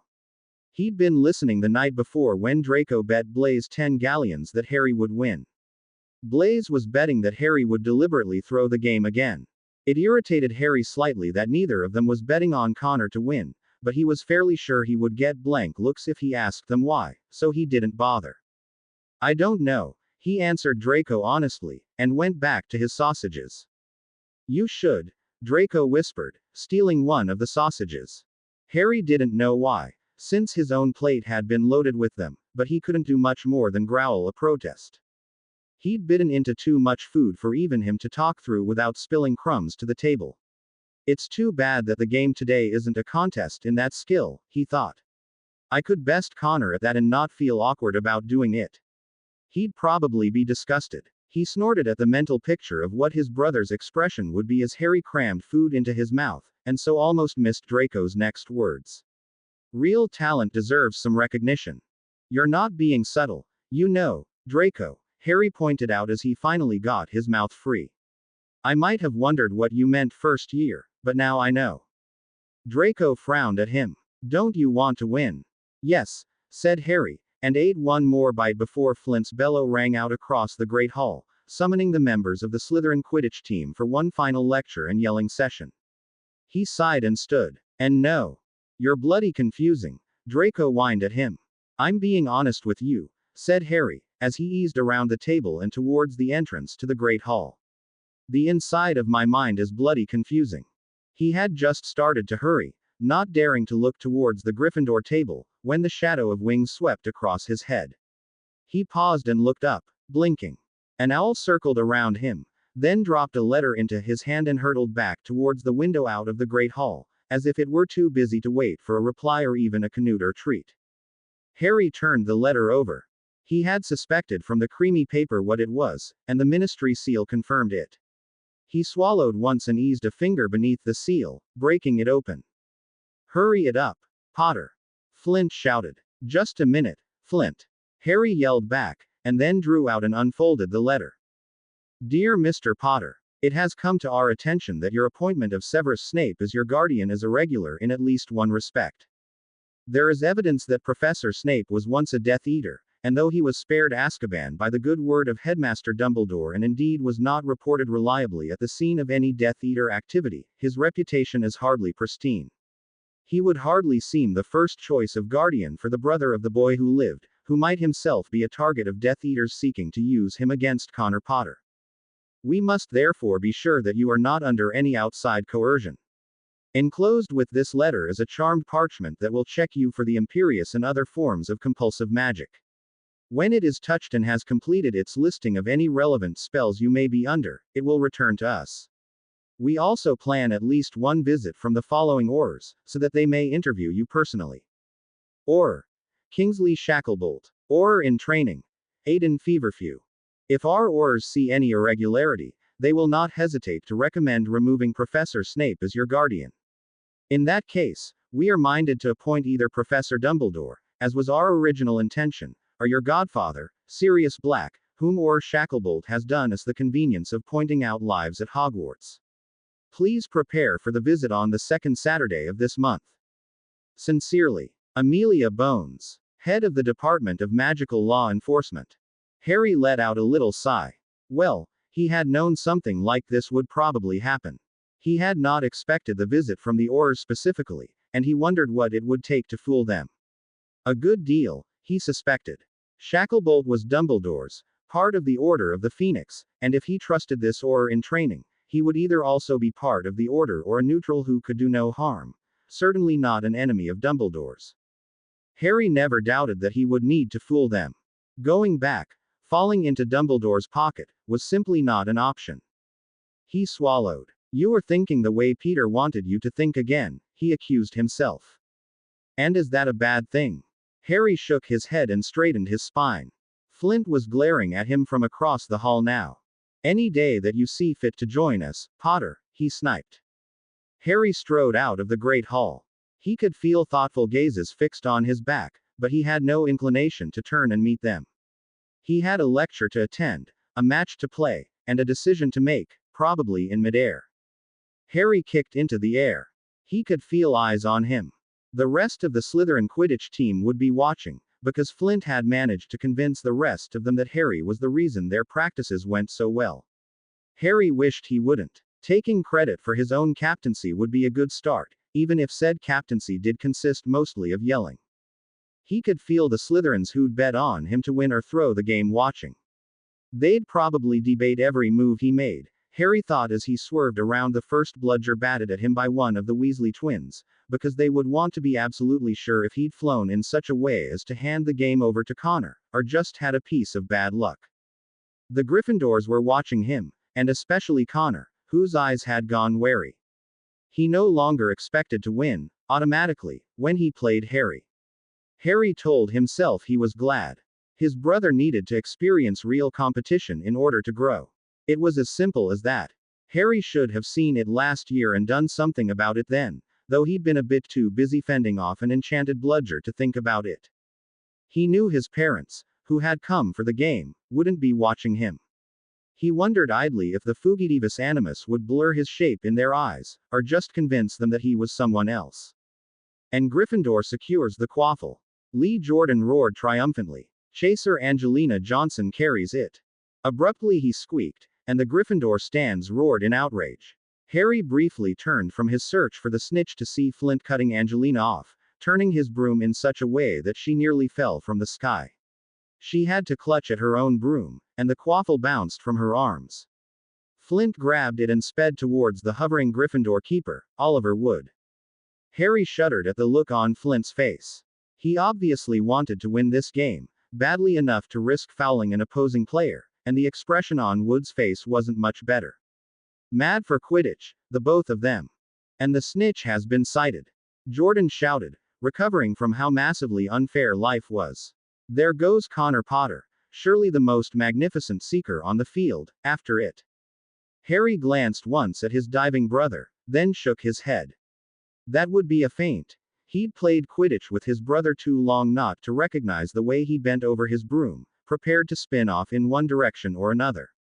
The Slytherin beaters were falling for it, chasing him, but Harry preferred to rise and hover above the chaos, still looking for that flash of gold.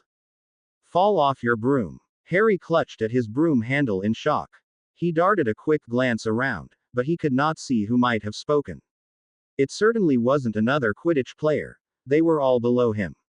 And the stands were full of staring eyes and screaming mouths. It had sounded like none of them, actually. It had sounded like a voice half in his head, the way that Slytherin used to speak to him.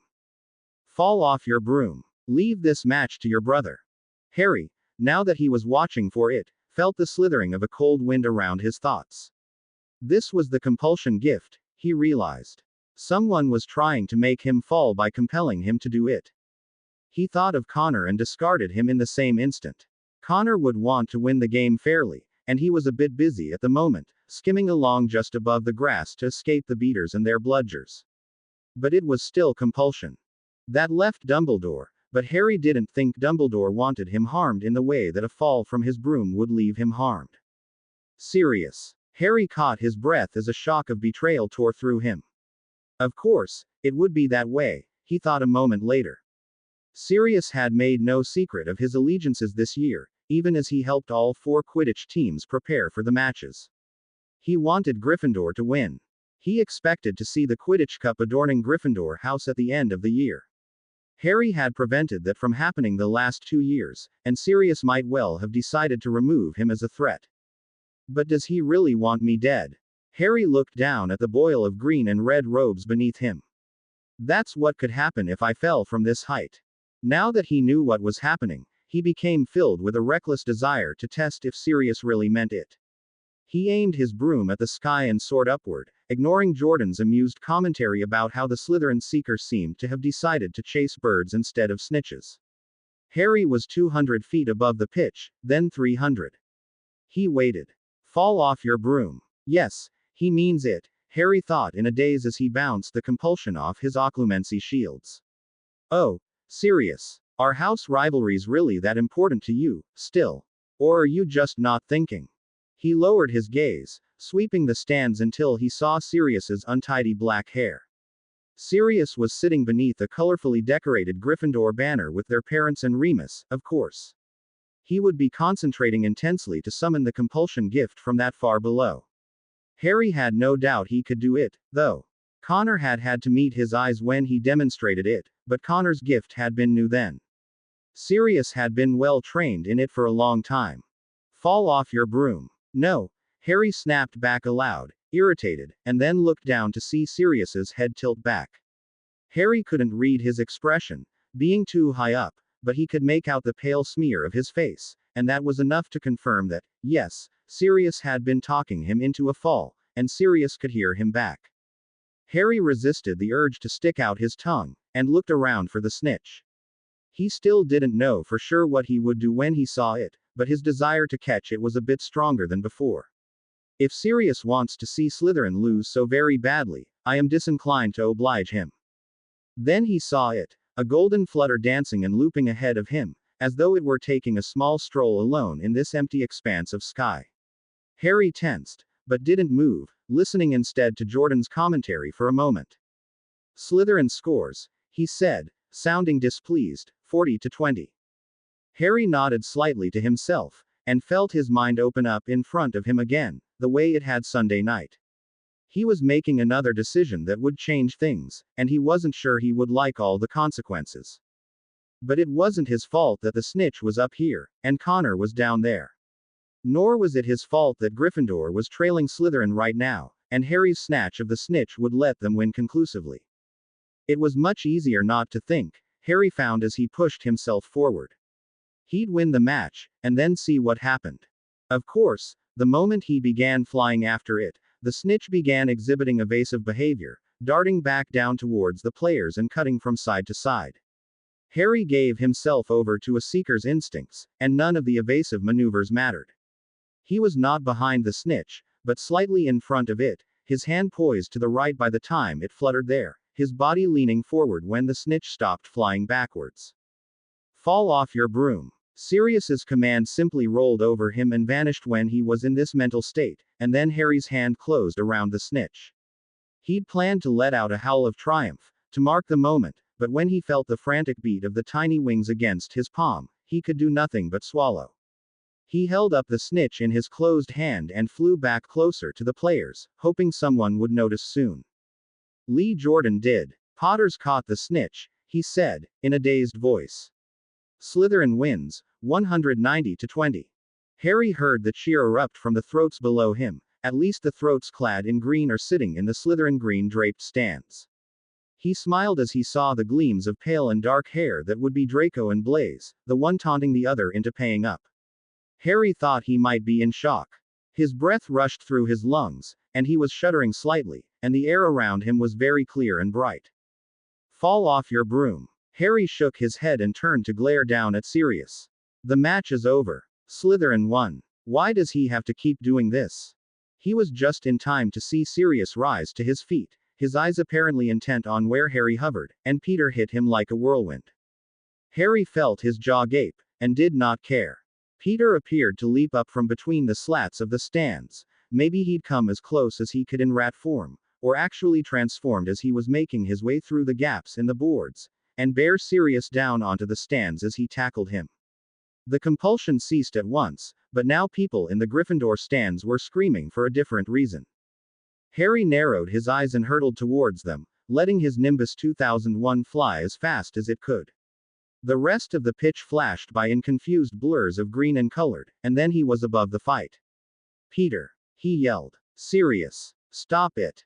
Sirius had already transformed, and Peter was trying to hold down, or fight back, or do something else with an enormous black dog. Harry knew at once that he was going to lose. Peter was still thin and shaky from Azkaban, and Sirius was enraged and snarling on top of being healthy. And if Sirius wins and retakes Peter? A cold wind blew in from the side. Harry reared back and saw the Dementors pouring onto the pitch, aiming for Peter. Their black shapes appeared to ripple in the strengthening wind. Their eyeless faces, Harry had learned now that they were eyeless, were turned in one direction. People screamed and fainted all around them, and they didn't appear to notice. Harry bared his teeth and sharpened his grip on the snitch. His hand hurt from the tightness of his clutch. Good. The pain will give me something to focus on. He flew straight at the Dementors. They didn't stop coming, but they did ripple and part, and then Harry could see the gray one he'd met in King's Cross Station in the middle of them, walking down the suddenly empty space like a king down an aisle in his throne room. That sensation of cold eyes from the eyeless face assaulted Harry again, and that voice like an icy spike hammered in through one ear. Harry pulled up, hovering. He didn't dare fly when he was in such pain. What are you doing? This one has escaped from Azkaban prison. He is ours to retake. I don't want you to retake him, said Harry, and bore down with his right hand to make his fingers cramp and tremble, and his mind come back from the threatening glimpses of the chamber that danced on the edges of his vision. You called me something, the last time we met. What does that mean? Vates. The Grey Dementor's voice had turned colder. But though we might listen to you, Vates, that does not mean we obey. Harry had no idea what the Dementor was talking about, but he knew what it meant. The Dementors were still spreading out around him and focusing on Peter. He didn't want that to happen. You touched my mind last time, he said.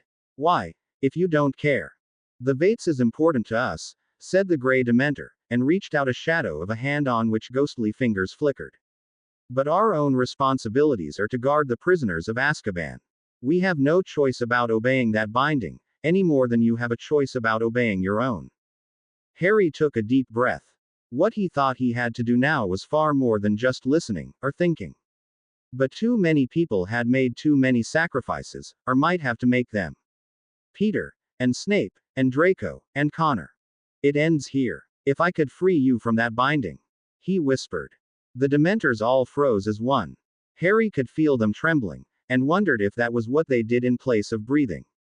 Then the Grey Dementor said, in a voice that felt as though it were leaving ice crystals frozen on his face. Only the true Vates could do that. And you are very far from being a true Vates yet. Free my magic. Then. Harry lifted his head and narrowed his eyes at the Grey Dementor. You want to be free. You want to have possibilities other than guarding Azkaban. He remembered the phrases in Starborn's letter. I think I have power that I might bend to protect and serve, and I would refuse compulsion if I could. I've had it used against me too often to like it. But I can't get rid of this binding on my own. The phoenix web flared behind his eyes, but Harry thought hard about doing this for Connor, getting the Dementors off the field so that he wouldn't be terrified, and the pain in his head calmed. That is the first step, said the Grey Dementor, and then it glided forward and reached out a hand towards him. Harry calmed his fear and grasped its fingers with its left hand. Cold sank into him and overwhelmed him, freezing his arm from the hand down, but Harry had felt the intense cold of his own magic and did not flinch. The swirl of ice bore up to his shoulder and then across to his neck and towards his head. Harry closed his eyes. The warm flare of the phoenix web was there to greet him, and then the Dementor's power reached his mind. This time, it did not simply rip and tear at his thoughts as it had in King's Cross. Harry had invited it in, and that made the difference. Harry could feel the way the Dementor trod carefully through his thoughts, stirring up happy memories that it delicately fed on, to keep itself locked in his head while it completed its work. And it did complete its work. Harry saw the phoenix web turn blue from gold, and then he felt it begin to crack and fray. Behind it rose a swell of power, and he panted, afraid of what it might mean. We will not force you to free us, the Grey Dementor whispered to him, the voice still painful. The Vates cannot be forced, or he is not the Vates. And we can do nothing about the part of the web that is tied to your brotherly duty. But freeing your magic, yes, we may do that. At the least, we shall enjoy it. Harry didn't have time to question what that meant before the web dropped in shards of ice, and his magic broke completely free for the first time in his life. The Grey Dementor was borne backwards out of his mind on swelling waves of power. Harry sobbed, and then bowed his head as he felt magic spiral down his arms, warming the path of ice that breaking the phoenix web had made. Then it reached his fingertips and rose all around him, an incandescent wave of light that filled the Quidditch pitch and struck wildly for the sky beyond. Harry managed to slit his eyes so as to see through the radiance, and became aware that his magic was singing, in a voice far deeper and gladder than the voice of the phoenix web. The song echoed through his body, his mouth, his ears, and its cheerful booming shook the earth, reminding Harry of Hagrid's voice. That ceased after a moment, but the light continued rising from him, forming an enormous pair of white gold wings that beat lazily from his shoulders and covered the shocked faces staring at him in brilliance. Heated wind stroked his skin, and Harry saw the forbidden forest stirring, the trees bowing as if in answer to that wind. Creatures were moving at the edge of the trees, too. Harry heard the thin sound of many cries, many greetings. He lifted his head as the wings dropped from his shoulders, dissolving into sharp motes of light, and smiled in their direction. He looked back down at the stands. Peter was gone, and, Harry had to hope, safe. The Dementors were nowhere in sight. Remus was on his feet, staring hard at him. The rest of the school was staring at him, too, but screaming in shock, and the expressions on their faces were different from the one on Remus's, which was unexpectedly yearning. Harry didn't know what the Vates was, not exactly, but he knew it had something to do with freedom and magical creatures, and he wondered if Remus had recognized him in the way a werewolf might. He turned slowly on his broomstick, looking along the stands. Ron was furiously scratching his shoulders. Neville was staring with an open mouth and shining eyes. Percy Weasley had his hand over his face. Hermione was mouthing questions at him that Harry didn't think he could have answered even if he could hear her. McGonagall was on her feet, her hands clasped together as if to hold something precious between them, her face wildly proud. Dumbledore was staring at him in horror. Harry glanced at the Slytherin stands, and surprised a look of pleasure and wonder on Millicent's face. Pansy had her mouth open. Draco was standing up and applauding, while Blaise looked as though someone had smacked him in the face with a hammer. And Snape. Snape's triumph hung around him like a roaring black fire to someone who knew him as well as Harry did, even though he'd done no more than rise to his feet and look up at Harry. Harry read the next step in his guardian's face, and nodded. He was terrified, and he did not dare look at his brother, but he knew what had to happen next. No hiding. No going back. We face what comes from this. We must. He started to fly towards Snape, and then paused as another voice rang out over the field. This one was very familiar, but it didn't come from inside his head. Instead, singing, Fawkes soared over the field and came to settle on Harry's shoulder. Harry adjusted himself to carry the weight and raised a trembling hand to stroke the phoenix's feathers. He only realized he still held the snitch when he realized that he couldn't unclench his fingers from around it. Fawkes fit his head into the curve of Harry's neck, and gave a low, glad croon. Harry took a deep breath, accepted the heat seeping into him like courage, and flew towards Snape. Harry was trembling by the time he landed beside Snape, despite Fawkes's warm presence on his shoulder, despite the fact that he knew there could be no going back, despite the comforting hand that Snape immediately clapped onto his other shoulder. Only his iron determination kept him from running. Well, that in the sense of what he owed to so many people. The sacrifices had gone far enough. It ends here. Harry turned and lifted his chin, meeting Dumbledore's eyes. It was his move now. Harry was not about to clap his magic under bindings again. Nor would he run. He had every right to come over to his guardian and accept congratulations for winning the match for Slytherin. He had no reason to whimper and cower as if he had done something wrong, or hide. He finally managed to unclench his fingers from the snitch, and smiled faintly at Snape as he let the little golden ball go. Its wings were broken. It looks like Madam Hooch will have to use a different set of balls for the practice matches, he said, and Snape's gaze grew, if possible, fiercer. It seemed as though he had forgotten the Quidditch triumph in the wake of what happened next. She will indeed, he said. That was incredible flying, Harry. Both during the match, and what came after. Harry swallowed, and felt a tingle of weariness run through him. He didn't show it. They could not show any weariness, any weakness, not right now. The easiest course for the Ministry and anyone else who wanted to Avenue him would be to pretend that a mere child couldn't handle that much magic, and herd him, clucking, into the care of someone who would make sure his power was bound again.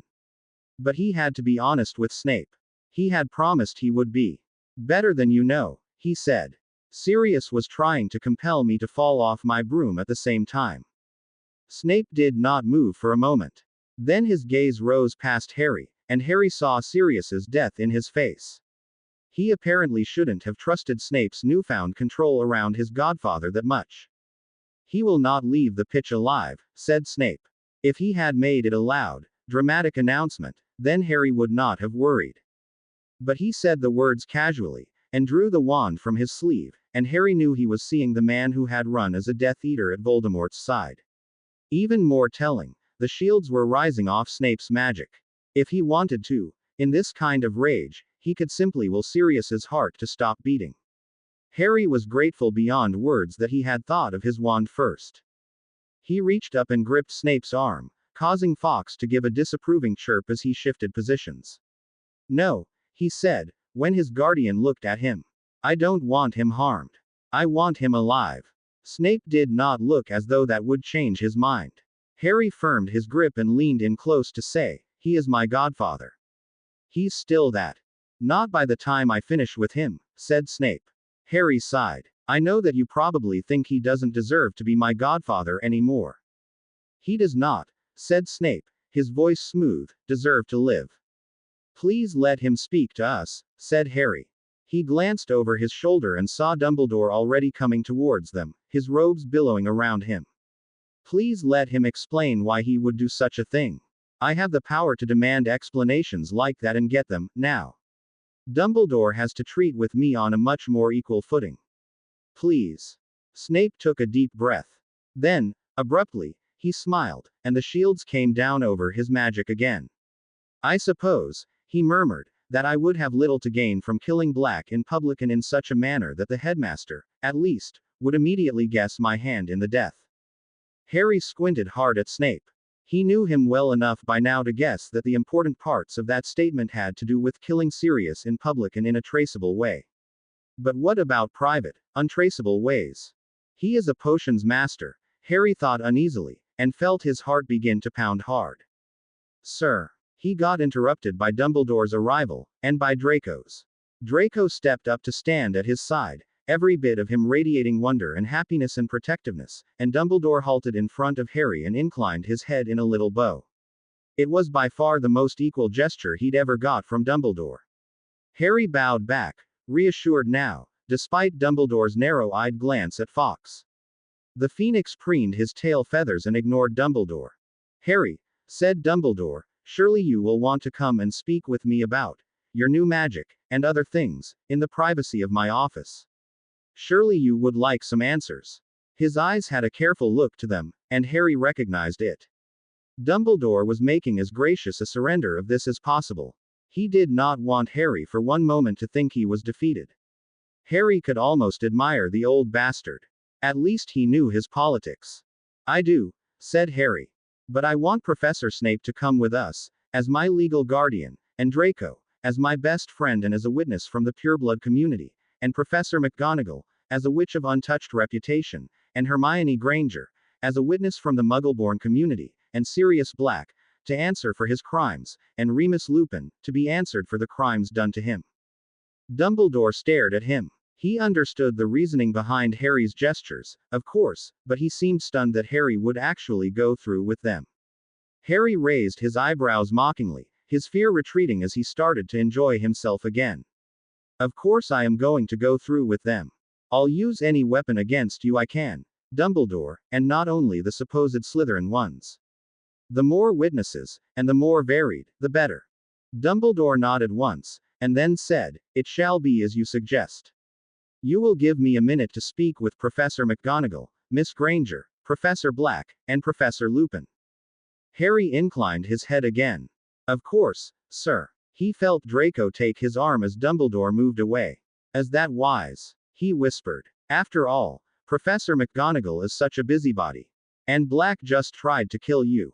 And Granger's twice the busybody that McGonagall is, and... Yes. Harry encouraged mildly, his gaze locked on Dumbledore's retreating back. Sirius was human again, but still snarling and looking around for Peter, whom Harry thought must have got away. He sagged when Dumbledore spoke to him, though. Professor McGonagall was already making her way calmly towards the headmaster.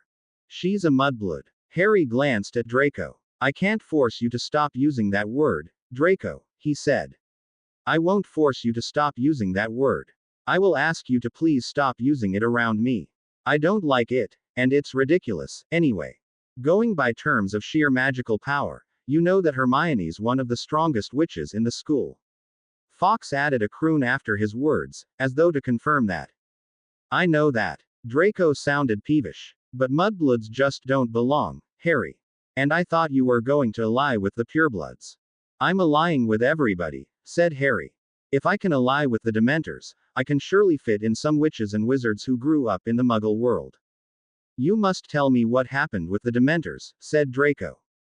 Must? Harry asked, watching Remus's expression as he glanced over Dumbledore's head at Harry. The headmaster was casting Sonorous now, making some speech, probably reinforced with an edge of compulsion, to calm the crowd down and make them sure that things were being handled. Harry knew some people would calm down and leave, but he doubted that the headmaster would be able to make them stop thinking about this. The headlines would appear in the Daily Prophet tomorrow. The ministry would be notified. The news was probably already sweeping like a storm throughout the community of people Starborn was trying to maneuver. Harry had to accept that. He had made his decision. There was no going back. I suspect I will need regular reminders of that, he thought, and tightened his shoulders, causing Fawkes to flutter in place. The headmaster had summoned Hermione. She was giving Harry a curious look, her hand tightening on something around her neck. Harry tilted his head. He could feel an intense aura of magic radiating from the thing, whatever it was. Well, I'd like you to tell me what happened with the Dementors, said Draco. Harry broke his gaze on his enemies, our tentative allies, and smiled at Draco. I will. The other Slytherins surrounded him then. They ranged from Blaise, who was pretending everything was normal and accusing Harry of winning the game purely to lose him 10 galleons, to Millicent, who smiled more than she talked. But they walled Harry round in green and made him feel at home. He did not look across the field for his parents and his brother. There seemed to be no point. Not right now. His path was still too new. Would anyone fancy a cup of tea? Harry listened as Hermione and Sirius accepted, while everyone else refused, Snape with no more than a dark expression. Dumbledore had conjured chairs for the 7 other people now crammed into his office. Harry sat between Snape and Draco, with Hermione and McGonagall across from him and Sirius and Remus in chairs on the sides of the rough circle. Harry could still meet Dumbledore's eyes, since Hermione's and McGonagall's chairs flanked the headmaster's desk. Fawkes was not with him. He had fluttered away towards the dungeons, singing, rather than enter the headmaster's office. When a phoenix chose his allegiance, Harry reflected, he did it rather thoroughly, and did not turn back, either. He could feel the weight of tense expectation in the room. Merlin, he was radiating some of it himself. This was the moment when some shells were going to have to crack. He wondered idly for a moment what question Dumbledore expected him to ask first. Something concerning his parents, concerning Connor, concerning the Phoenix Web. In the end, he decided it wouldn't matter. Rather than reacting to what Dumbledore wanted him to do, he would lead the dance and force Dumbledore to react to him instead. Professor Dumbledore, he said. He would stick to titles until they were open enemies. They weren't. Not yet. This was the steel fist in the velvet glove, the same role he had danced opposite Lucius during his Christmas in Malfoy Manor. Will you please enlighten me as to why Sirius Black might have been trying to convince me to fall off my broom during the Quidditch match? Hermione choked on her tea. McGonagall paled. Sirius slumped back in his seat, bowed his head, and wouldn't look at anybody. Remus stood up and shouted at Sirius. You were doing that. I thought Harry might be having some trouble with his flying, but I never. Sirius. You really did. He broke off, but his eyes were glowing, and his voice had become a rumbling snarl on the last words. Harry had only seen him angry like that once before, and then he'd been too deeply under the influence of the Phoenix Web to appreciate it. I did, Sirius said softly. I can't. There is no apology that will be enough, Harry. But I'm sorry. He recited the whole thing in a dull voice, his hair still falling across his face. Tell me why, Padfoot, said Remus, stepping forward until he stood directly in front of Sirius's chair. I'm owed that, at least, I think. Sirius looked up, and Harry stared. He hadn't really paid attention to Sirius in the last few days, occupied as he was with the thoughts that Peter had asked him to think. Sirius barely looked human. His face was gray, his eyes bloodshot, and shadows that indicated lack of sleep and pain both were cut into his cheeks. I'm sorry, Moony, he said, his voice steady now, but still dull. I can't tell the whole thing over again. I'll leave that up to Albus. He nodded to the headmaster, and then slumped back down in his seat. Harry looked in the headmaster's direction, and surprised a gentle expression on his face. Sirius, he whispered. You really grant me permission to tell them everything? Yes, said Sirius, his voice flat and gray. You have suffered so much, my dear boy, Dumbledore murmured, and sighed. His eyes were more open than Harry had ever seen them. They were showing the love that Harry suspected Peter had gone to Azkaban for. Dumbledore faced the witnesses and began to speak. His voice did not quaver, and his words did not falter or fade. They sounded almost detached. But the way his eyes went constantly to Sirius made up for all that he did not show in his voice, Harry thought. Harry Potter has asked why his godfather would betray him. I have denied him answers before, but now that Sirius Black has granted me formal permission to narrate the reasons, I will. Sirius Black was born with the compulsion gift. Dumbledore waited patiently for the shock wave to finish traveling around the room, and continued in the perfect moment, which was the moment before Hermione could begin asking questions, and had it trained ruthlessly by his parents. He had a younger brother, Regulus, whom some of you will remember. He looked to Remus, to McGonagall, to Snape. Remus's face had gone absolutely pale, Harry thought. He narrowed his eyes. He would ask Remus, later, why it was that he had agreed to go along with Dumbledore and the rest of them, and betray Peter and Connor. Regulus had no compulsion gift, Dumbledore said softly, and did everything his parents wanted of him. He did not suffer as Sirius did. Sirius had the power. If he had not been trained, to make his parents do whatever he wanted them to do, to believe whatever he wanted them to believe.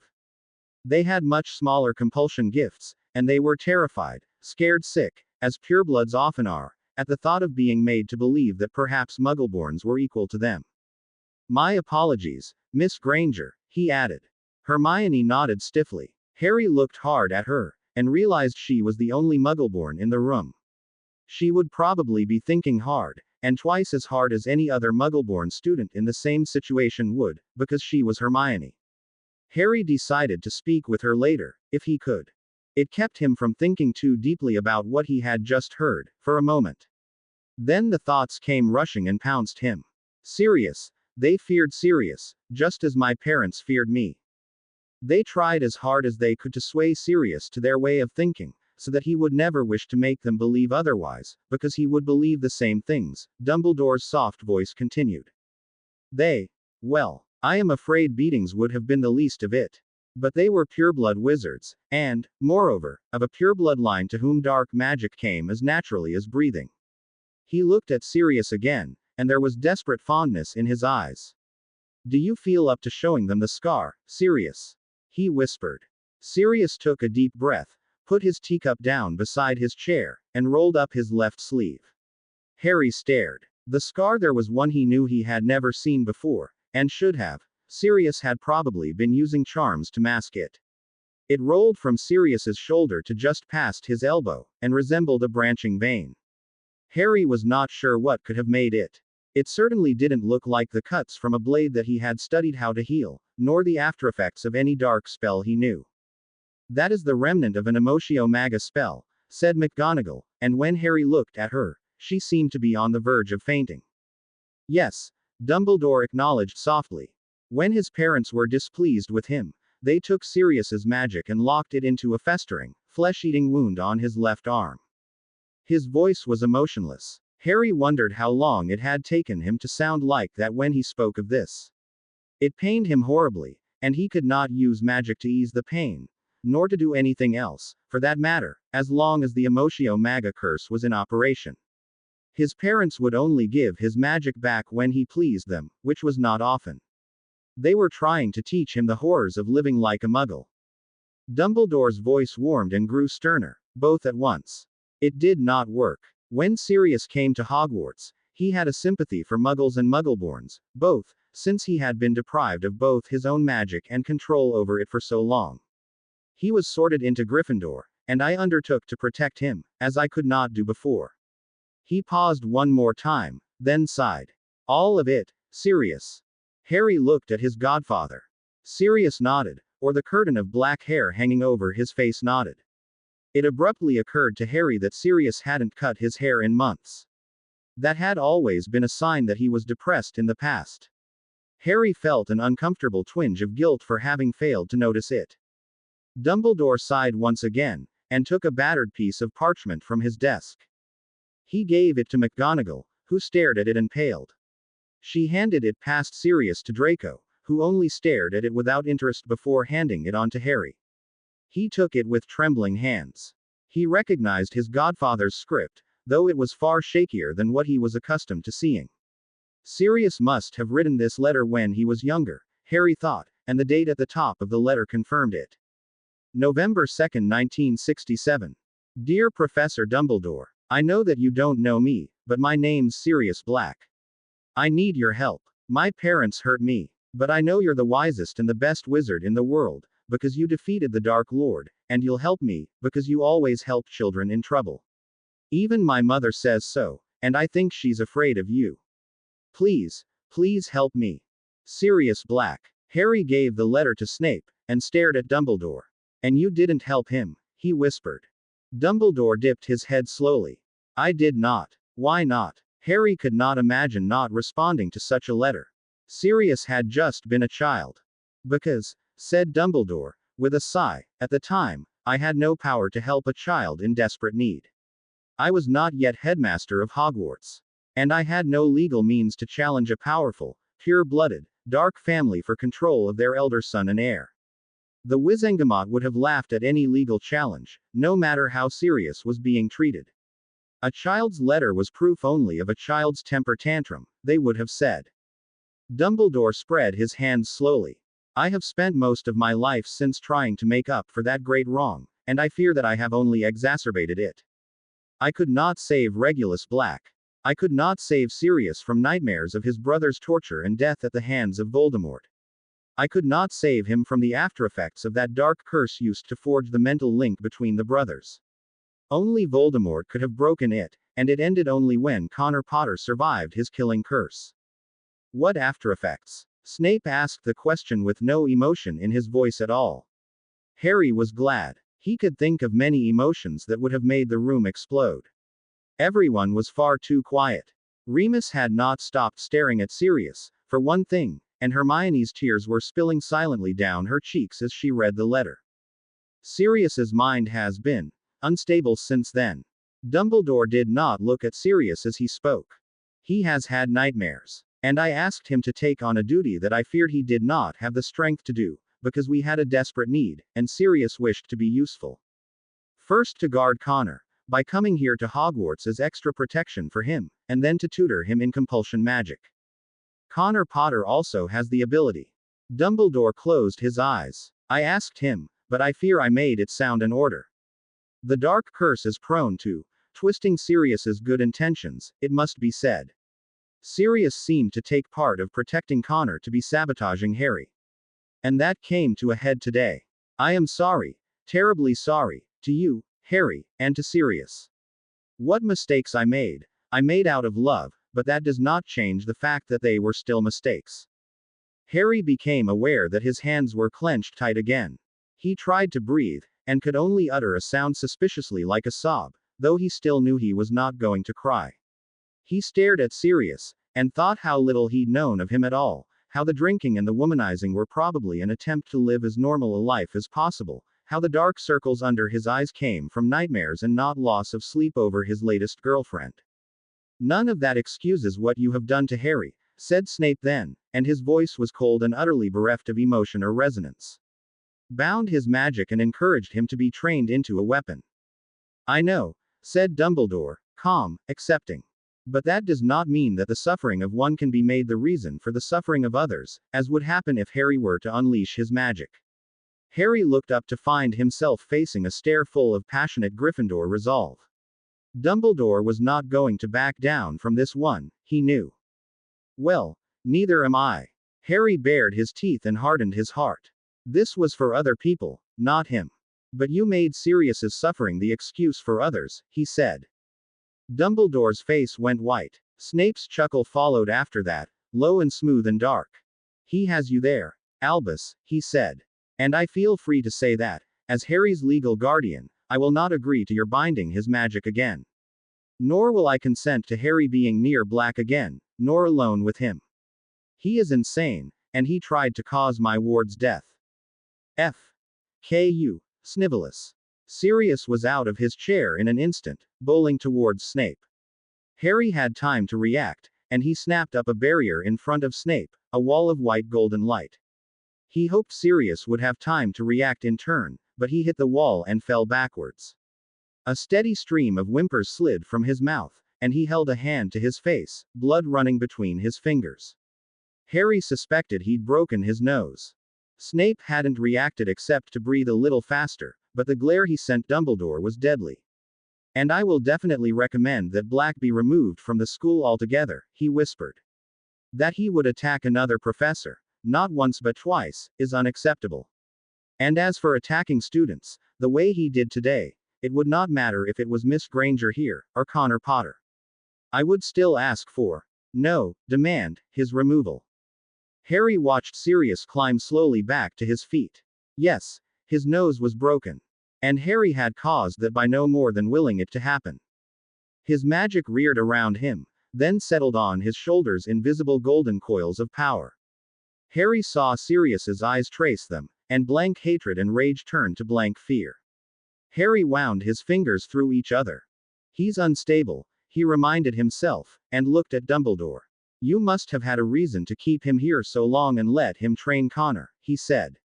What was it? I told you, said Dumbledore softly. I asked him to train Connor in compulsion magic because he had the time to do so, the ability, and wanted to feel useful. I believed the duty would be light enough not to affect him adversely. I did not. I can still do it. Sirius sounded calm again. Harry looked back at his godfather, and saw that he'd lowered his hand. He'd probably cast a healing spell on his nose. His eyes were fastened on Dumbledore's face, and there was a deep, quiet desperation in them. I love both of these boys as if they were my own children, he said. I know that Snivellus won't let me have any more contact with Harry now, for as long as he's Harry's guardian. The stare he sent over his shoulder said that he personally wouldn't let it be very long. But I need the contact with Connor.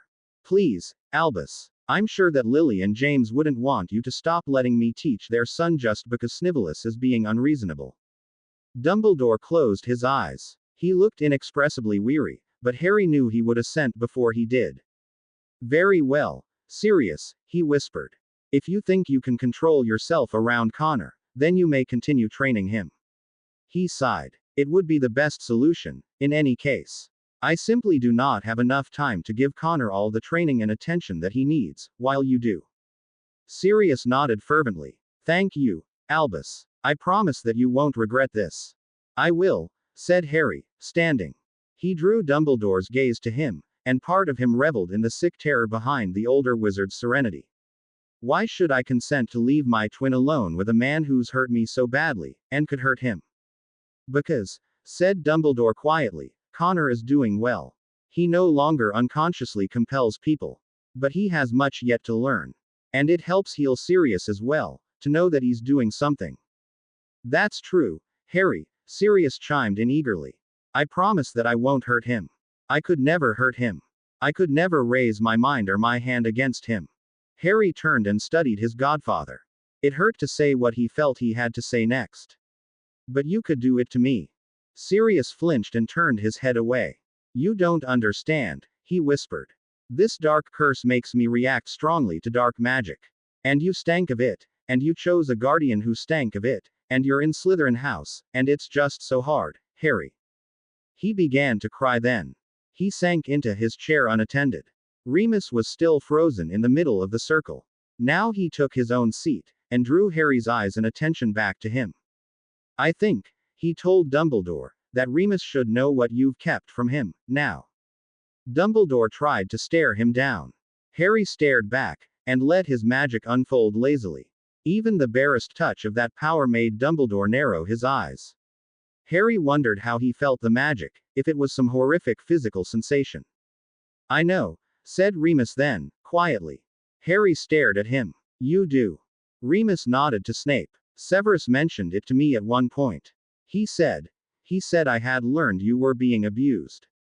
That's what the stolen memories concerned. He closed his eyes. And he also said that the Obliviate had to be removed delicately. My sanity is at stake if it's just stripped from my mind. I know that.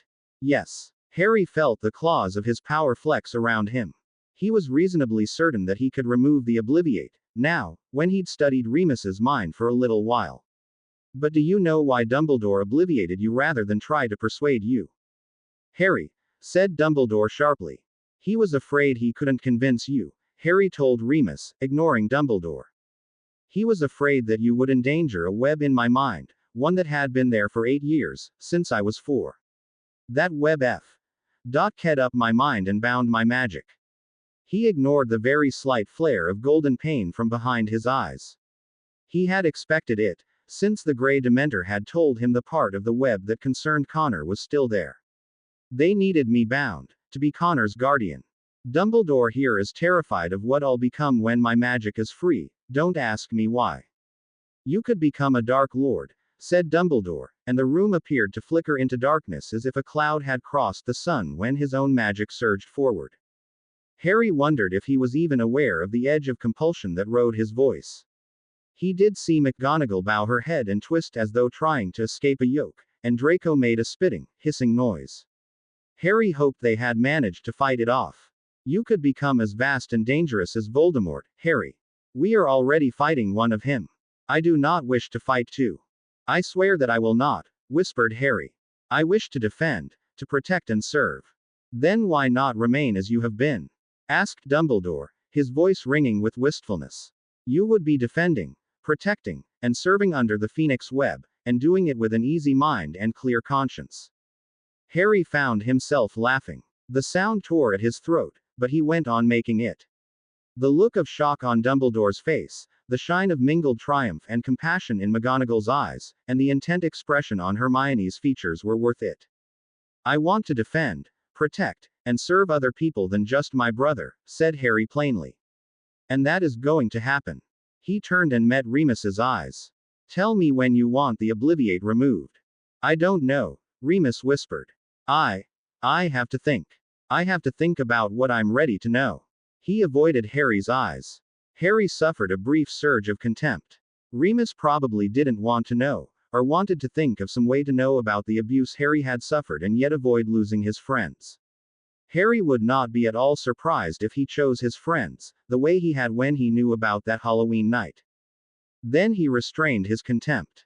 He could not simply step into Remus's mind and kick the barriers aside. That would make him no better than Dumbledore, no better than Voldemort. He had to respect Remus's free will, even if that led him to actions Harry despised, and only act against him when Remus actually did something to hurt him. Harry faced Dumbledore again. And now I want to know why you tried to put me back under the Phoenix web, he said softly, when I had said clearly that I did not want it. I want to know why you attacked Draco. Draco shifted closer to him. Harry put one arm around his shoulders, ignoring McGonagall's shock. She hadn't known about the headmaster's attack on a student, then. Well, there is a first time for learning everything. I want to know why you thought it was so important to have my magic and my mind bound. I have told you, said Dumbledore. I feared that you would become the next Dark Lord. Harry snorted. When I was 4. Yes, said Dumbledore, his voice unexpectedly grave. No other child has ever had power of that magnitude at such an age, Harry. Their power matures slowly, along with them. Tom Riddle was already a powerful wizard at 11 years old, but he did not suddenly leap full-blown into spells that would have taxed adults. He had been powerful since birth, and he went on refining his gifts. His magic gained ground because he learned new spells, new techniques, and new training. But yours was simply and suddenly there, Harry, long after your birth, when to all appearances you were born a magically normal child. It had more than a touch of the unnatural about it. And given the prophecy, we could not let the future savior of the wizarding world grow up with a brother who would become a Dark Lord. We thought at first that your training would encourage the magic to lie still and accept refinement, but it wasn't enough. Your magic not only refined, it kept growing in raw strength, as if its sudden appearance in your life were not the end, as if it were drawing power from elsewhere. So, the Phoenix web. Dumbledore let out a long sigh and passed his hand over his eyes. Because the greatest opponent of power, and of the careless arrogance with which Tom used his power, is love. Harry lowered his eyes. There were a great many things he wanted to say. He wanted to ask about the Vates title that the Dementors had given him. He wanted to ask about what Starborn had said in his letter, about Harry having the potential to become a kind of wizard who was not a lord. He wanted to ask about why they had to force him to love his brother, and not just rely on the natural love. He wanted to demand that Sirius be kept away from his brother. But he looked at Dumbledore's face, and decided the first 3 would be unwise questions to ask, at least if he wanted to surprise Dumbledore in the future. And he looked at Sirius, and the words stuck in his throat. They were so similar. They'd both endured, and managed to survive, suffering. They'd both been feared for their gifts. They'd both been asked to make sacrifices beyond what they could bear, though Harry knew, at least intellectually, that his sacrifices had been heavier than Sirius's. It was true that Sirius hadn't hurt Connor. Not yet, pointed out a dark voice in the back of his thoughts. But his offenses had been against Harry himself, and if Harry chose to forgive them, he could. Harry let out a long breath. This is the way it's going to be, he said, and saw Sirius's head twitch towards him. I don't mind if Sirius trains Connor, for now. If he ever hurts my brother, then he'll have me to contend with. The same if he hurts Snape, or Draco, or anyone else I care about. Dumbledore nodded slowly, his eyes not moving from Harry's face. Harry stared back at him, and went on. I mean to have Professor Snape as my guardian, still. He ignored the firm grip on his shoulder. He'd expected it. We'll deal with the ministry. And I'm going to stay in Slytherin House and use my magic openly, the way I want to, free of its constraints. There are many things you do not know, Dumbledore warned him gravely. I know that, Harry snapped. But I'm going to try to learn them, rather than avoid or ignore them. He couldn't help glancing at Remus as he said that. Remus flinched. The look in his eyes was odd now, a mixture of fear, pleading, and the yearning with which he'd watched Harry on the Quidditch pitch. Harry stared back at Dumbledore. I want you to stay out of my way. You're talking to the headmaster of Hogwarts, Harry, said Sirius, who seemed to have recovered from his crying fit. Harry gave him a glance he knew was withering. Shut up, Sirius, he told him in exasperation. I forgive you for what you've done to me, but I know what you are now, and I'm going to be watching you closely. Those are the kinds of things a Dark Lord might say, Dumbledore observed quietly. Harry snarled at him, and felt the walls shake slightly. He snatched back control of his rage before he could do something unfortunate. No, he countered. They're the kinds of things that a very angry, very tired, very magically powerful teenager might say when he's been forced to grow up and become a soldier too quickly and a sacrifice all his life. Dumbledore was silent, regarding him. Harry turned, meeting the other eyes in the room. I won't demand anything from you, he told them, McGonagall, Hermione, Remus, and Draco. I will ask that you use your discretion when talking about what you heard in this room. And if you do something to oppose me, please think about what I'll have to do in return. Draco was grinning, now, and not bothering to hide it. McGonagall nodded, her eyes shining with pride. Remus glanced away from him. Hermione was chewing on a piece of her hair and scowling fiercely. And now, said Harry, rising to his feet, I think I'm tired, and I have a party to attend in the Slytherin common room, and I'd like to walk back down to the dungeons under the protection of my legal guardian and my best friend. He held out a hand to Draco, who clasped it, hard. Harry glanced once at Hermione, regretting the loss of an opportunity to talk to her alone. But, Hermione, I'm meeting Neville in the library tomorrow after lunch. Can you be there?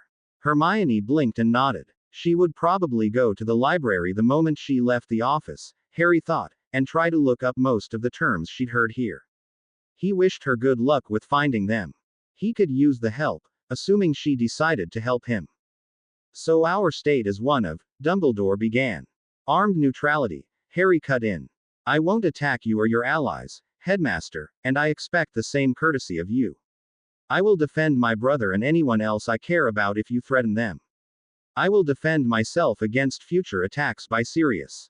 That wasn't my fault, Sirius muttered. Shut up, Sirius, said Harry, without looking at him. It would take him a while to sort out his feelings for his godfather. He would prefer to do it away from him. I will try to learn as much as I can about my magic, and the best ways to use it.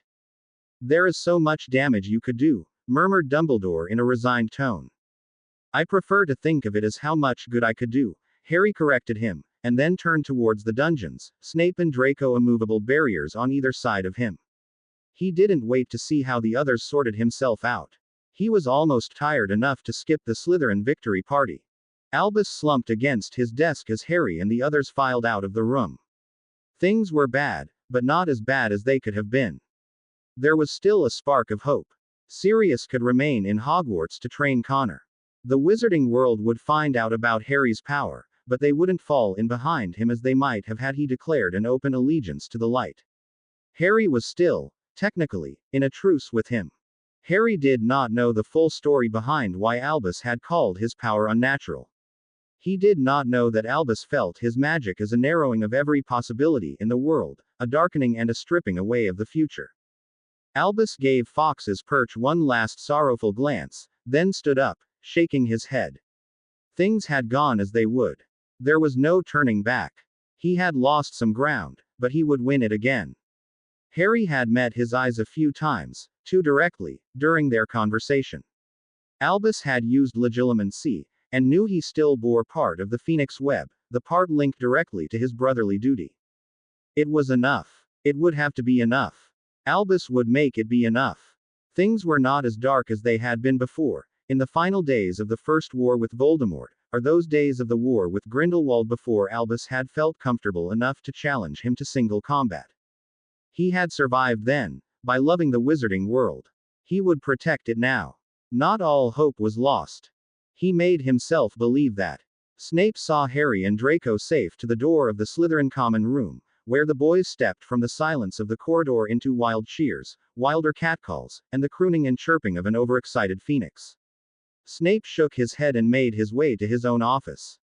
I hope the boy does not ask if he can bring the bird to classes. My answer will always be no. He opened his office door, stepped inside, shut the door, and leaned against it for a moment. He let the emotions wash through him, burning triumph and bone-deep disgust and heart-high pride. Harry had done it. He had done it. His strength was incredible, not only his strength of magic but his strength of soul. Snape did not think he could have emerged from that sort of binding and not immediately taken revenge on everyone who had ever done him wrong. In fact, he knew himself not to be a very pleasant man, even with smaller wrongs than Harry had suffered. And he was about to prove it again. Snape walked over to the locked cabinet at the back of the room, unlocked it, and took out the potion sitting on the back shelf. Harry might have forgiven Black for what he has done, Snape thought, as he held up the bottle and admired the dark green shine of the potion. But I have not. Harry wasn't sure who held the Daily Prophet towards him first the next morning when he walked into the Great Hall with Draco. It seemed to come from 100 hands at once. Harry shook his head and took his place at the Slytherin table, accepted a copy of the paper from Millicent, and then glanced around the hall, letting his eyes travel slowly from face to face. He had avoided the reactions of the other houses to his magic yesterday, except for a few select members of Gryffindor. It was time for him to look and see what they thought now. Half of Hufflepuff House waved cheerfully to him. That would be Justin's work, Harry knew, and Zacharias Smith's. They tended to argue with anyone who said that Harry was the next Dark Lord, and given Justin's sterling good sense and Zacharias's bloody-minded stubborn logic, they usually got their way. The Ravenclaws were more subdued, and the students in his own year avoided Harry's eyes. A few of the older students who tended to torment Luna were cowering in their seats. Luna looked up from reading the Prophet upside down to nod gravely at him, and then returned to her reading. Harry kept his gaze cool as he looked, finally, at the Gryffindor table. Neville was picking at his food. Hermione wasn't there. Percy Weasley looked as if he'd been up half the night vomiting. Ron avoided Harry's eyes. The twins just grinned at him. Connor was glaring at him, and so were the other Gryffindors. Harry took a deep breath and forced himself to turn his back on his brother. He looked down at the article that adorned the front page of the paper.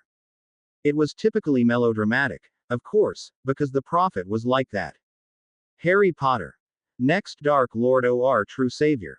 Harry's breath caught in his throat, and he groaned. They wouldn't. He couldn't believe that someone at the Prophet had really been overtaken by the same nonsense that Snape had spouted last year, about Harry being the true boy who lived. With dread, and yet a certain morbid fascination, he read on. By Rita Skeeter. Harry Potter, a student in Slytherin House at Hogwarts School of Witchcraft and Wizardry, and brother of our very own Connor Potter, the boy who lived, has revealed himself to be a source of immense magical power. It happened during a Gryffindor-Slytherin Quidditch game, with Dementors on the field and a dramatic attack occurring in the Gryffindor stands.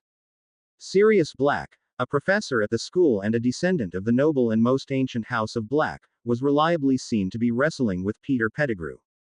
Our devoted readers will remember him as the Azkaban escapee who excited and concerned many of us when, as reported in The Prophet, he appeared on the Hogwarts grounds, apparently intending to murder Connor Potter. Soon after the attack began, the Dementors appeared, and Harry Potter flew to confront them on his Nimbus 2001 broomstick. What happened then? No one seems quite sure, but we do know that young Harry's magic expanded around him, in an explosion felt as far away as the Prophet offices. I think he's really powerful, said Seamus Finnegan, a Gryffindor student in Harry's year. Did you feel that? I suppose he's powerful, said Ron Weasley, also a Gryffindor student in Harry's year, and the best friend of the boy who lived. I don't really know, though. I didn't think he was that strong. Please leave me alone, said Percy Weasley, elder brother of Ron Weasley, a 7th year in Gryffindor House, and head boy. I have a headache. No Slytherin students were available for comment, and Connor Potter refused to do so. It is the understanding of this reporter that Lily and James Potter, parents of both the boy who lived in our new magical prodigy, were at the game, but left before comment or a lack of it could be obtained. However, there is no shortage of fascinating things to learn about the elder Mr. Potter. It seems that Harry caused rather a stir at Hogwarts last year, when he turned out to be a Parselmouth, and was rumored to be either possessed by the Dark Lord, or the new Dark Lord himself, during the unfortunate rash of petrification incidents during the autumn months. While this reporter was unable to obtain information as to how that incident fell out, it is certain that Mr. Potter has acquired a certain aura of dark magic. He also argued with his brother, the boy who lived, and may actually have been present during the historic moment when Connor Potter killed the basilisk in the Chamber of Secrets with the Sword of Gryffindor. We have also found out that the elder Potters are under investigation by the Department of Magical Law Enforcement for unspecified incidents, and that Professor Severus Snape, potions master at Hogwarts and head of Slytherin House, has become Harry Potter's legal guardian for at least the duration of the investigation. Amelia Bones, head of the Department of Magical Law Enforcement, was unavailable for comment. That was as far as Harry got before a hand slammed down on top of the paper, knocking it to the tabletop and flattening it. Harry took a deep breath and looked up to meet his brother's eyes. "How could you do that?" Connor whispered. "How could you hurt Sirius like that? He came back from Dumbledore's office yesterday a shadow of the man he looked before the Quidditch game. He told me that you didn't want him to be your godfather anymore, that you'd rather have Sodding Snape as your guardian." His face was flushed, and his eyes shone in a way that reminded Harry of James's. "Why, Harry, what sin could he possibly have committed to make you reject him like that?" Harry took a deep breath and stood. He could feel Draco surge up beside him, but he put out a hand, and Draco held his tongue. Harry had to be extremely careful of what was said here. He knew that Draco wouldn't be, tempted as he might be to blurt out the secrets of Sirius's dark past. "That's what worries you?" he asked Connor. "Not my power. Not my beating you in the Quidditch match, but this. I care more about Sirius than some silly magical power, or some silly game," said Connor, trying to sound adult. "It would have worked better if he weren't so angry. I thought you did, too. I guess that was my mistake, huh?" Bitterness cut deep lines into his face. Harry clenched his hands. "Damn it, I can't tell him the truth without revealing Sirius's past, and I don't know if I have his permission to reveal it." He flicked a glance at the head table where the professors sat. Sirius was there, watching without expression. Snape leaned back from taking a platter of food in front of Sirius's plate and gave Harry an inscrutable glance. It was his choice as to how to handle this, and Harry decided to be safe rather than sorry, especially given their audience. "I'm sorry," he said quietly. "But you don't know everything, Connor, and until you do, you can't understand. Ask Sirius to tell you everything, or to give me permission to tell you everything." "Now you sound like Mum," said Connor, his nose wrinkled. Harry flinched, remembering Lily's often cried phrase, the one he had hidden behind himself last year. "You just don't understand." "I don't need to ask anything," said Connor. "I know that Sirius was telling me the truth, and that you're being as bull-headed as ever." He shook his head, his eyes hard. "I don't want you to come to my training sessions anymore. You can't keep from hurting Sirius, so I don't think you should be welcome during my private time with him. He should know that someone loves him and appreciates him for what he is." Harry inclined his head, striving to keep his face expressionless. He was not sure how well he succeeded. Connor looked frustrated, which could have meant anything.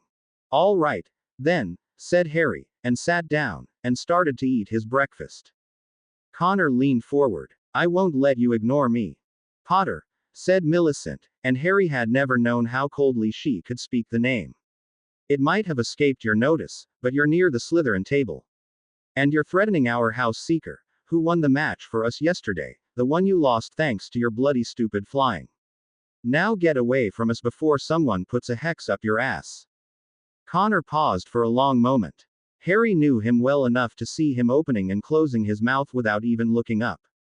He didn't look up. "Fine," said Connor, in a deeply meaningful tone, and turned to trudge back to the Gryffindor table. Bloody stupid sod, Millicent muttered, and sat down again, making a motion from the corner of her eye that Harry thought meant she was tucking her wand away. He never learns, does he? No, he never does, said Draco, and then leaned against Harry. It's going to be all right, Harry. Harry nodded slightly, and flicked a glance at Snape, whose face had relaxed enough to say the same thing with his expression. Harry did think it was curious that he needed to lean right over Sirius's plate again, his sleeve almost trailing in his godfather's goblet. Oh, said Neville, and his face lit. That's a simple way to remember it. I never really thought of it that way before. Harry smiled. That's all right. It's not like I ever thought of it before, either. He turned the parchment around, so that Neville could see the whole of the table he'd drawn. The first third of it was a list of potions, the second third a list of plants from herbology, and the last part a small box that explained the connection between the potions and the plants. See, you can remember what ingredients a memory potion takes by remembering it as a series of plants, all of which affect memory. Neville leaned over the chart, his eyes already devouring it. Thank you, Harry. He hesitated, then glanced up again. Thank you for not making me feel stupid. Harry blinked. You're not stupid, Neville. I feel like it, muttered Neville, looking down at the chart again as a blush crept over his cheeks. Harry felt Draco shift impatiently beside him. He hated Neville's self-deprecation, probably because he'd never had a moment of truly doubting himself and his purpose in his life. Harry, having been on the other side of it himself, understood it only too well. Professor Snape thinks I'm stupid. Harry sighed. He's my guardian, but he's so far from perfect that it's not funny. Yes, he does, he had to admit. But that doesn't mean you are, Neville. You can learn potions, really you can. Just study the chart. He tapped a finger on the parchment and turned to welcome the person he'd felt hovering around the edge of his awareness for the last 5 minutes. He'd been slightly surprised that she wasn't already here when he and Draco came to meet Neville. As Hermione drew nearer the table, and her glance flickered at Draco, Harry thought he understood. Hello, Harry, said Hermione quietly, and took a seat across from him. Her face was closed, quiet. She had a book held in front of her like a shield. Harry looked at the title, and was only mildly surprised to see that it was Hogwarts, a history. Hermione often carried that one around. Hello, Hermione, he said, and saw her cast another anxious glance at Draco. You don't need to worry about him, he added. His bark is worse than his bite. Hermione's lips quirked in a smile. My bite and my bark are equally as deadly, said Draco, sounding offended, though Harry thought it very likely that he didn't really know what Harry meant. If I'm a dog at all, I'm a Grim. He turned back to his charms homework, but Harry knew he was on edge, listening and ready to attack the moment Hermione said something remotely offensive. Harry knew how much of an effort it took for him to sit here and just listen, instead of leaping in or calling Hermione a mudblood. He did appreciate the effort it took, he thought firmly. He would have to find some way to show Draco that. It would never do to have him think that Harry was ignoring him, or thought better of the Gryffindor witch than he did of his best friend. You looked as if you wanted to do some research after the meeting yesterday, Harry told her. What did you find? Hermione took a deep breath and laid Hogwarts, a history on the table. I've found out that Headmaster Dumbledore is the 4th Light Lord to be headmaster of Hogwarts, she said. The first one was Cygnus Hedgerow, in the 1100s. And he was kind of crazy, like Dumbledore. Did you know that he wanted to put up wards so that none of the students could actually practice magic? Just theory until they reached the age of 18, and by then they would already have left school. He was more than a little. Harry interrupted her gently. What made you think of Light Lords? Hermione leaned forward. That thing the headmaster said about you being a Dark Lord, she whispered. Neville jumped a little in the seat beside her, but went on studying the chart of potions and plants, and Harry trusted him anyway. It wasn't as though Neville would run back to the Gryffindor Tower and blab everything to the first person he saw, especially with the Gryffindor's hostile attitude towards Harry. I thought I remembered something about the difference between Light and Dark Lords that was interesting, and then I started reading about Light Lords who were headmasters of Hogwarts. And then I remembered that there was a 5th one. Or, well, he was almost the 5th one. Except not really. Her fingers played with the edge of the page. What was his name? Harry asked gently. Falco Parkinson, Hermione said, in a whisper, as if saying the name of another Slytherin student were tantamount to wearing the dark mark. And she shook her head, then flipped rapidly through the book until she reached a certain page and pushed it towards Harry. Harry leaned closer to read. Falco Parkinson, 120th headmaster of Hogwarts, his term endured only 1 year. It was believed later that the stress of trying to be a light lord who set aside the magic of compulsion altogether was what caused him to have the nervous breakdown that forced his retirement. Falco began by seeking out dragons, leaving the school untended for nearly a month while he did so. He came back with his left arm missing, but insisting that he had learned the secret of freedom from the dragons. Then he attempted to talk to the centaurs in the Forbidden Forest, spending much time that he should have spent with his students in secret negotiations that resulted in nothing. It is sometimes thought that the centaurs' wariness and suspicion of humanity dates from this time. There were rumors that Falco Parkinson was strong enough to tame werewolves, breaking through the grip of the disease on their minds, and he certainly spoke with Vila colonies and the merfolk who have long dwelled in Hogwarts's lake. But in the end he resorted to compulsion to enforce his will, and apparently came into conflict with his own principles, and retired to live a quiet, and short, life at his own cottage in Surrey. On the last day of the summer term, he apparently sobbed continually, and repeated only the word, Vates. Harry leaned back from the book as if burned.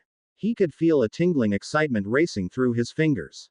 He looked up and met Hermione's eyes, though, trying as hard as he could not to betray any of it.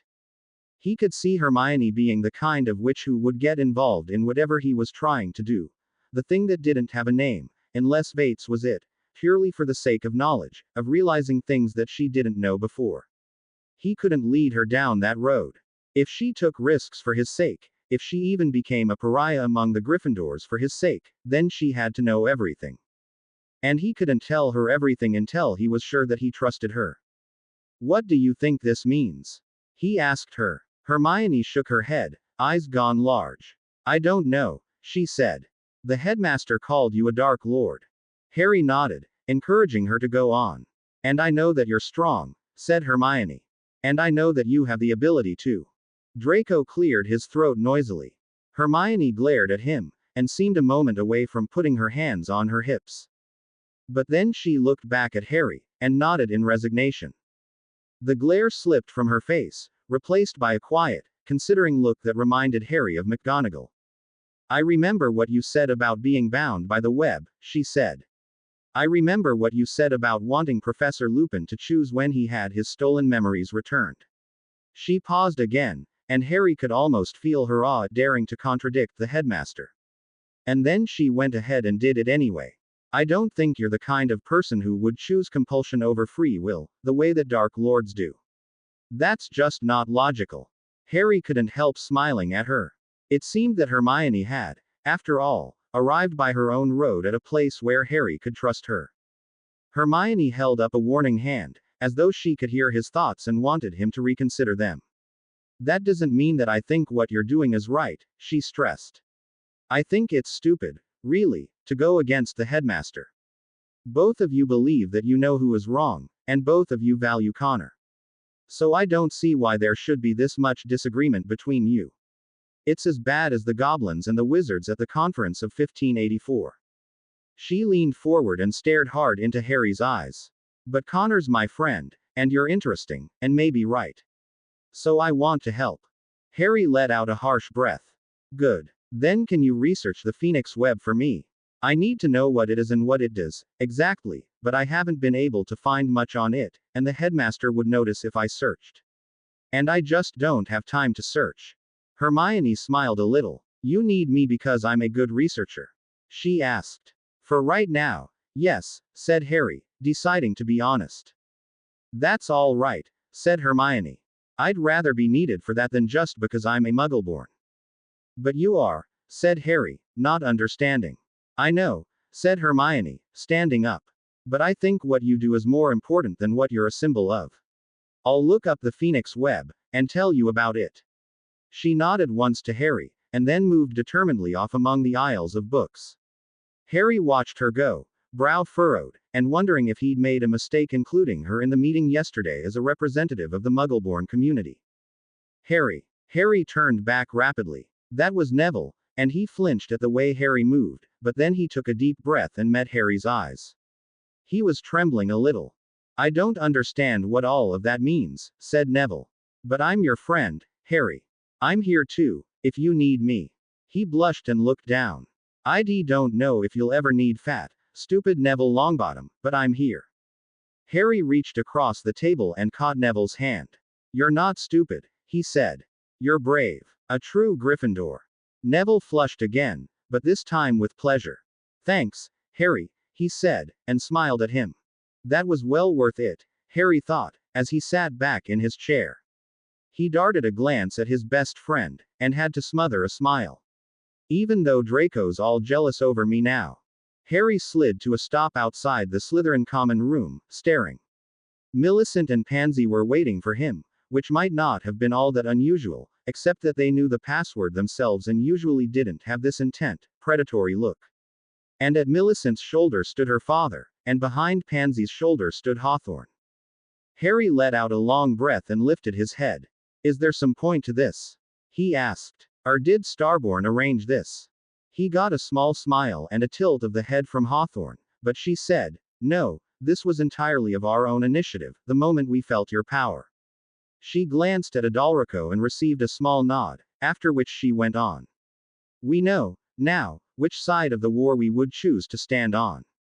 Harry blinked several times. He had thought the purebloods would need more time to make up their minds. On the other hand, Hawthorne had already shown she could react fast to situations where fast action was called for, and he supposed there was no reason to think Adalrico wasn't similar. He nodded. My brothers. Dumbledore's. Yours, said Adalrico, his voice rough with exasperation. Where is the sense that your magic gave you, boy? Harry inclined his head. You realize that I'm going to have to ask you what you want and work out the formal terms of a negotiation. I'm hardly going to be leading a war yet. I'm still in school. There's no need for complicated terms, said Hawthorne, and pulled a knife from a pocket of her robe, unwrapping it from a silken cloth as she did so.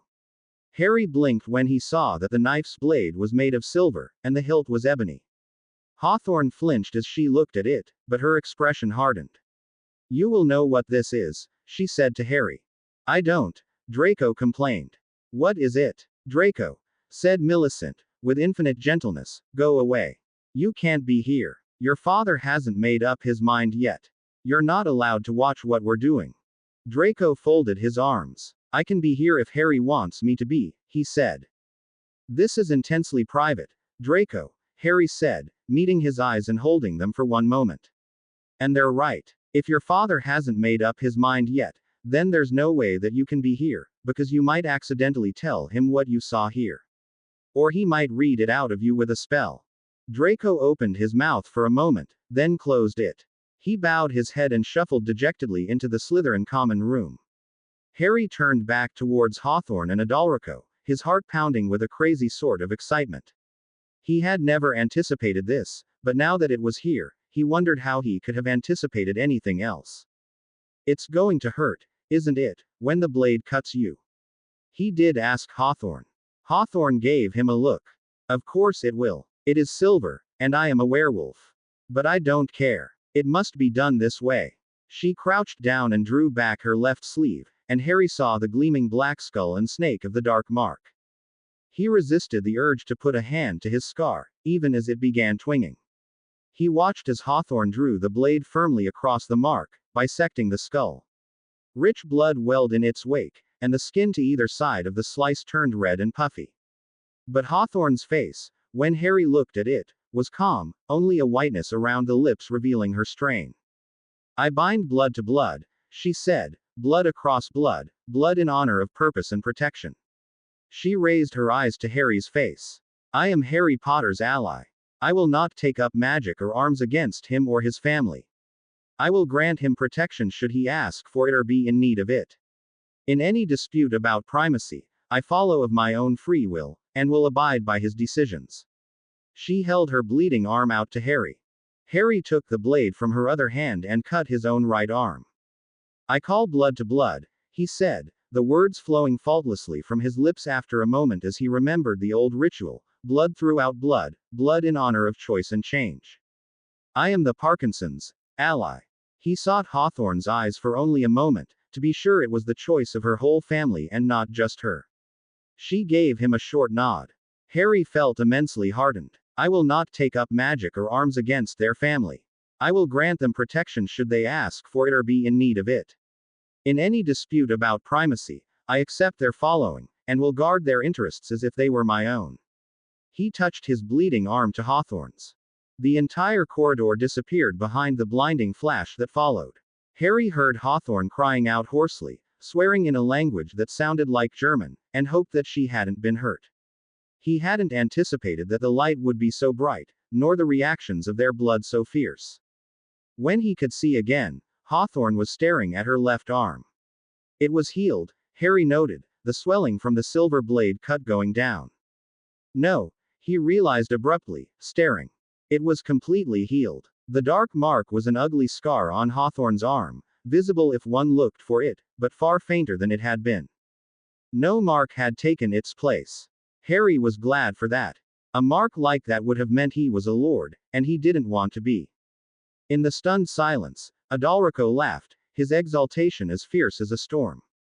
If I had any doubts, he said, they are gone now.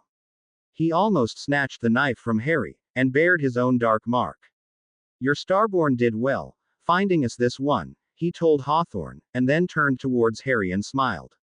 Harry became aware that his magic was beating around him, radiating away from him and back from the walls in deep waves.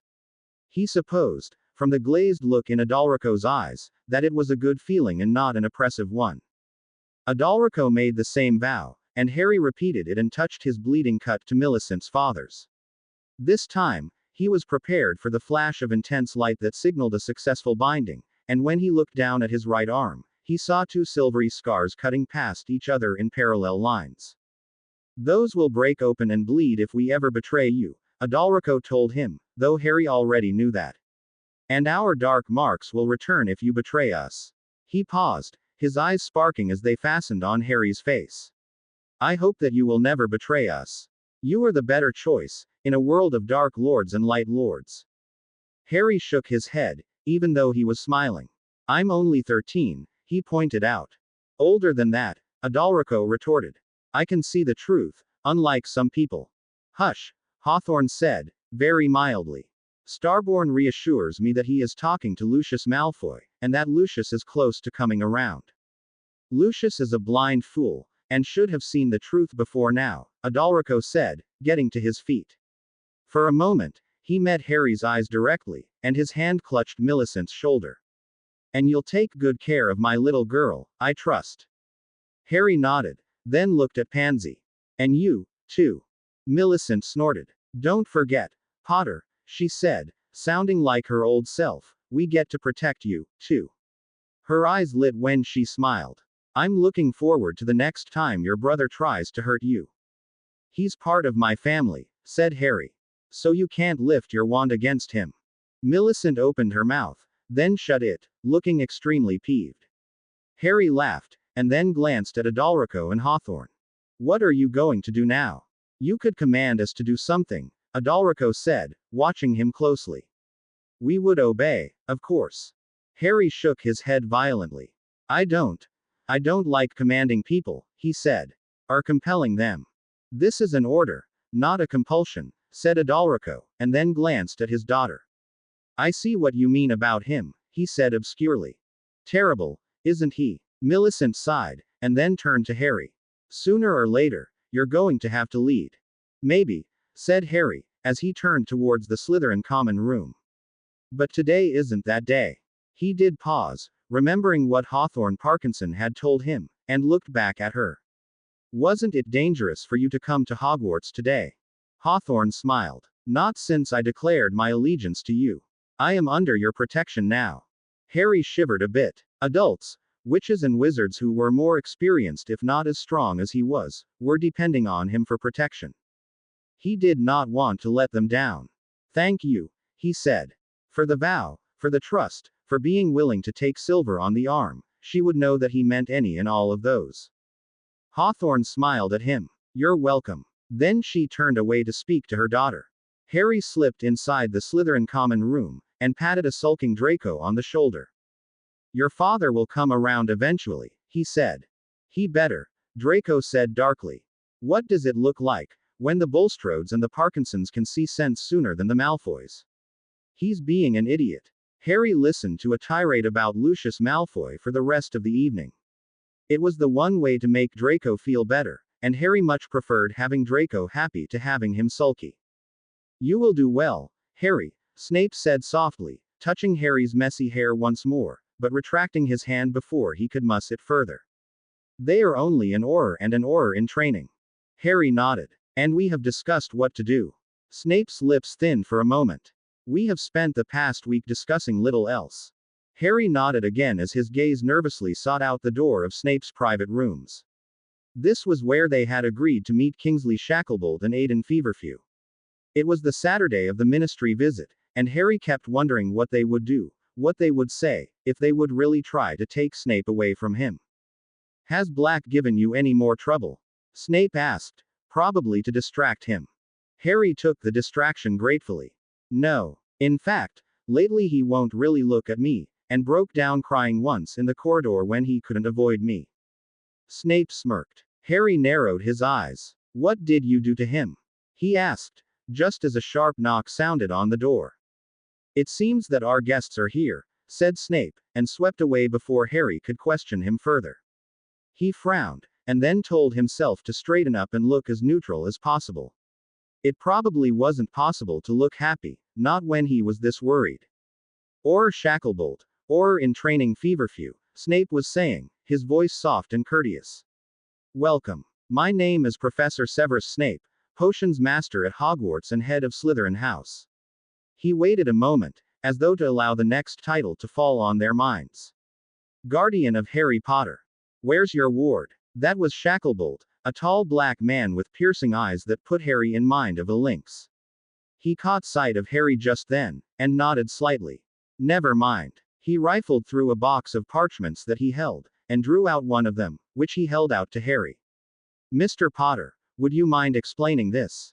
Harry took it, thinking it would be his original letter naming Snape his guardian. But it was, instead, the parchment he'd marked and sent to the ministry last weekend, listing the coercive magic he was under.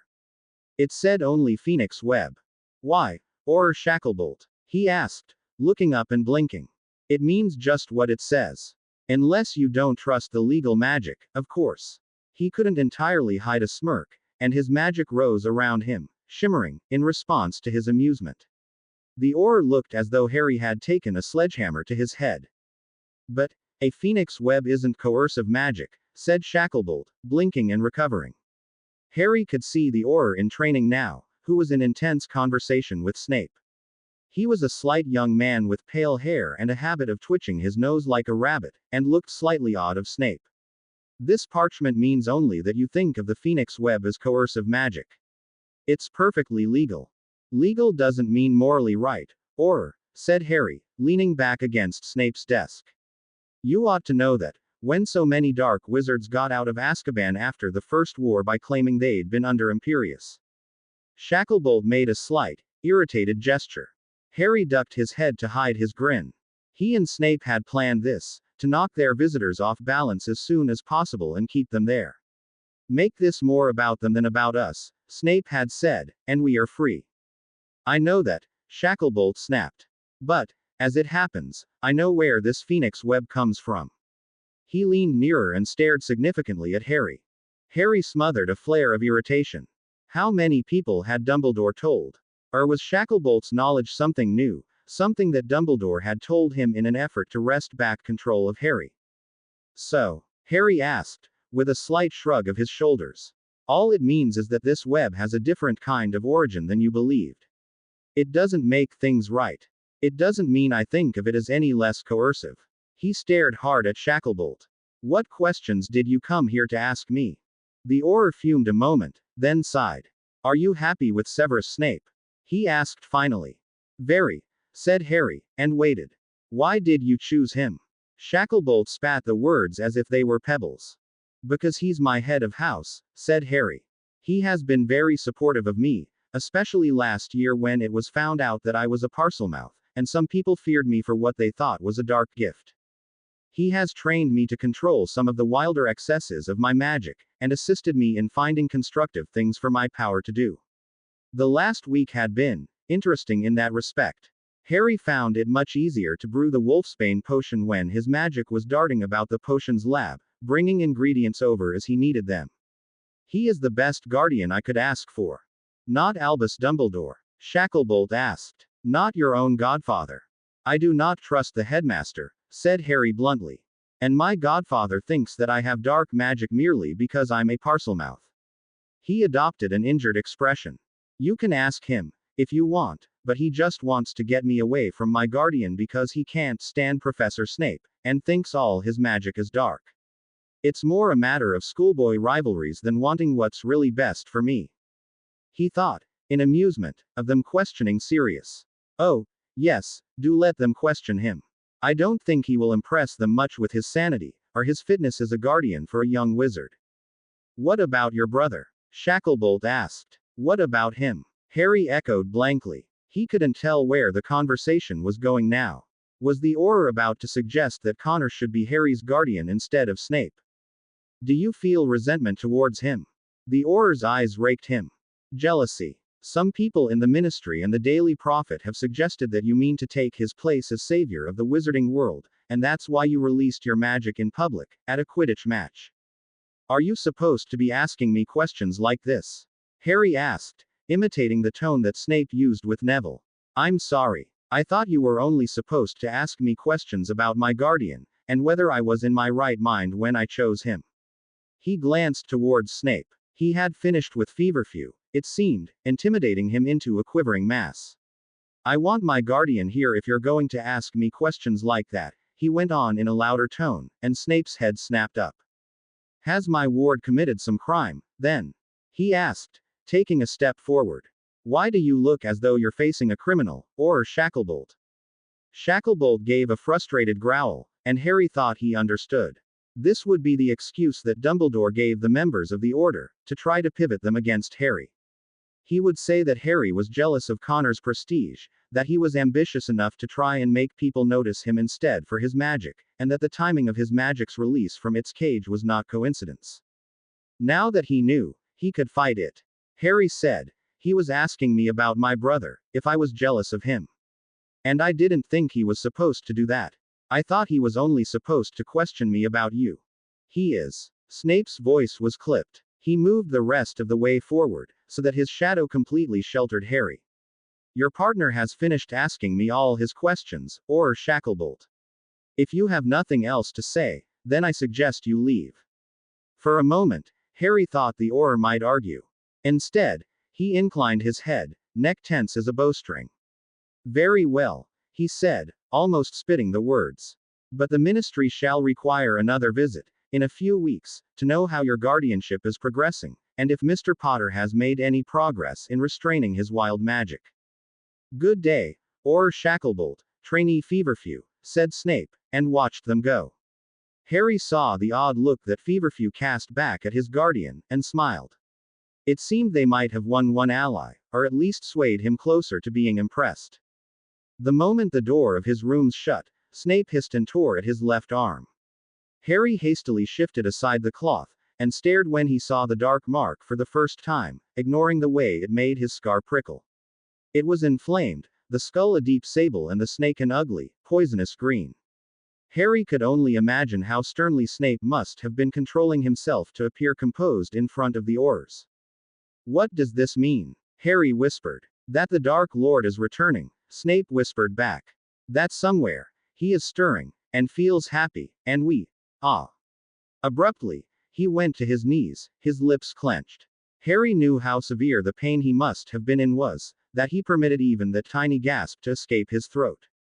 Acting on instinct, he touched the dark mark and focused his magic on it. Stop hurting him, he told the mark, and hissed it aloud in Parseltongue, focusing on the snake, for good measure. The color vanished from the mark. Snape stared at him, then at the mark, then at him again.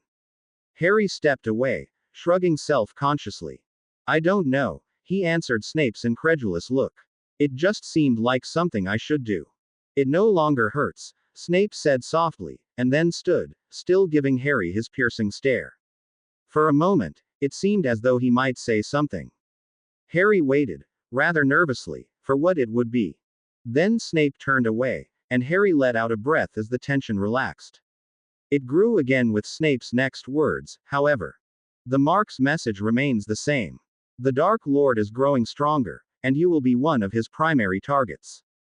You are to remain within the school unless it is absolutely unavoidable. As for Quidditch practices, do you understand? And then you are to have people around you. I know that you have allies among the purebloods. Let them guard you. You are never to be alone with Black, not at all.